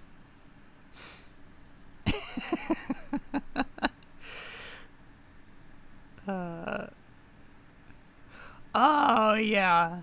I added this next one. This next one, I labeled it scary on a technicality. More specifically, I labeled it as air quotes scary. So this is like a video from like Nuke's Top 5, who does like a lot of like paranormal, like ghost sighting videos and shit, and I thought I would include it to kind of illustrate a point about myself. You'll find out in quick order. 10 scary videos don't watch Jonathan alone. Javier Molina works as an EMT in Mendoza Province, Argentina. One night after finishing a late shift, he's sitting just inside the hospital corridor when he notices something very strange. He thinks he keeps seeing someone sitting inside his car. He pulls out his phone and starts recording, and what he captures is truly bizarre. Estamos en este momento en el microhospital, escuchamos un golpe y nos dimos vuelta porque dijimos, bueno, ¿quién está entrando? Cuestión de que no hay nadie atrás nuestro. Y miramos dentro del auto y dijimos, oh, pues el auto, qué mierda es. Lo peor de todo es que no queremos salir. O sea, no, un miedo, la puta madre. Lo peor de todo es que se mueve adentro del auto y no hay nadie. O sea, ahora vamos a ir a controlar el auto. Pero parece como si fuese un reflejo. Could be. La puta madre.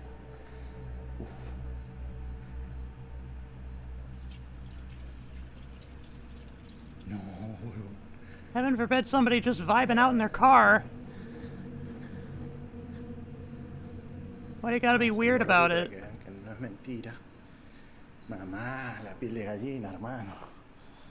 Piel de gallina. Cagazo.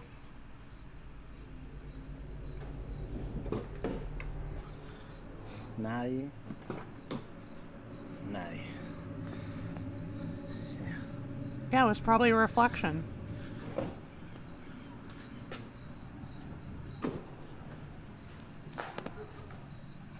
That's all it really gotta be, dude.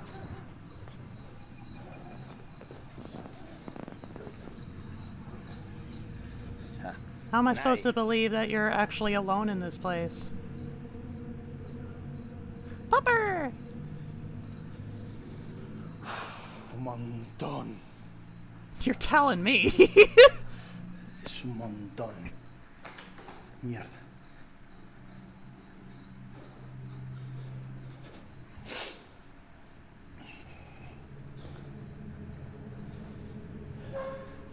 See, does it reappear at this window? Yep. Y encima nos mira la puta que te parió.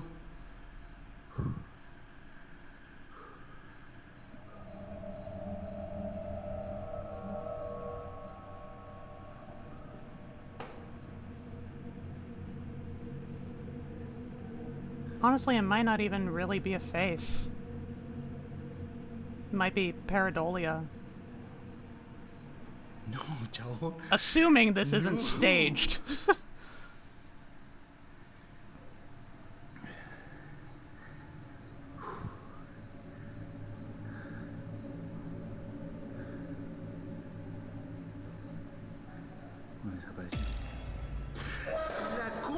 Jonathan films through the glass doors and spots a pale, translucent figure just sitting in the passenger seat of his car. It's faint. Was the jump scare stinger part of the OG video too? To check, opening both the front and back doors and showing the empty interior. He even pans around to prove that no one is nearby. But after going back inside, he looks back out at his car and is shocked when whatever it is appears in his car again. This time, it seems to be staring right at him. So, did Jonathan capture a ghost outside the hospital trying to hitch a ride? And if not, then just what is this? Let me know what you think. I think it's camera tricks. I think it's angled reflections. Like, we don't fucking know the locale. Dude, this is the type of stuff that would give Lovecraft a heart attack. Yeah. It's just a bald guy. Somebody got in the car. Yeah, it's a reflection. So hard it could be anything. Yeah. Well, as that little appetizer indicates, I'm someone who watches these videos purely to point out how bullshit they are. I don't believe in ghosts, period. I don't think they're real. I don't think, like, demon possessions exist. It's like, even if I see these kinds of videos and I don't immediately have an explanation for how it's done, that doesn't mean it's paranormal shit. I just don't know how it's done. It would be fun if these things were real. We can pretend, yeah, but... You know, it is just pretend. In which case, honestly, if this is all practically done, it's like, why aren't you fucking making movies, dude? It's like, kind of putting some of these ingenious, like, filmmaking techniques to waste on just trying to grasp for fucking views on the internet. But yeah, likewise, I wish these things were real. I really don't think they are. But nevertheless. What else we got? Graveyard shift. A security guard working the overnight shift at a cemetery decides to film a quick video for his brother-in-law, just to show him how creepy the place is after dark. I am a bit of a buzzkill in this to do a little regard. filming, and that's when things get weird. Audio? Lights, they turn off automatically at a certain hour. And I'll tell you right now, I'm gonna walk you through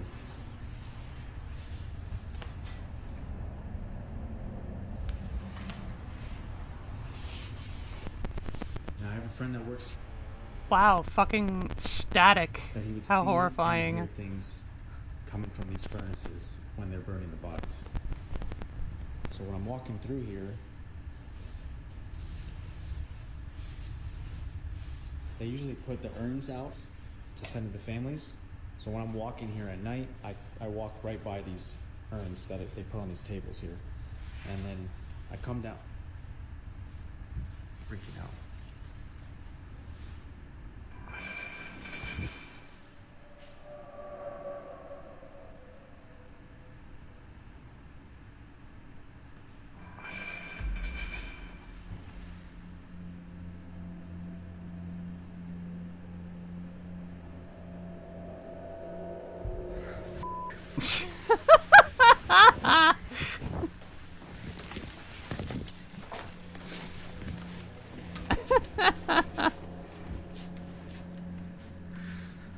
It's easy enough to fucking put a hinge on an urn lid, isn't it?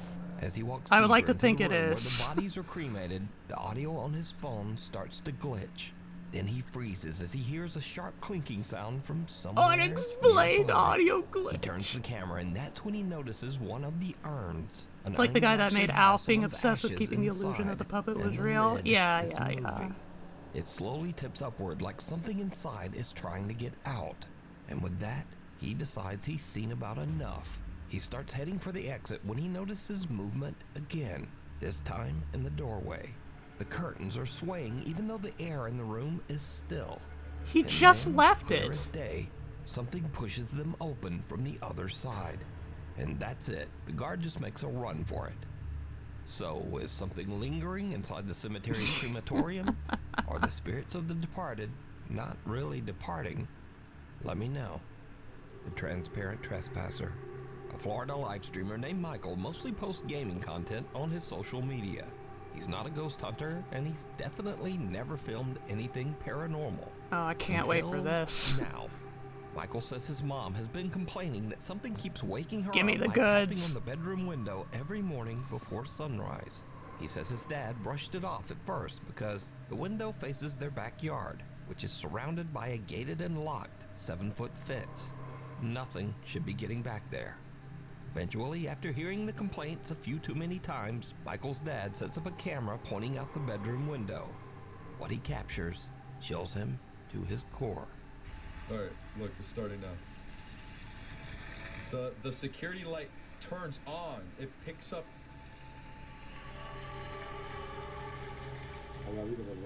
And then it walks back. It's at the corner of the house.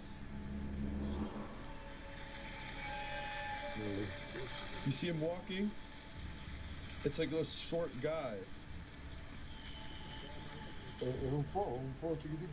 And then you see the trees move. Y los árboles se movió. I could easily see how this could be composited in a video editor. At 4:27 a.m., Like they recorded the long before Russells sunrise, a small first, translucent figure strolls through and the then, backyard along the tree line. you know, Now, like they normally, overlaid I'd the just say fucking it's a little figure kid and over probably it. some bad camera compression. But something about Yep. this figure seems a bit off. It The doesn't cameras really are look like a always child, but like more the like a worst very fucking small quality adult, shit. Maybe 3 to 4 feet tall. And also, Give me why that would a fucking child 1440 climb a 7-foot fence at pixels, 4:27 baby. a.m. just to wander around someone's backyard? So what did Michael's Okay, dad nothing capture should, here? not A spirit, could. a duende, a gnome, or just one very strange Security camera camera glitch? still being the worst As quality always, ever, but you even decide. fucking like, Run through the even jungle. fucking like Over on the YouTube channel, porch Josh the Intern, cameras. creator Josh McCartney films his outdoor travel and adventure as he explores the world. In one video, Josh heads deep like, into if the you jungles have of the Sri money Lanka to in invest search of in one of the country's surveillance, oldest prehistoric like- sites, the Belalina Cave, also known as the quote Cannibal Cave. Oh, As Josh boy. treks further into the jungle, two men suddenly step out from somewhere in the brush, and they begin following him. They match his pace, and they stop when he stops. Eventually, they catch up, and one of the Wait, men where did- tells Josh where that did he you say should this follow was them in? because they, quote, run through the jungle. Over on the YouTube channel, Josh the Intern, creator Josh McCartney films his outdoor travel and adventure as Where he was explores this? the world. In one video, Josh heads deep into the jungles of Sri Lanka in search Sri of one of the Lanka. country's oldest prehistoric sites, the Belalina Cave, also known Somehow as the, quote, paranormal incidents Cannibal never occur Cave. on good quality As Josh cameras. treks Gee, further I into the wonder jungle, why. two men suddenly step out from somewhere in the brush, and they begin following him. They match his pace, and they stop when he stops. Eventually, they catch up, and one of the men tells Josh that he should follow them because they, quote, want to show him something.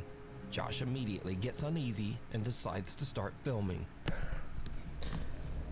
I've been joined by some friends. They're showing me around. Very cool.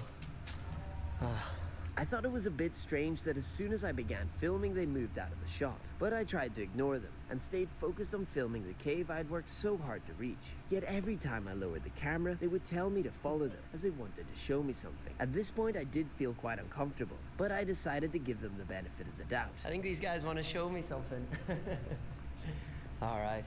We going this way? But when I finally saw what they wanted to show me, everything changed. Wow. It was an abandoned house, and they wanted me to go in first. Okay, I'll follow you. I'll follow you. After you. And at this point, out of the corner of my eye, I noticed one of the men was moving behind me. And at that moment, my gut instinct kicked in loud and clear. Get out now. I'm just gonna get one more shot, okay? One more shot. Oh, sorry. I'm just shooting, filming, and doing more. And then I'll come, okay? I stayed calm, acted like I wasn't suspicious, and slowly walked back towards the entrance. But it seemed like they didn't want me to leave.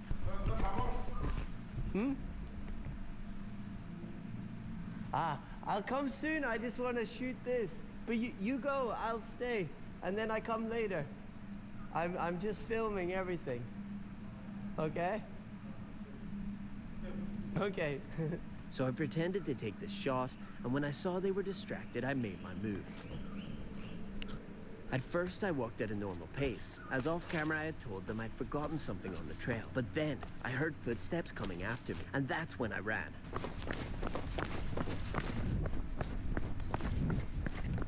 Oh, I'm gonna have a sit.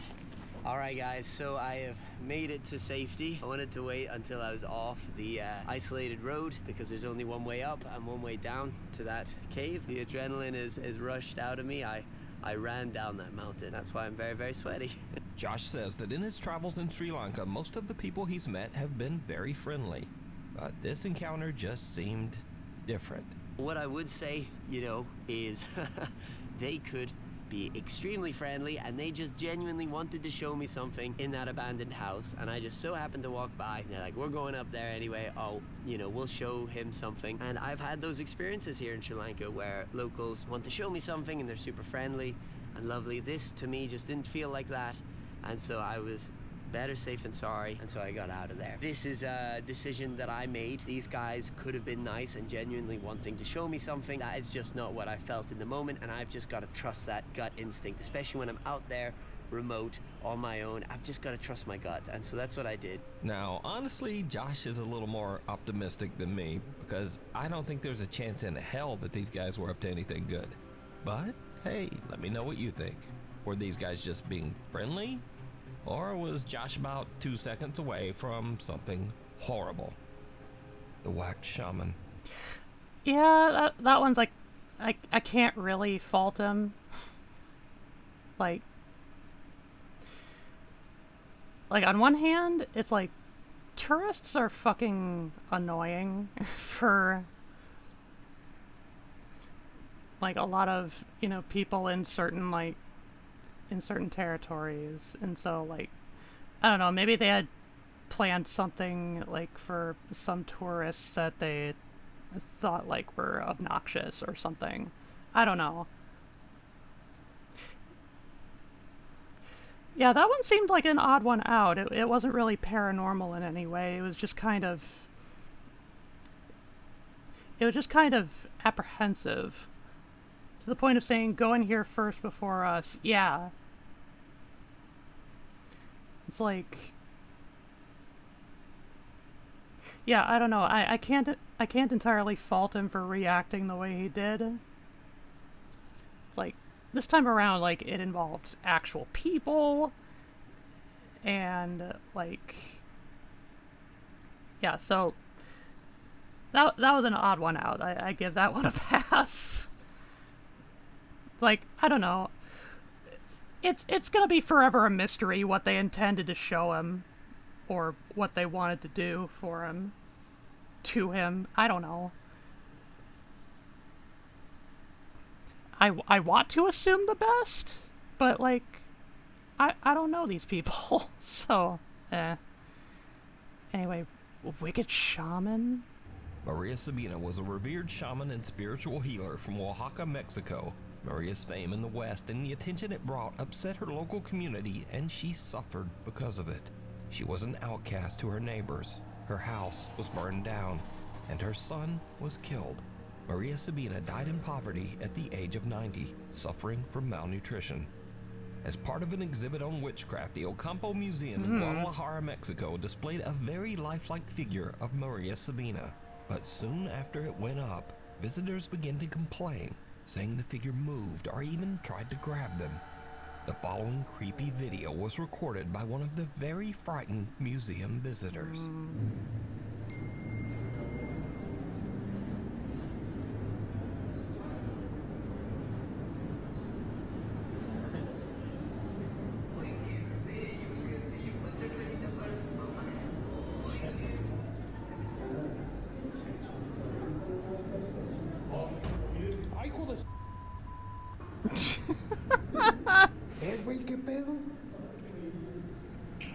The wax figure of Maria Sabina appears to quickly turn its head and look directly at the man. And as you might expect, he Probably just, freaks you know, right out. settling in its position. Nothing major. There's probably like some kind of like skeleton underneath The it. man showed his video to museum manager Ricardo Barbosa, who posted it online, and it immediately went viral. Ricardo posted a second video to prove that the wax figure of Maria Sabina is definitely not supposed to move. ¿Qué onda, amigo? No manejo nada de mecatrónica. Es una figura totalmente en cera. Mira, es una pieza total rígida, no se puede manipular. Te digo, no tiene nada. Te digo, mira, te muestro. No hay cables, no hay nada, no es un robot. Es una figura totalmente en cera. Museum manager Ricardo Barbosa shows that the I wax don't know if figure I is entirely completely buy that. solid and immovable. It contains no gears, no wires, Like, and he no hardly seemed to motorized even parts. It's just a put wax any figure real that force should into not it. move at all. I mean, it So is a what do wax you think statue. happened here? Let me know down in the comments. Honestly, it could Secret also just be a roommate. visual glitch Haley and her friends are staying from in the an camera. Airbnb with their moms when they discover something very strange. A secret door hidden under a rug at the bottom of the stairs. And I wanted to like open it to see what was down there. So then I got my phone because I wanted to get a video of me going down there to like see what was down there because it was actually creepy. Haley starts to record as they open the hidden door, revealing a dark cellar beneath the house. We found a secret door underneath.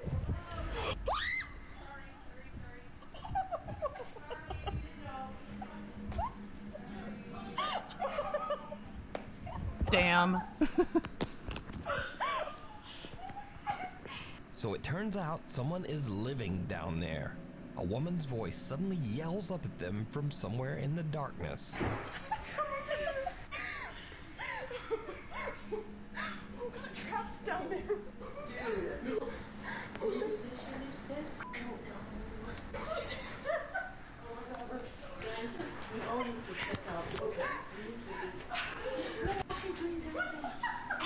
Oh, is there not really a person down there? Now, they say supposedly? they have no idea who was living in the cellar, but Did they never I have an come idea. up? It was the owner. Say hi? That's what I think. Because I featured several videos on this channel of weird people who rent out their house and then just secretly hide inside somewhere. What the hell? You're the people that I let the house to, right? Yeah. You're here on holiday? Yeah, who are you? Well, I own the house. I'm Richard. Hope you don't mind. But What about it's a bit weird. What's happening? What's happening here? look, this should be no problem. I'm not going to interfere with you. But you're interfering with me now. No. And where's your clothes gone? Where's your clothes? They're in the washing machine. So, next time you stay at an Airbnb, just be aware that the creepy owner might just be living inside there with you. I mean, that doesn't shock me. That is truly disturbing. That's just Susan. If you see something that you think would be perfect for the top 5, email me at nukestop5@gmail.com. You can also tag me on TikTok Yeah. at nukestop5official, and be sure to tag No. me only at nukestop5official because there are a lot of fake accounts on there. Living doll. TikTok user Chiqui Chica says that her granddad collects old antique dolls Chiqui and Chica. mannequins, something that really creeps her out when she goes to visit her grandparents. One night, she's busy on her laptop in a room full of those old dolls, when suddenly she sees something that chills her to her core. Oh no, not the Paw Patrol inflatable. This thing just moved. Did it?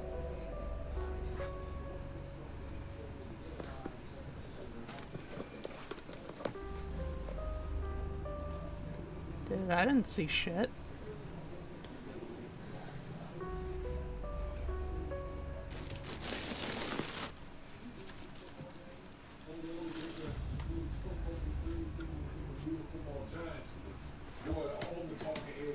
saying about the Dallas Cowboys and Stephen Corbin in this organization. So again, kudos to the Cowboys.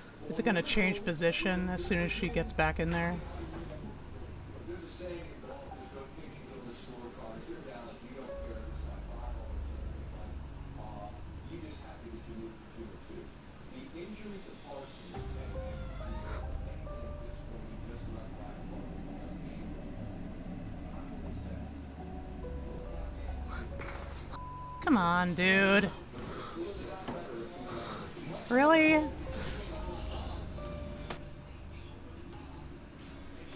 do better than a fucking door. Can't see the other side.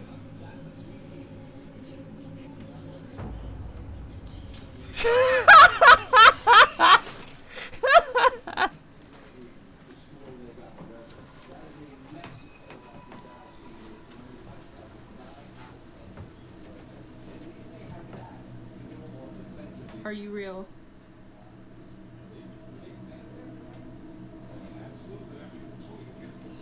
You can do it again.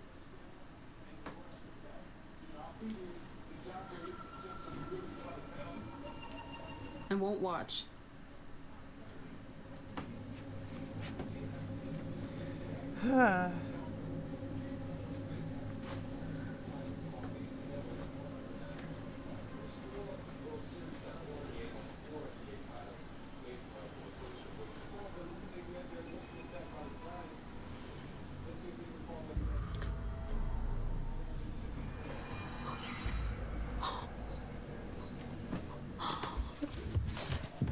No. At first, Chica is freaked out by the creepy doll and No. walks out of the room.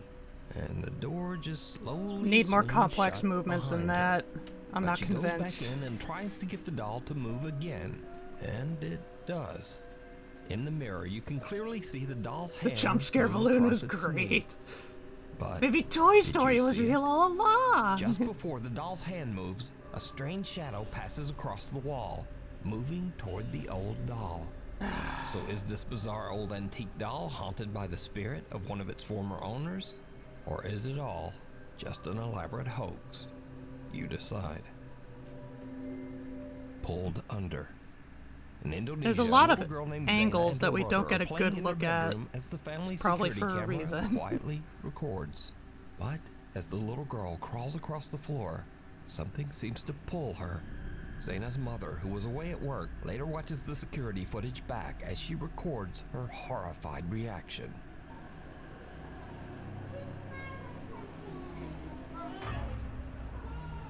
Astagfirullahaladzim.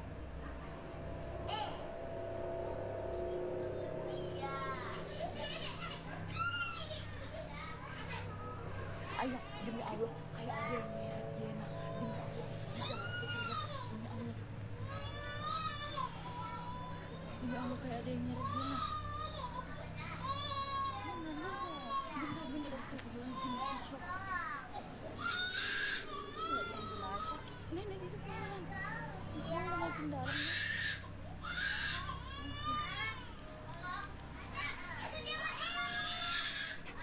Best brother ever.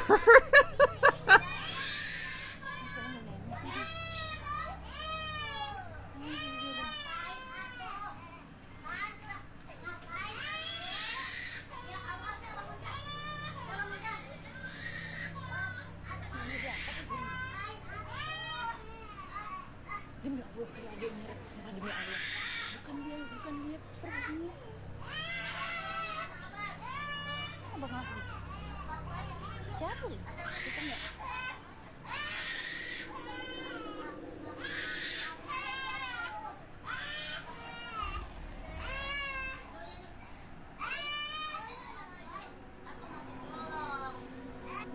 The little brother just kinda lies there staring at his phone as his sister seems to be slowly dragged under the bed.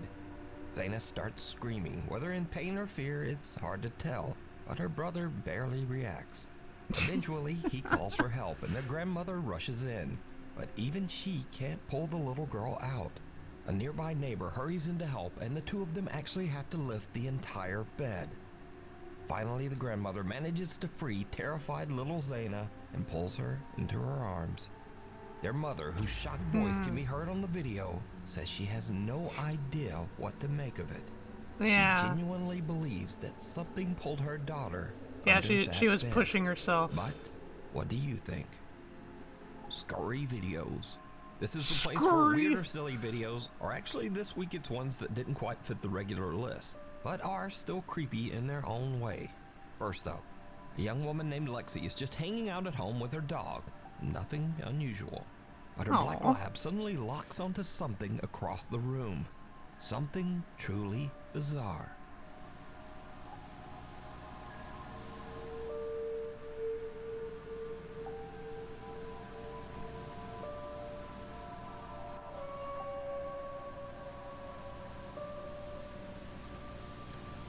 So Tell this video was sent to Santa me what a you couple of hundred want. times in email and on TikTok, and some of the people in the video comments are just straight up freaking right out. But it turns out that this is just a Christmas decoration doing what it do. Yeah. Because it's actually designed to move like that. Yeah. Freaking the out of the family dog is just a bonus. This next video is something that some people seem to think might actually be paranormal. So I'll just put it here and leave that up to you. Kath Noel hears eerie laughter coming from her baby monitor. She goes to check and sees this.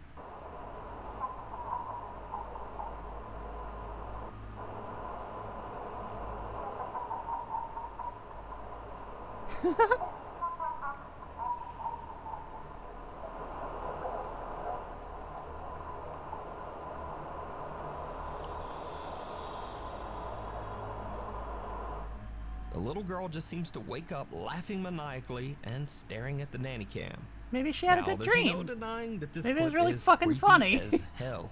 But I'm just gonna write this one off to babies do weird shit. Yeah. Thank you. In the video comments, people mentioned that Kath wondered if they should call a priest. This person says, "I'm a priest, don't call me." Another popular video comment is, "Move immediately, leave the child." And then someone just simply posted this lovely picture of someone throwing a baby. Anyway, that's all for this week. Thanks so much for watching, and hopefully I'll see you back again next week. Okay.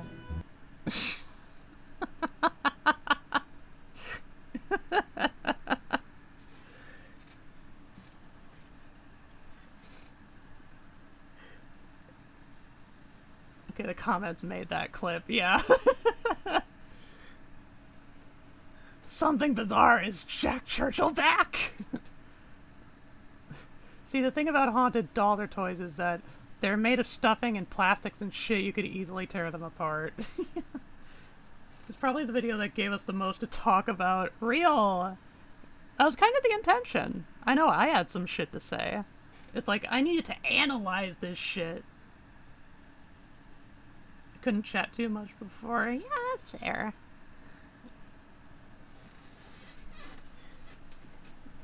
Yeah, it's like, sometimes I just pull up, like, videos from channels like this, and again, it's like, even if I can't immediately tell, like, how person X achieves effect Y, it's like, it's so easy to fucking stage things nowadays. People are fucking creative.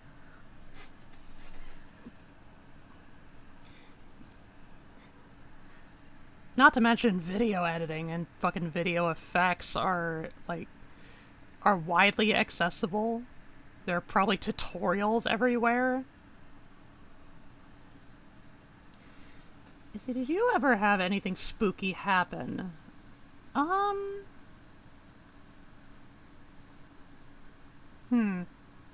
Stage or not, it's very easy for the human mind to trick itself. Yeah. In some circumstances, maybe a bit too easy. Has anything spooky ever happened to me? Also AI, yeah. Yeah, like that alone. I mean, as far as I can tell, all of these videos don't seem to, like, I don't have any immediate reason to suspect they might have, like, AI bullshit going on. So,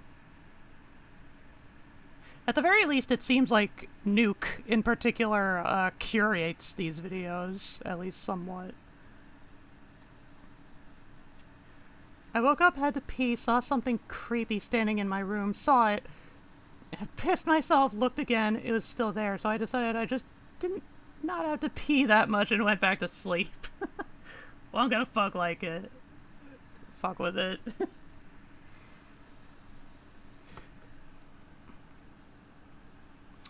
Let's see. I think... I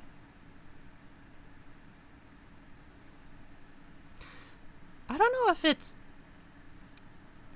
Like, I admit, you know, there were like times in my life where I did wonder, or like my first assumption would have been like paranormal instances occurring. It's like I really wanted to believe because I was young and stupid, but I think the only like kind of genuinely like unsettling moment I've had is I forget how old I was. I think it was still like pre-middle school. So like I want to say like roughly maybe 9 or 10. I was 9 or 10 years old. My mom was coming to tuck me into bed one night, and I just told her I had this really, really bad feeling in my gut, and I couldn't quite place why. And she just told me, you know, just go to sleep, we'll worry about it in the morning, or see if you feel better in the morning. So I did that. I went to sleep, woke up, did all my morning routines, because it was a school day. I got in the truck, the SUV, and as soon as we're like pulling out of our neighborhood, my mom tells me, like, you know, Issy, I think you might actually be a little bit psychic, because she got a message from a friend of hers that night that apparently, like, her newborn baby just stopped breathing that night. And she caught it, you know, and the baby was fine. But it's like, she kind of drew the connection, you know?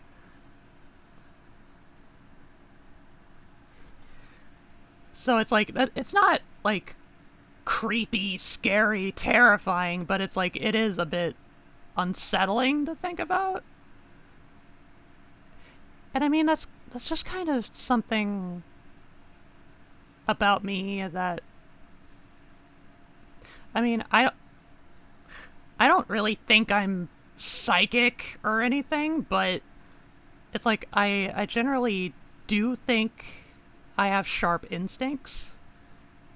Like, you know, I just have a keen sense for kind of reading whatever atmosphere or like situation, or just kind of feeling vibes, you know? It's like I've just always had like really good instincts on that front. What do you mean to say? You're a witch! You do magic, so why wouldn't you be psychic? Well, I made the magic real.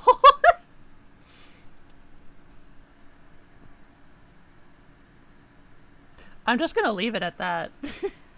I don't have any official lore reasons to better back it up. I think there's such thing as a sixth sense, but also coincidence. Yeah. Yeah.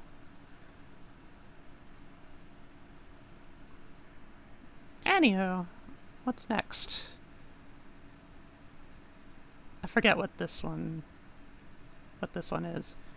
Oh yeah. On a seashore, but the value of these shells will fall due to the laws of supply and demand. No one wants to buy shells because there's loads on the sand. Step one, must create a sense of scarcity. Shells will sell much better if the people think they're rare. You see, bear with me. Take as many shells as you can find and hide them on an island. Stockpile them high until they're rarer than a diamond. Step two, gotta make the people think that they want them, really want them, really fucking want them. Hit up like Bronson, influencers, product placement, featured primetime entertainment. If you haven't got a shell, then you're just a fucking waste man. Free. It's monopoly. Invest inside some property. Start a corporation, make a logo, do it properly. Shells must sell, that will be your new philosophy. Swallow all your morals, they're a poor man's quality. 4. Expand. Clear forest, make land, fresh blood on hands. 5. Why just shells? Why limit yourself? She sells seashells, sell oil as well. 6. Sell stock, sell diamonds, sell rock, sell water to a fish, sell the time to a clock. 7. Press on the gas, take your foot. Oh, that was it? That wasn't the full song! We're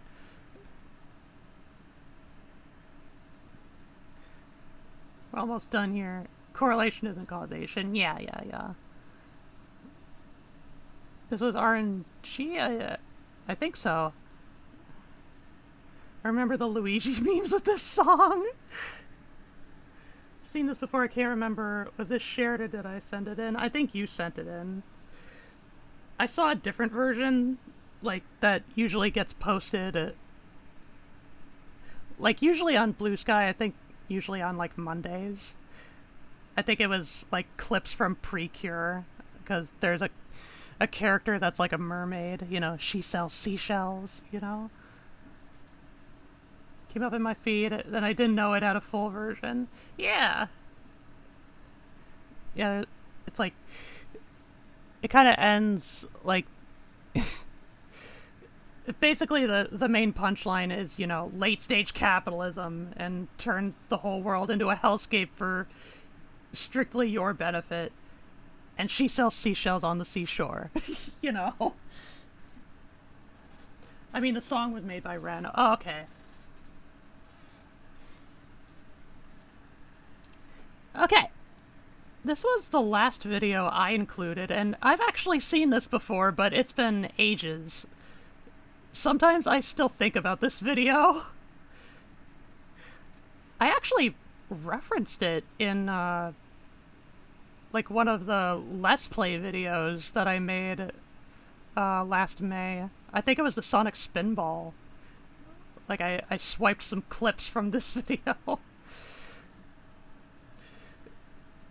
Anyway, like, how old is this? 15 years old. Let's see. Yeah, 2011? I would have been a sophomore in high school. Let's play. Capitalism! That's why you sell seashells on the seashore. Achievement Hunter noises. Gotta be real. Kinda glad Rooster Teeth is gone. It's this and then the other one you put up. I forget what the oh yeah, I remember. It was a Tumblr fucking concoctions. Oh boy. Anyway, this is Kraken playing Metro 2033. This is probably back when, yeah, 2011, so it would have been PS3. I used to like Kraken. Used to watch his videos a lot. I thought it was a funny guy.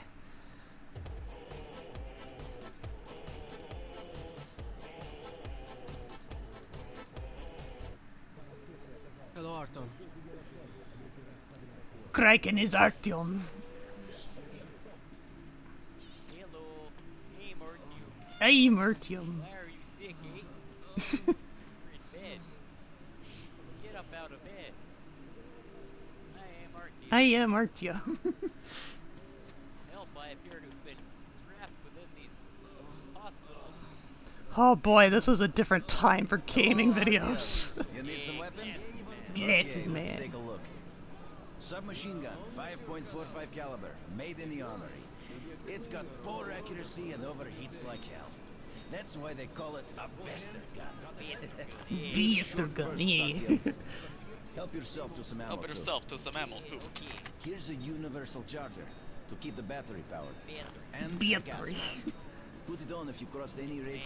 Army issue first aid kits, just in case. Okay, you're supplied, my friend. That looked like a package of, like, what you would see, like, Duracell batteries. Try not to stick out your head too much, okay? I will.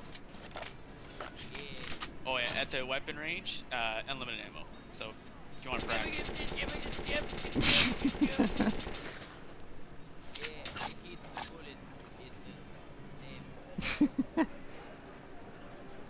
All right, boys. Let's train to our friend Artyom, who goes right through monsters and anomalies alike. To Artyom. To you. To me. Yeah. Hell, if not for you, Artyom, we'd have been shredded like cabbage. We deserve a medal. Or at least some extra ammo. Here, take them. Cabbage medal. Artyom, to you. Yeah. Metro was very early SCP inspiration, wasn't it? No, SCP came first. Okay, we've got to check that. Нет. To Artyom. To you, Artyom.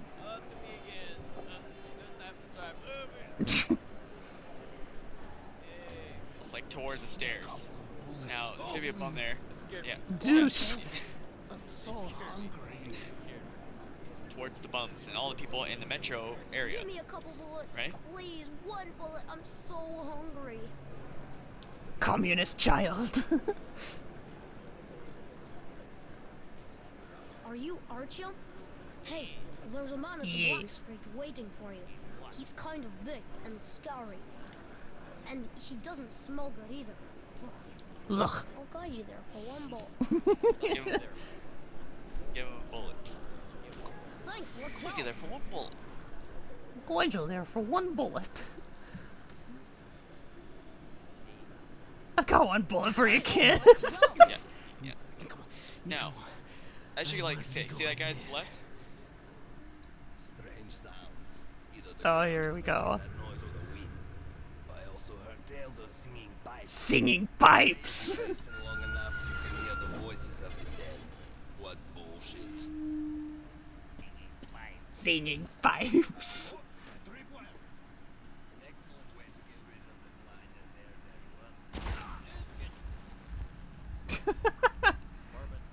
Bourbon.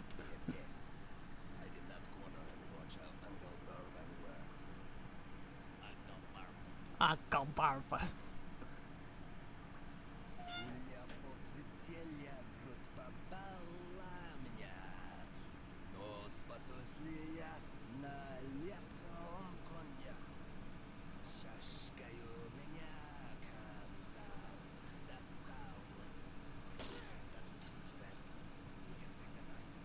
Why you do this?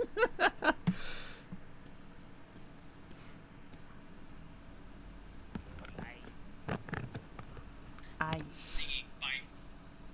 Singing pipes. Oh, it's ingrained into my brain.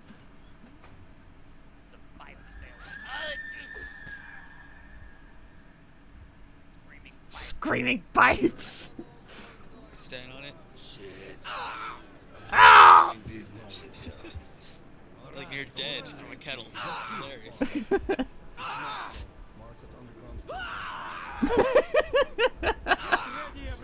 I am concerned. Rip.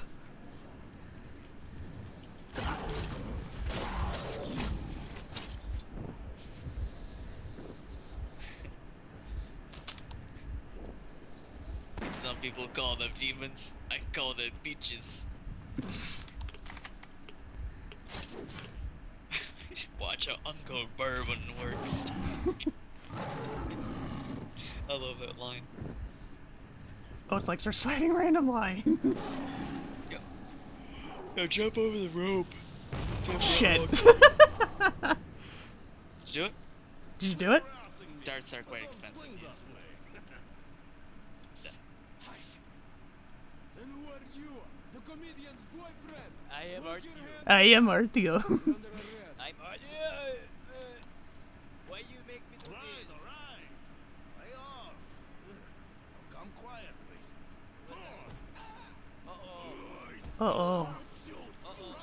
What is this? I'm gonna kill her.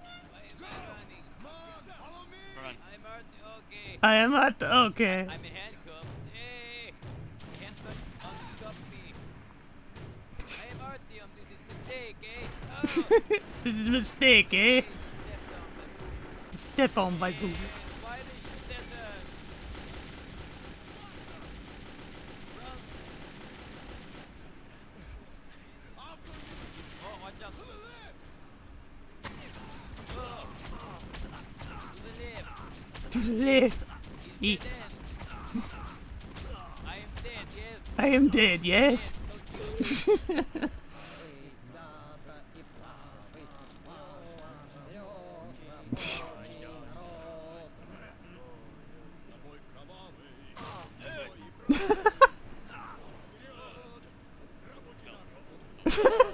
Wait for Artio.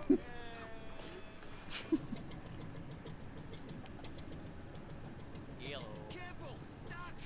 Ah. Did they have to build all that junk?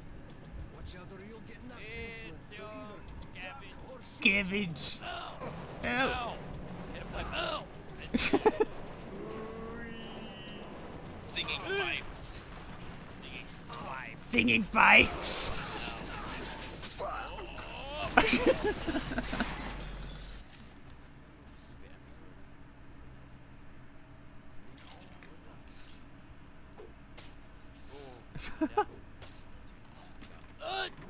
Ooh.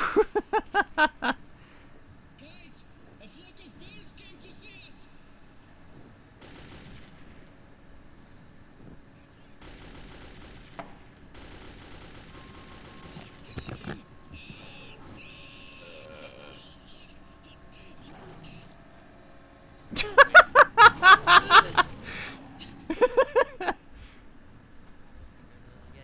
A little Yeti.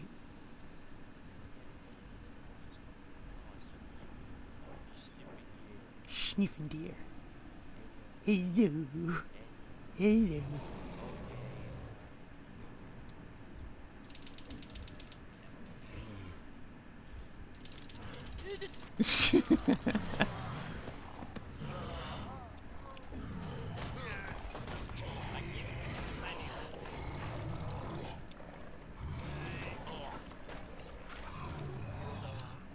Some people call these demons.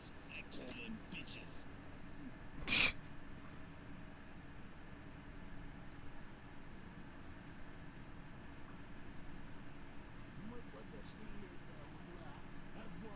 A guapstor. What the fuck? A guapstor. Oh, that's it. Just a little taste of my kind of entertainment back in the day. Type of stuff that could only exist around that time. Uh-huh. You did nothing wrong. You definitely didn't insert war crimes committed 5 minutes ago here. Purple lipstick! Get baited by the masturbator. This is the final video of this evening. By Strange Aeons, a relatively big YouTuber whose main thing is like going over really fucking quirky like internet obscurities, mostly off of Tumblr. In this case, tasting the evil concoctions of Tumblr legend. Hello and welcome to another Strange. As I tend to do on this channel, I will be following up the heavily researched hours-long video with a very stupid video. Welcome to my stupid video. Are you ready to get stupid? In another of my recent stupid videos, I came across a post, stupid! Tumblr fake story about someone saying that they knew someone who would make their instant coffee with Monster Energy instead of water. And I said, that sounds so bad and kind of like something my girlfriend would have done in university. So I should try it. Feed it to her. I also, of course, thought back to Tumblr's beautiful vanilla extract cake baby. Oh, yeah. And there's a couple other posts in that vein that automatically come to my mind. Battery acid spaghetti, the flavor. I knew this was like a whole genre of posts. Like people coming up with bad recipes or just like weird, creepy liquids. And then other Tumblr users peer reviewing them and asserting that they are, in fact, the worst. So I consulted Tumblr, asked for more of these types of posts, and I've compiled a list of, I know that person. They're called Craig. I'm going to ingest. Good old Craig from Shorts. Things I'm going to ingest. Stay tuned to see what I ingest. But first, a word from this video's sponsor, Ritual. I've been taking their Essential for Women 18+ multivitamin, a clinically backed vegan. Some honorable mentions. A lot of people told me NyQuil chicken or some other variant Pepto on chicken medication. I'm not going to do that, one, because it didn't originate on Tumblr. Two, because it is not safe. I did come across a... Oh my god! It briefly intrigued me until I discovered that this was from a satirical photo shoot. Oh, thank God. NyQuil and Dayquil to create Quill. Intriguing concept, but maybe a little simple. Crab boiled for 2 hours in Pepsi Max, served on a baguette. That one was Reddit. The King's Hand. The King's Hand. Oh, that one's a Twitter creation. There was a recipe for infinite chocolate back in the... No. Oh, yeah. Pussy alcoholic beverage. They're going to drink this after me when I die. The horse pussy. 2 parts apple martini flavored Crystal Light, 1 part methadone. Didn't someone make wine out of Peeps or something like that? Peeps alcohol? Peeps wine is a real Tumblr post, and it is intriguing. I also know that winemaking is more complicated than you would think from just reading that post. And I don't feel like sitting and waiting for something to ferment. So, back during the 4Tumblr thing in 2014 where a 4chan person tricked someone into making mustard gas. Oh, yeah, I remember that. Some pretty evil Fuck. recipe.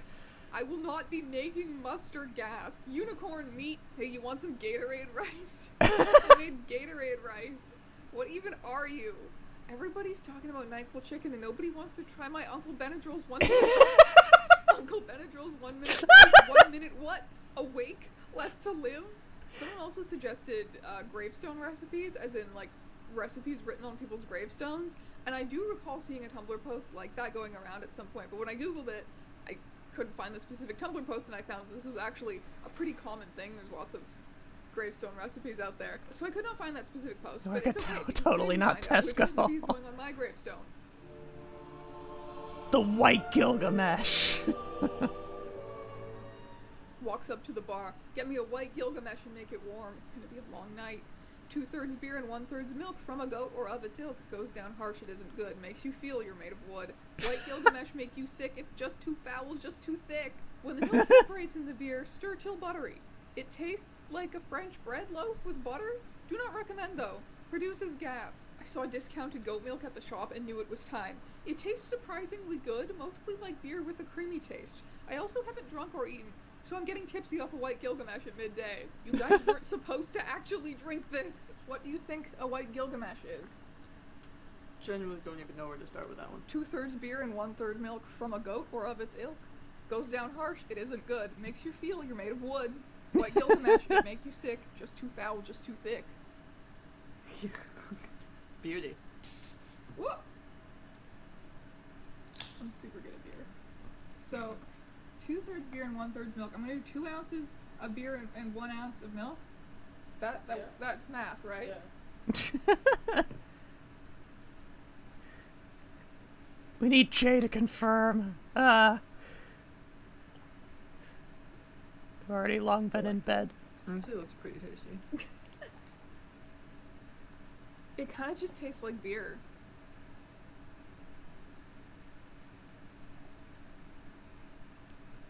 It's tasty. It's not I like bad. it. I like it a lot. It's not bad. I would drink this willingly. That's fucked up that that's not bad. It's tasty. Just gonna finish it. Although the recipe didn't Interesting. specify to make it hot. To make it Oh. I was like, we must have fucked something up. That can't be it. That can't be the white Gilgamesh. No, it's gotta be hot. Okay, we're gonna fix this. 9 grams of protein. 11 grams of sugar.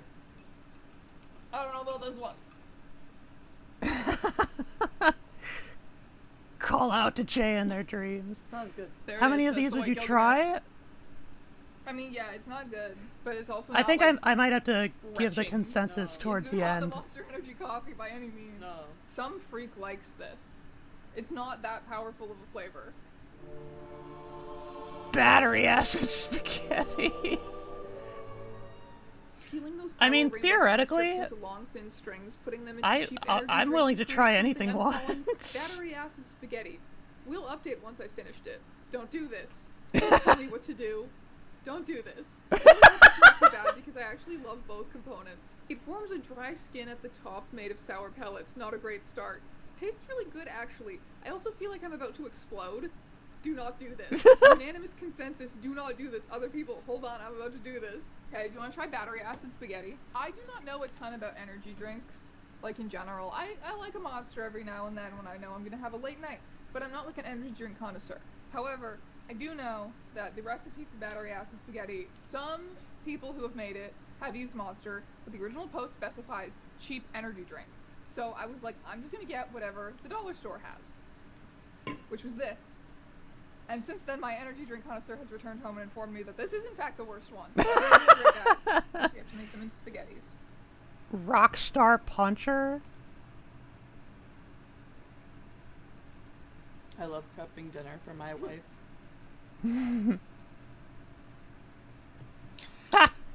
Gay.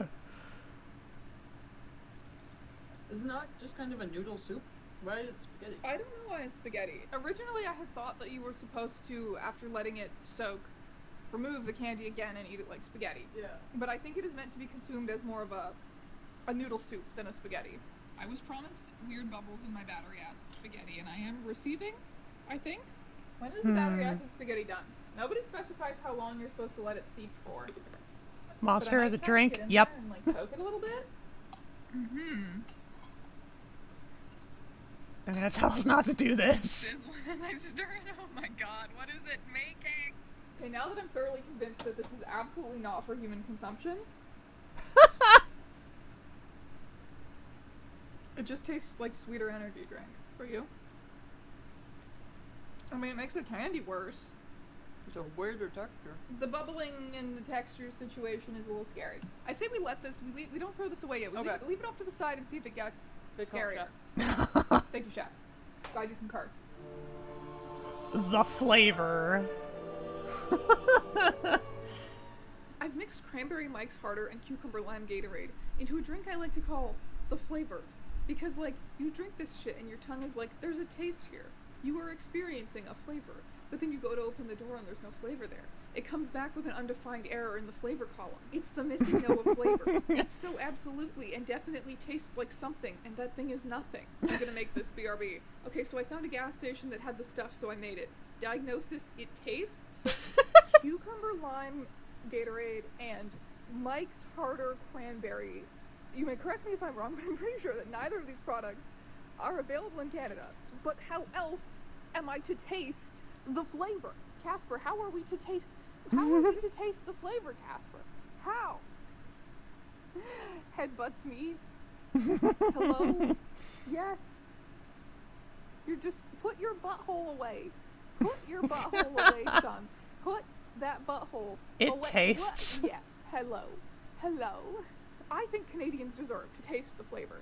So I'm going to try and attempt, I think, to do Mike's Hard Black Cherry, and maybe just like I think there's like a lemon lime Gatorade. I'm going to use those, and hopefully that creates a flavor, the description of which I think matches the flavor described. I think we deserve to be able to try the flavor, and someone should work. The word described is doing a bit of heavy lifting here. The flavor cannot be accessed from Canada. What? The flavor. What are you talking about? The flavor. I was gonna get black cherry, and yesterday it said black cherry was in stock at the Dufferin Mall LCBO, but they didn't have it today. So, I found two flavors, which both sounded equally repulsive, and so I bought both. We have Mike's Hard Orange and Cream, Ew. Mike's Hard Blue Freeze, and Lemon Lime Gatorade. The reason why it's called the flavor is because it's supposed to be like the most nonsense flavor you've ever tasted. Okay. Like it's incomparable to anything. It just like tastes like TV static. You gotta take off the. Did you say pee? I mean, it's certainly a color. It's not the same color. It's sweet and it's like candy or freezy adjacent. But if you were to ask me what is the fruit, I would not be certain. But also, what is blue freeze? I think it just tastes like blue freeze. I don't think it's the flavor, so I'm disappointed. Tastes like highlighter. Smells like orange candy. I swear to God, if I get tipsy. Not the flavor. It's not the flavor. It's clearly orange. Yeah. We failed to create the Canadian flavor. Well, our battery acid spaghetti is looking increasingly bad, so that's good. Instant spoiled milk? Oh no! Hey, I wonder what happens if I put powdered milk into carbonated water. My cereal is loud, and it is demanding to know why I would sin against God so thoughtlessly. How does it taste? Bad. The fizz comes from carbonic acid in the water splitting up into CO2 and H2O over time. And carbonic acid is, unfortunately, it's not applicable. Sour. I think people on Tumblr just don't know flavor. Emulation of spoiled milk, so I'll believe in a heartbeat that the taste is not great. I've mastered the potion, instant spoiled milk, therefore earning the rank of shittiest alchemist. This one is called instant spoiled milk. Oh no. And it's powdered milk and carbonated water. Oh. Freak. Let's make extra. Okay. Freak. I might try my cereal later. That's what the person who wrote the post did. These are my people. I finally found. She finally found the Tumblr niche that appeals to her, and it's people who make freak liquids.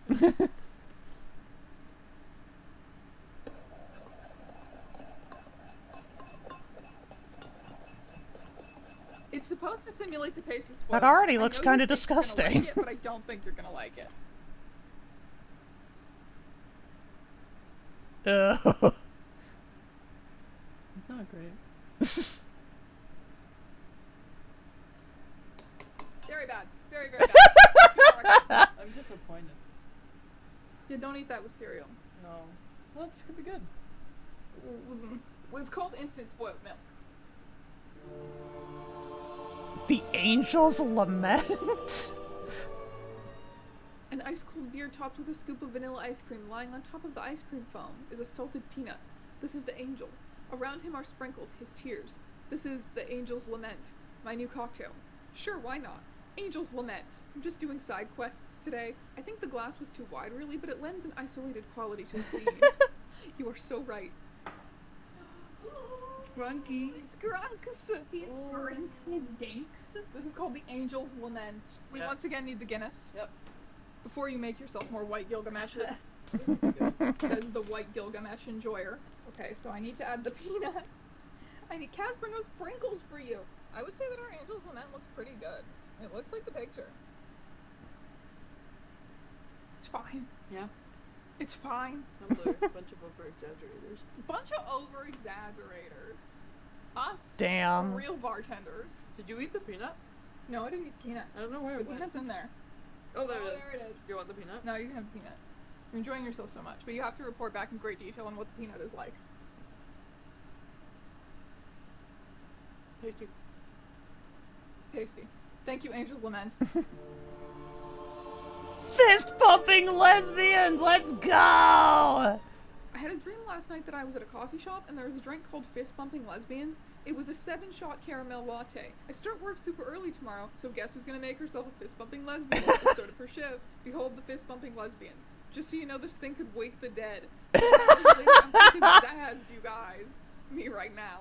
This is not usually what is meant by follow your dreams. It's free delivery with Uber Eats, and my second-year physics roommate / cousin ordered a fist-bumping lesbians to help him study for midterms. I'll update y'all when he gets cardiac arrest. Good luck to him.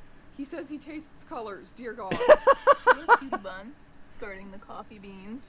7 shots of espresso. Okay. So I know, because I drank the used in the original Vaporeon Fist Bumping carbonated Lesbians was, cheese like, drink. steamed. No! It was like a Starbucks caramel syrup kind of thing, but You know what? We're gonna be fancy because why am I gonna buy? I'm not gonna buy a whole thing of Yeah, caramel the syrup that I'm the never Angel's gonna use Lament again. is just So, an ice cream float. I made some caramel. I don't even think this is big enough to contain the Beer fist pumpkin float. lesbians. No. We need to add milk now. Oh, really? Yeah, because it's a latte. I love a good latte. Oh my god, that is coffee. It's good. Yeah, it's good. Like, it's coffee. She will drink an iced Americano with nothing added to it, which I think is repulsive. That's where I draw the line. Coffee enjoyment-wise. I think this is good. It's very espresso forward, but the milk and the caramel balance it out nicely. Hello. Hello. Hello, I know Mommy's doing weird stuff again. What do you think about the White Gilgamesh? Oh no, no, don't let the cat This is why drink you're it. the best person to have made this video with. Anyone else would be like, ew, White Gilgamesh? That sounds disgusting. And you're still fucking drinking. I didn't do this. She made another one. I wasn't being fake. Stay tuned this time on Strange for if her stomach hurts later. Potion of extended bad taste. I try not to judge people on their drink orders, but a guy just paid €6.85 for the most disgusting beverage I have ever been forced to make. Felt like I'd been complicit in a crime. What was it? Matcha powder mixed with decaf coffee, vanilla paste, black pepper, turmeric, and sugar syrup. It was a revolting shade of puke green and smelled like a What pole. the fuck? I sent it to my significant other and they insisted on making it. How was it? I refused to touch it with a 10-foot pole because I was scared. But significant other said it was horrendous. So many layers of awful. And the worst part is you can't get the flavor out of your mouth. Oh, yeah, that no. checks out. Unfortunately, I have to inform you that this guy is now a regular and forces me to recreate this beverage for him at least once a week. He calls it the concoction. Potion of extended bad taste. I mixed up the turmeric and the black pepper and the vanilla in here, and then that was poured into the espresso shot. How much sugar syrup to put in? I don't know, maybe like half an ounce? Depends how sweet you want it.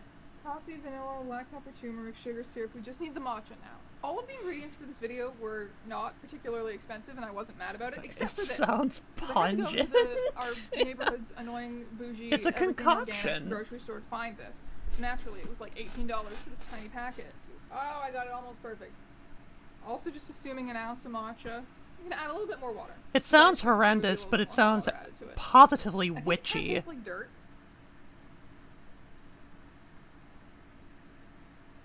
I mean, it's like not good, but it's not bad. It's not like puke worthy.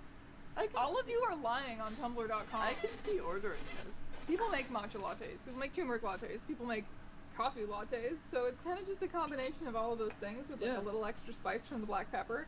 I like it. That's good. It tastes like dirt. I wouldn't say it tastes like dirt. I think it tastes like dirt. It tastes like earth. It tastes like the feeling of like just squishing mud between your hands. And I'm honestly not that mad at it. It's kind of weird, but it's in the category of some freak likes this. It tastes like a drink, not like an abomination eldritch horror. No.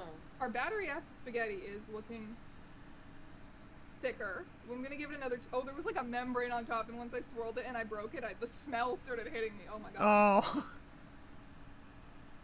No. Can I try? No, you don't want that. Ooh. Okay, I finally get it. Oh I no. finally get it. Oh no.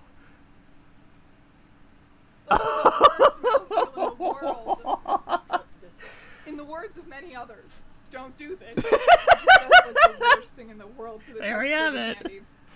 The texture of the candy is the part of this that is not what you want at all.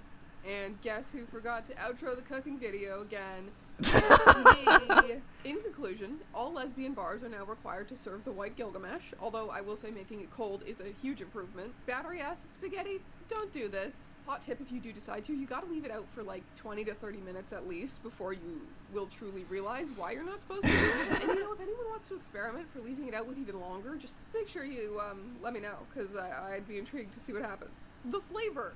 Yeah, I didn't get to taste the flavor. Upset. Instant spoiled milk? Yeah, it wasn't good. Angel's Lament, also known as the dessert white Gilgamesh. Fist-bumping lesbians taste pretty good, but it's way too much coffee for one human being to consume. Kristen and I did drink it. We did finish it, but it took 2 of us and like 2 days to get through it. Potion of extended bad taste. It doesn't taste that crazy. It's just kind of dirty and probably a waste of all of the ingredients in it because all of these things taste better separately. I don't think you need to put them together. Thank you, friends, for enjoying these beverages with me, and I will see you in another video very soon. Yay! Don't do this! This is for the wicked. No one mourns the wicked.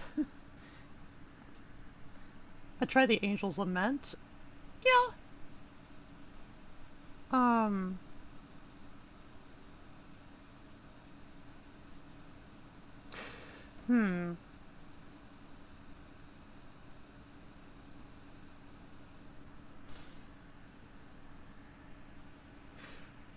I think, I would try the White Gilgamesh.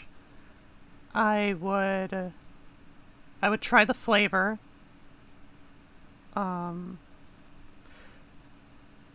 I don't think I want to try battery acid spaghetti. I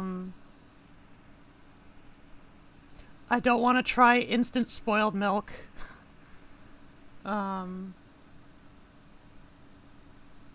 You try the battery acid spaghetti? Just for the experience. Best of luck to ya. White Gilgamesh, is that like the new epic show on Netflix?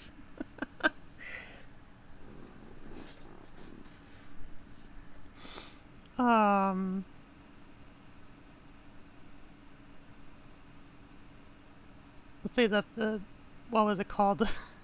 The potion of extended bad taste.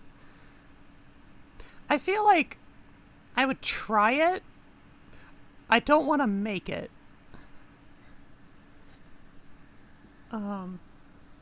Instant spoiled milk, I'm good, I already know. Oh no! Curious about that too, yeah, but it's such a waste. And Kidu, played by Ryan Reynolds. Fist-bumping lesbians, obviously yeah. I love lesbians and I love coffee, so...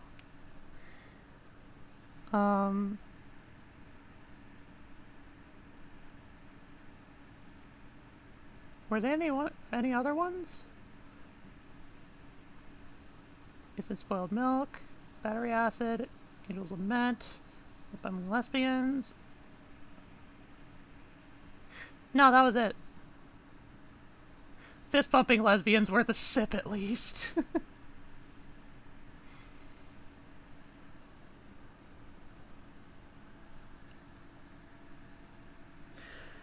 Yeah.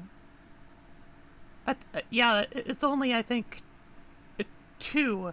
There's only 2 that I don't think I'd really be willing to try. Fist bumping lesbians is what you train before the lesbian fisting orgy. We gotta get that energy from somewhere. Need the stamina.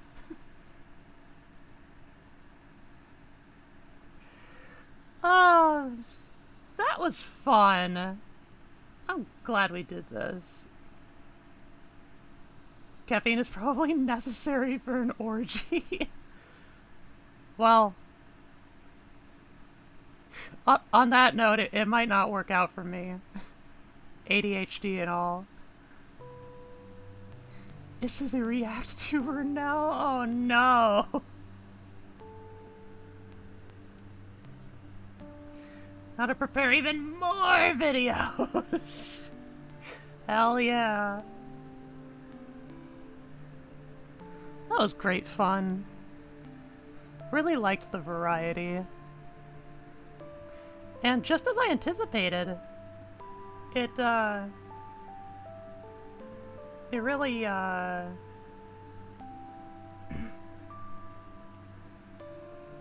like just as I anticipated, we needed the extra time.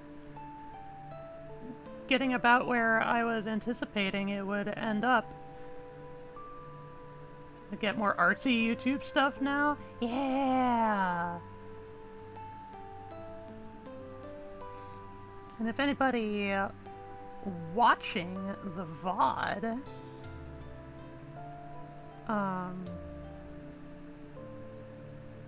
you know, feel free to comment any recommendations.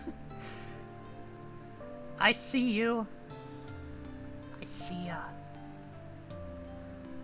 Also, stream stuck like a rock. I'm so happy. You know, I was partly wondering if there might be a little bit of wiggly washing for the connection. It's like, I always wonder if it's always just gonna be a bit of a juggle, streaming and like doing internet stuff at the same time, but so far it seems like we've been holding out pretty okay. Really has been good lately, hasn't it? It sure has. It's been a notable improvement ever since I tweaked the little Wi-Fi catching antennae. There's only one little drop in frames. Yeah, it says I've dropped like 1,500 frames, but it's like, eh. All I needed was a tweak.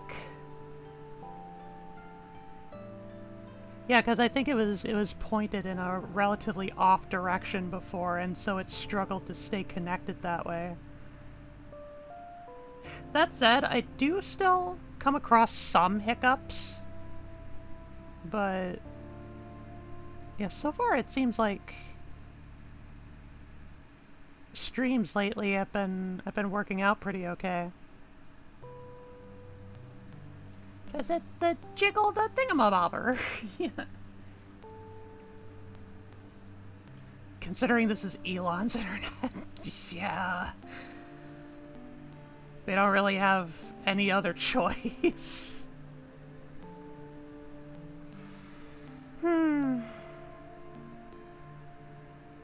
But this was great. I know, tomorrow I'm planning to have a date night with the spouses, with whatever we decide to get up to.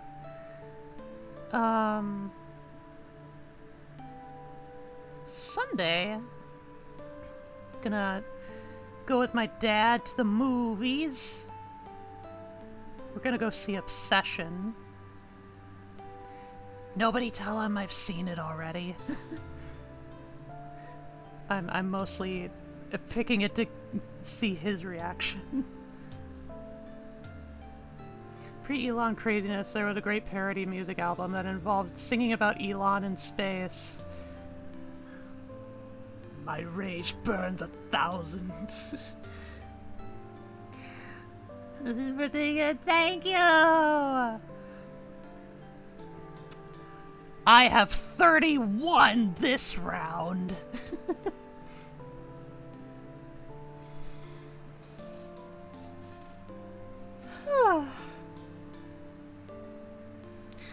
As for next Monday, I'm kind of having some ideas. I love you. Aw, thank you. I love my lily pals. 31, that's crazy. It was just like a year ago you were 30. Yeah.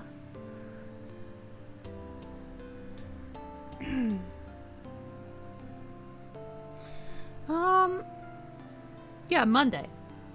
Monday is plural. I'm having some ideas. I think I've been pondering somewhat of like what I could do for like consistent Monday streams like I've been doing for Custom Robo. 31, but when will 30 lose? New series, yeah. Something like that. I know. Part of me was thinking, instead of necessarily doing one series, I could pick a couple of games, and I would alternate between the two. Like, between each week. Maybe.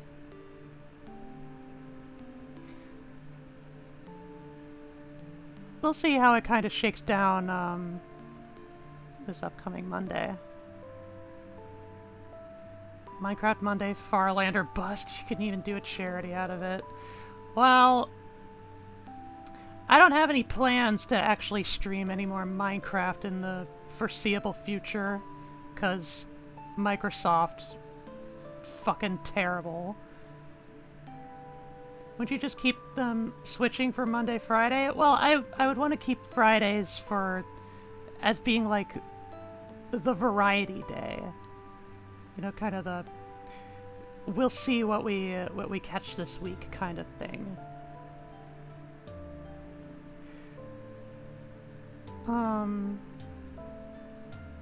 You know, because I always like having at least one day I can consistently regard as a wild card. Or Wednesday too, or Thursday. Which, speaking of, I actually realized just recently I'm gonna have this house all to myself basically until the 13th. So woohoo! It means I won't have to... It means I won't be going to the library next Wednesday. So that's a potential stream night. Home Alone the stream. The VR experience.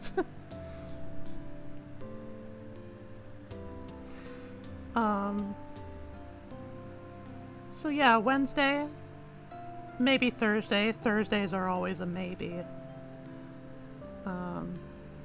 And then Friday, wild card. 2 burglars will break in and Issy will set booby traps. I make them all frog themed just for the bit.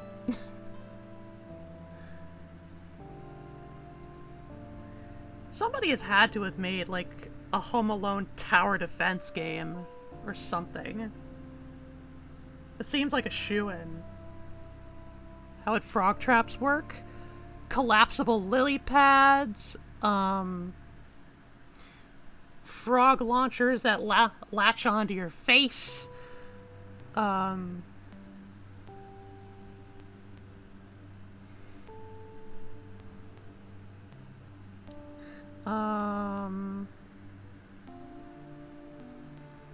poison frogs? Yeah, poison dart frogs.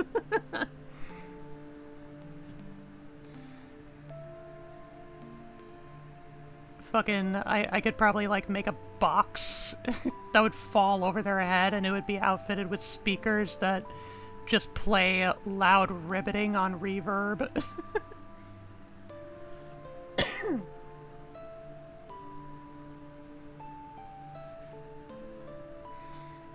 Well, anyhow, whether I do the alternating plan or if I stick to only one thing, I know next Monday stream I do have an idea. I do have a plan for what I shall stream, but it's going to be a surprise. I'm gonna keep it a secret. bubblegumgames.itch.io, Frog Tower Defense from Google. Maybe they're frog-phobic. Is it from the list, the games list you had? Kinda?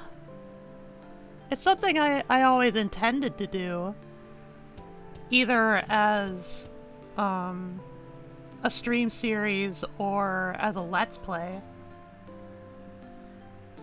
I think it would probably be easier to do a stream series.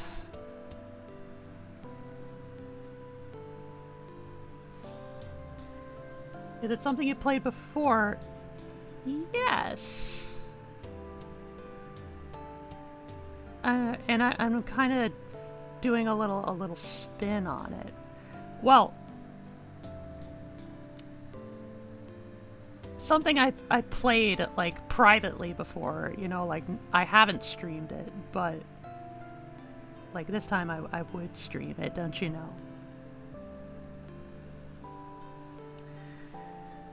But I hope y'all will be able to brace your britches for the time that rolls in and around. Nonchalantly eats your wall's interior?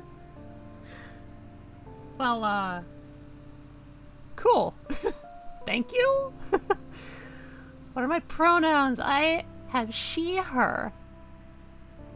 I'm a Hershey Froggy.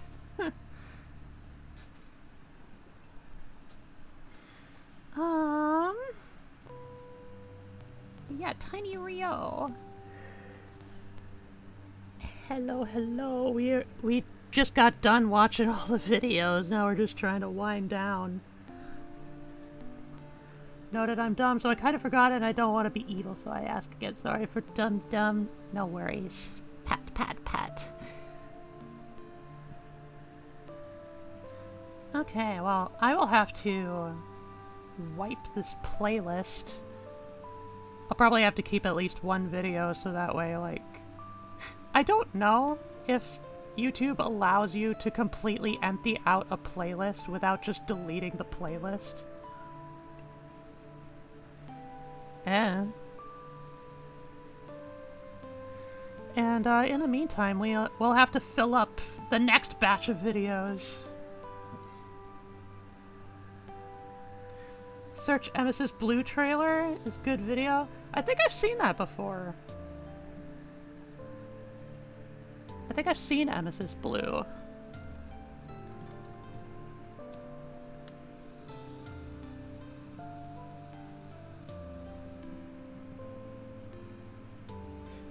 Yes, I have. Yes, I have. YouTube has kept good track. It's a good little show. Oh, we will fill it up. Emis's Blue is my recommendation. I do have a rule for video recommendations that they have to be within a half hour in length. So, if I ever do watch it on stream, it would probably just be like a whole stream dedicated to it, and I'm not sure I have the interest in that. Also, I'm kind of behind my lag on my PC. Hold on. No worries. You can watch the VOD back too. And I will also include all the links to the videos in the description of the VOD.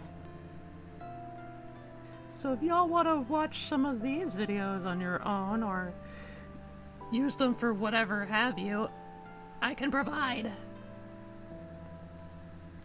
Also, we got movie nights on Discord. That's true too. We don't really have a consistent schedule. They just kind of happen whenever I will it. Honestly, I might hold like a watch along, not this weekend, but maybe the weekend after. Maybe the weekend after. Because there's another little show that I've been mentioning lately, and I feel like I want to share with folks. Can we watch Obsession with you? Unfortunately, I don't think I can manage. I don't think I can manage to remain inconspicuous within the theater.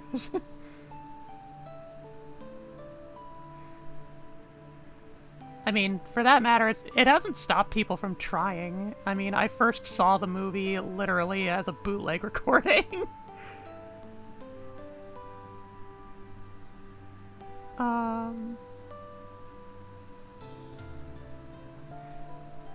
But yeah, I was having thoughts. Shout out to piracy! Yahoo! We need it now more than ever. We sure fucking do. Oh, I'm dropping frames again. In short, I've been kind of pondering doing like a watch party for like maybe the first arc or two of this web show that I really enjoy called Thrilling Intent. It's like one of my favorite like tabletop shows I've ever seen. It's really fucking good and funny. It's fucking great. It's unlike any series I've encountered so far. Definitely has kind of a unique identity to itself. What's it like? So a lot of the actual like gameplay mechanics are kind of like kept behind the curtains in favor of like the narration and the character interactions.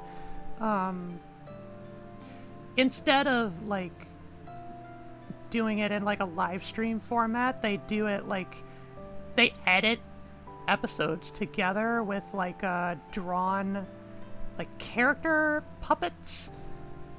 I know the very, very first few episodes of the series are like very satirical in tone. They're also so old. Like this show is still going and it's fucking over 10 years now. It's kind of hard to describe it in a way that succinctly differentiates itself from any other tabletop show.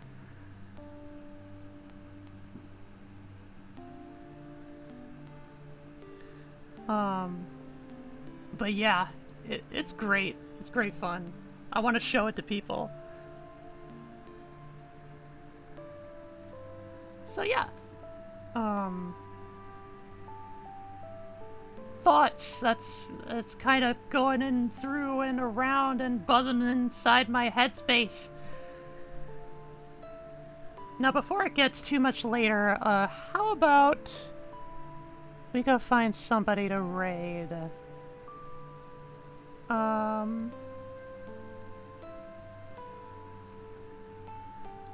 I kind of want to do almost like a unique...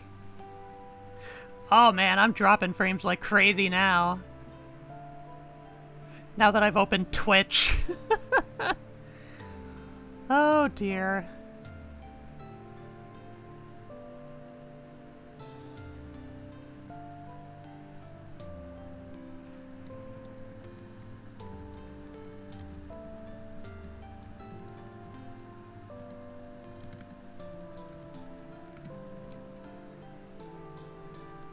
Yep. Oh well. It do be doing. Maybe I should actually close close the YouTube tab.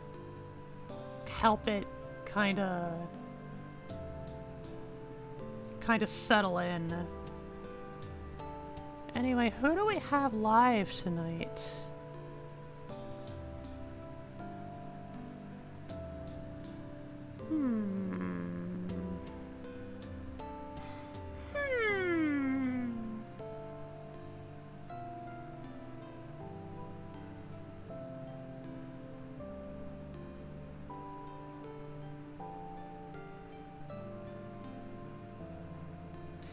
Whole lot of people playing the latest chapter of Deltarune. I can't raid them.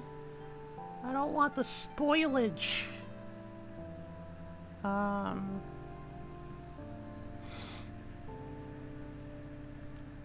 see Lay Shroom.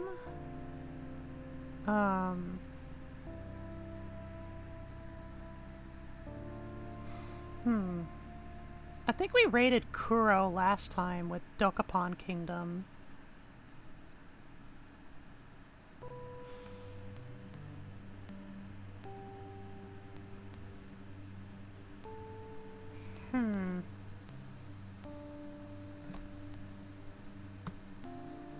Well, what were we saying?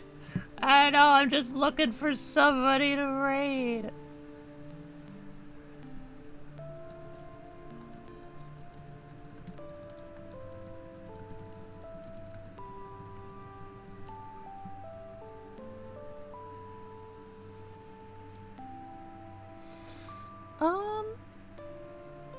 Okay, well, here's another person who seems to be just watching some videos with their friends, and that's Pankraru. Pank.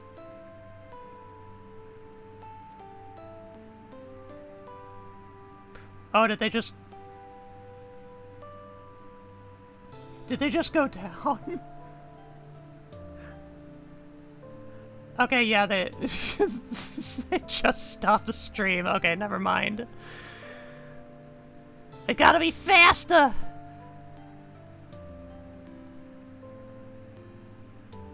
Man, I have no idea.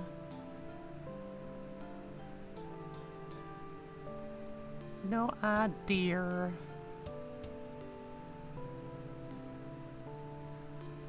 Okay,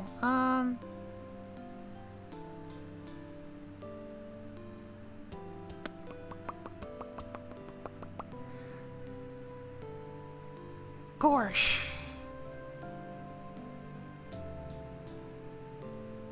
Oh, hey.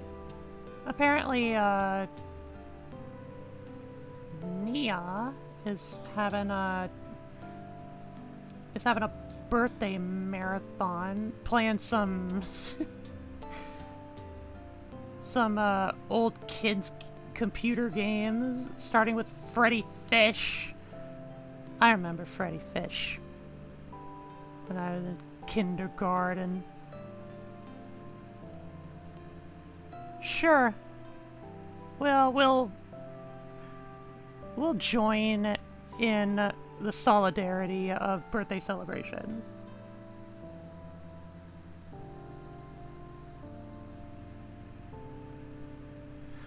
Okay, cool. Twitch is cooperating with me. How about I just send y'all over... Oh yeah, raid messages. Da-da-da.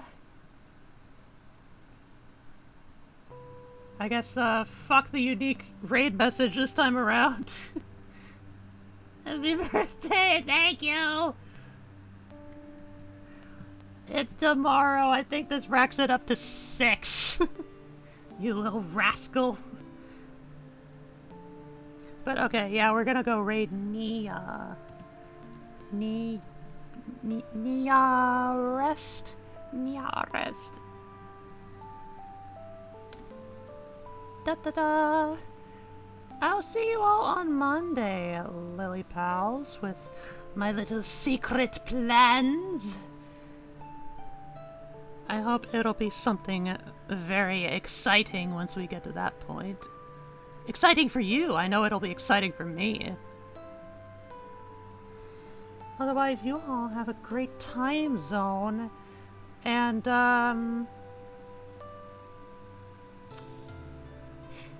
the USA can, eat my fucking ass. Fuck the 4th of July, it means nothing to me. I have no national loyalty. No patriotism. Fucking anarchy, baby! But yeah, I will see you all next time. Whenever that'll be, it'll probably be Monday. Oh, yeah, swimmy!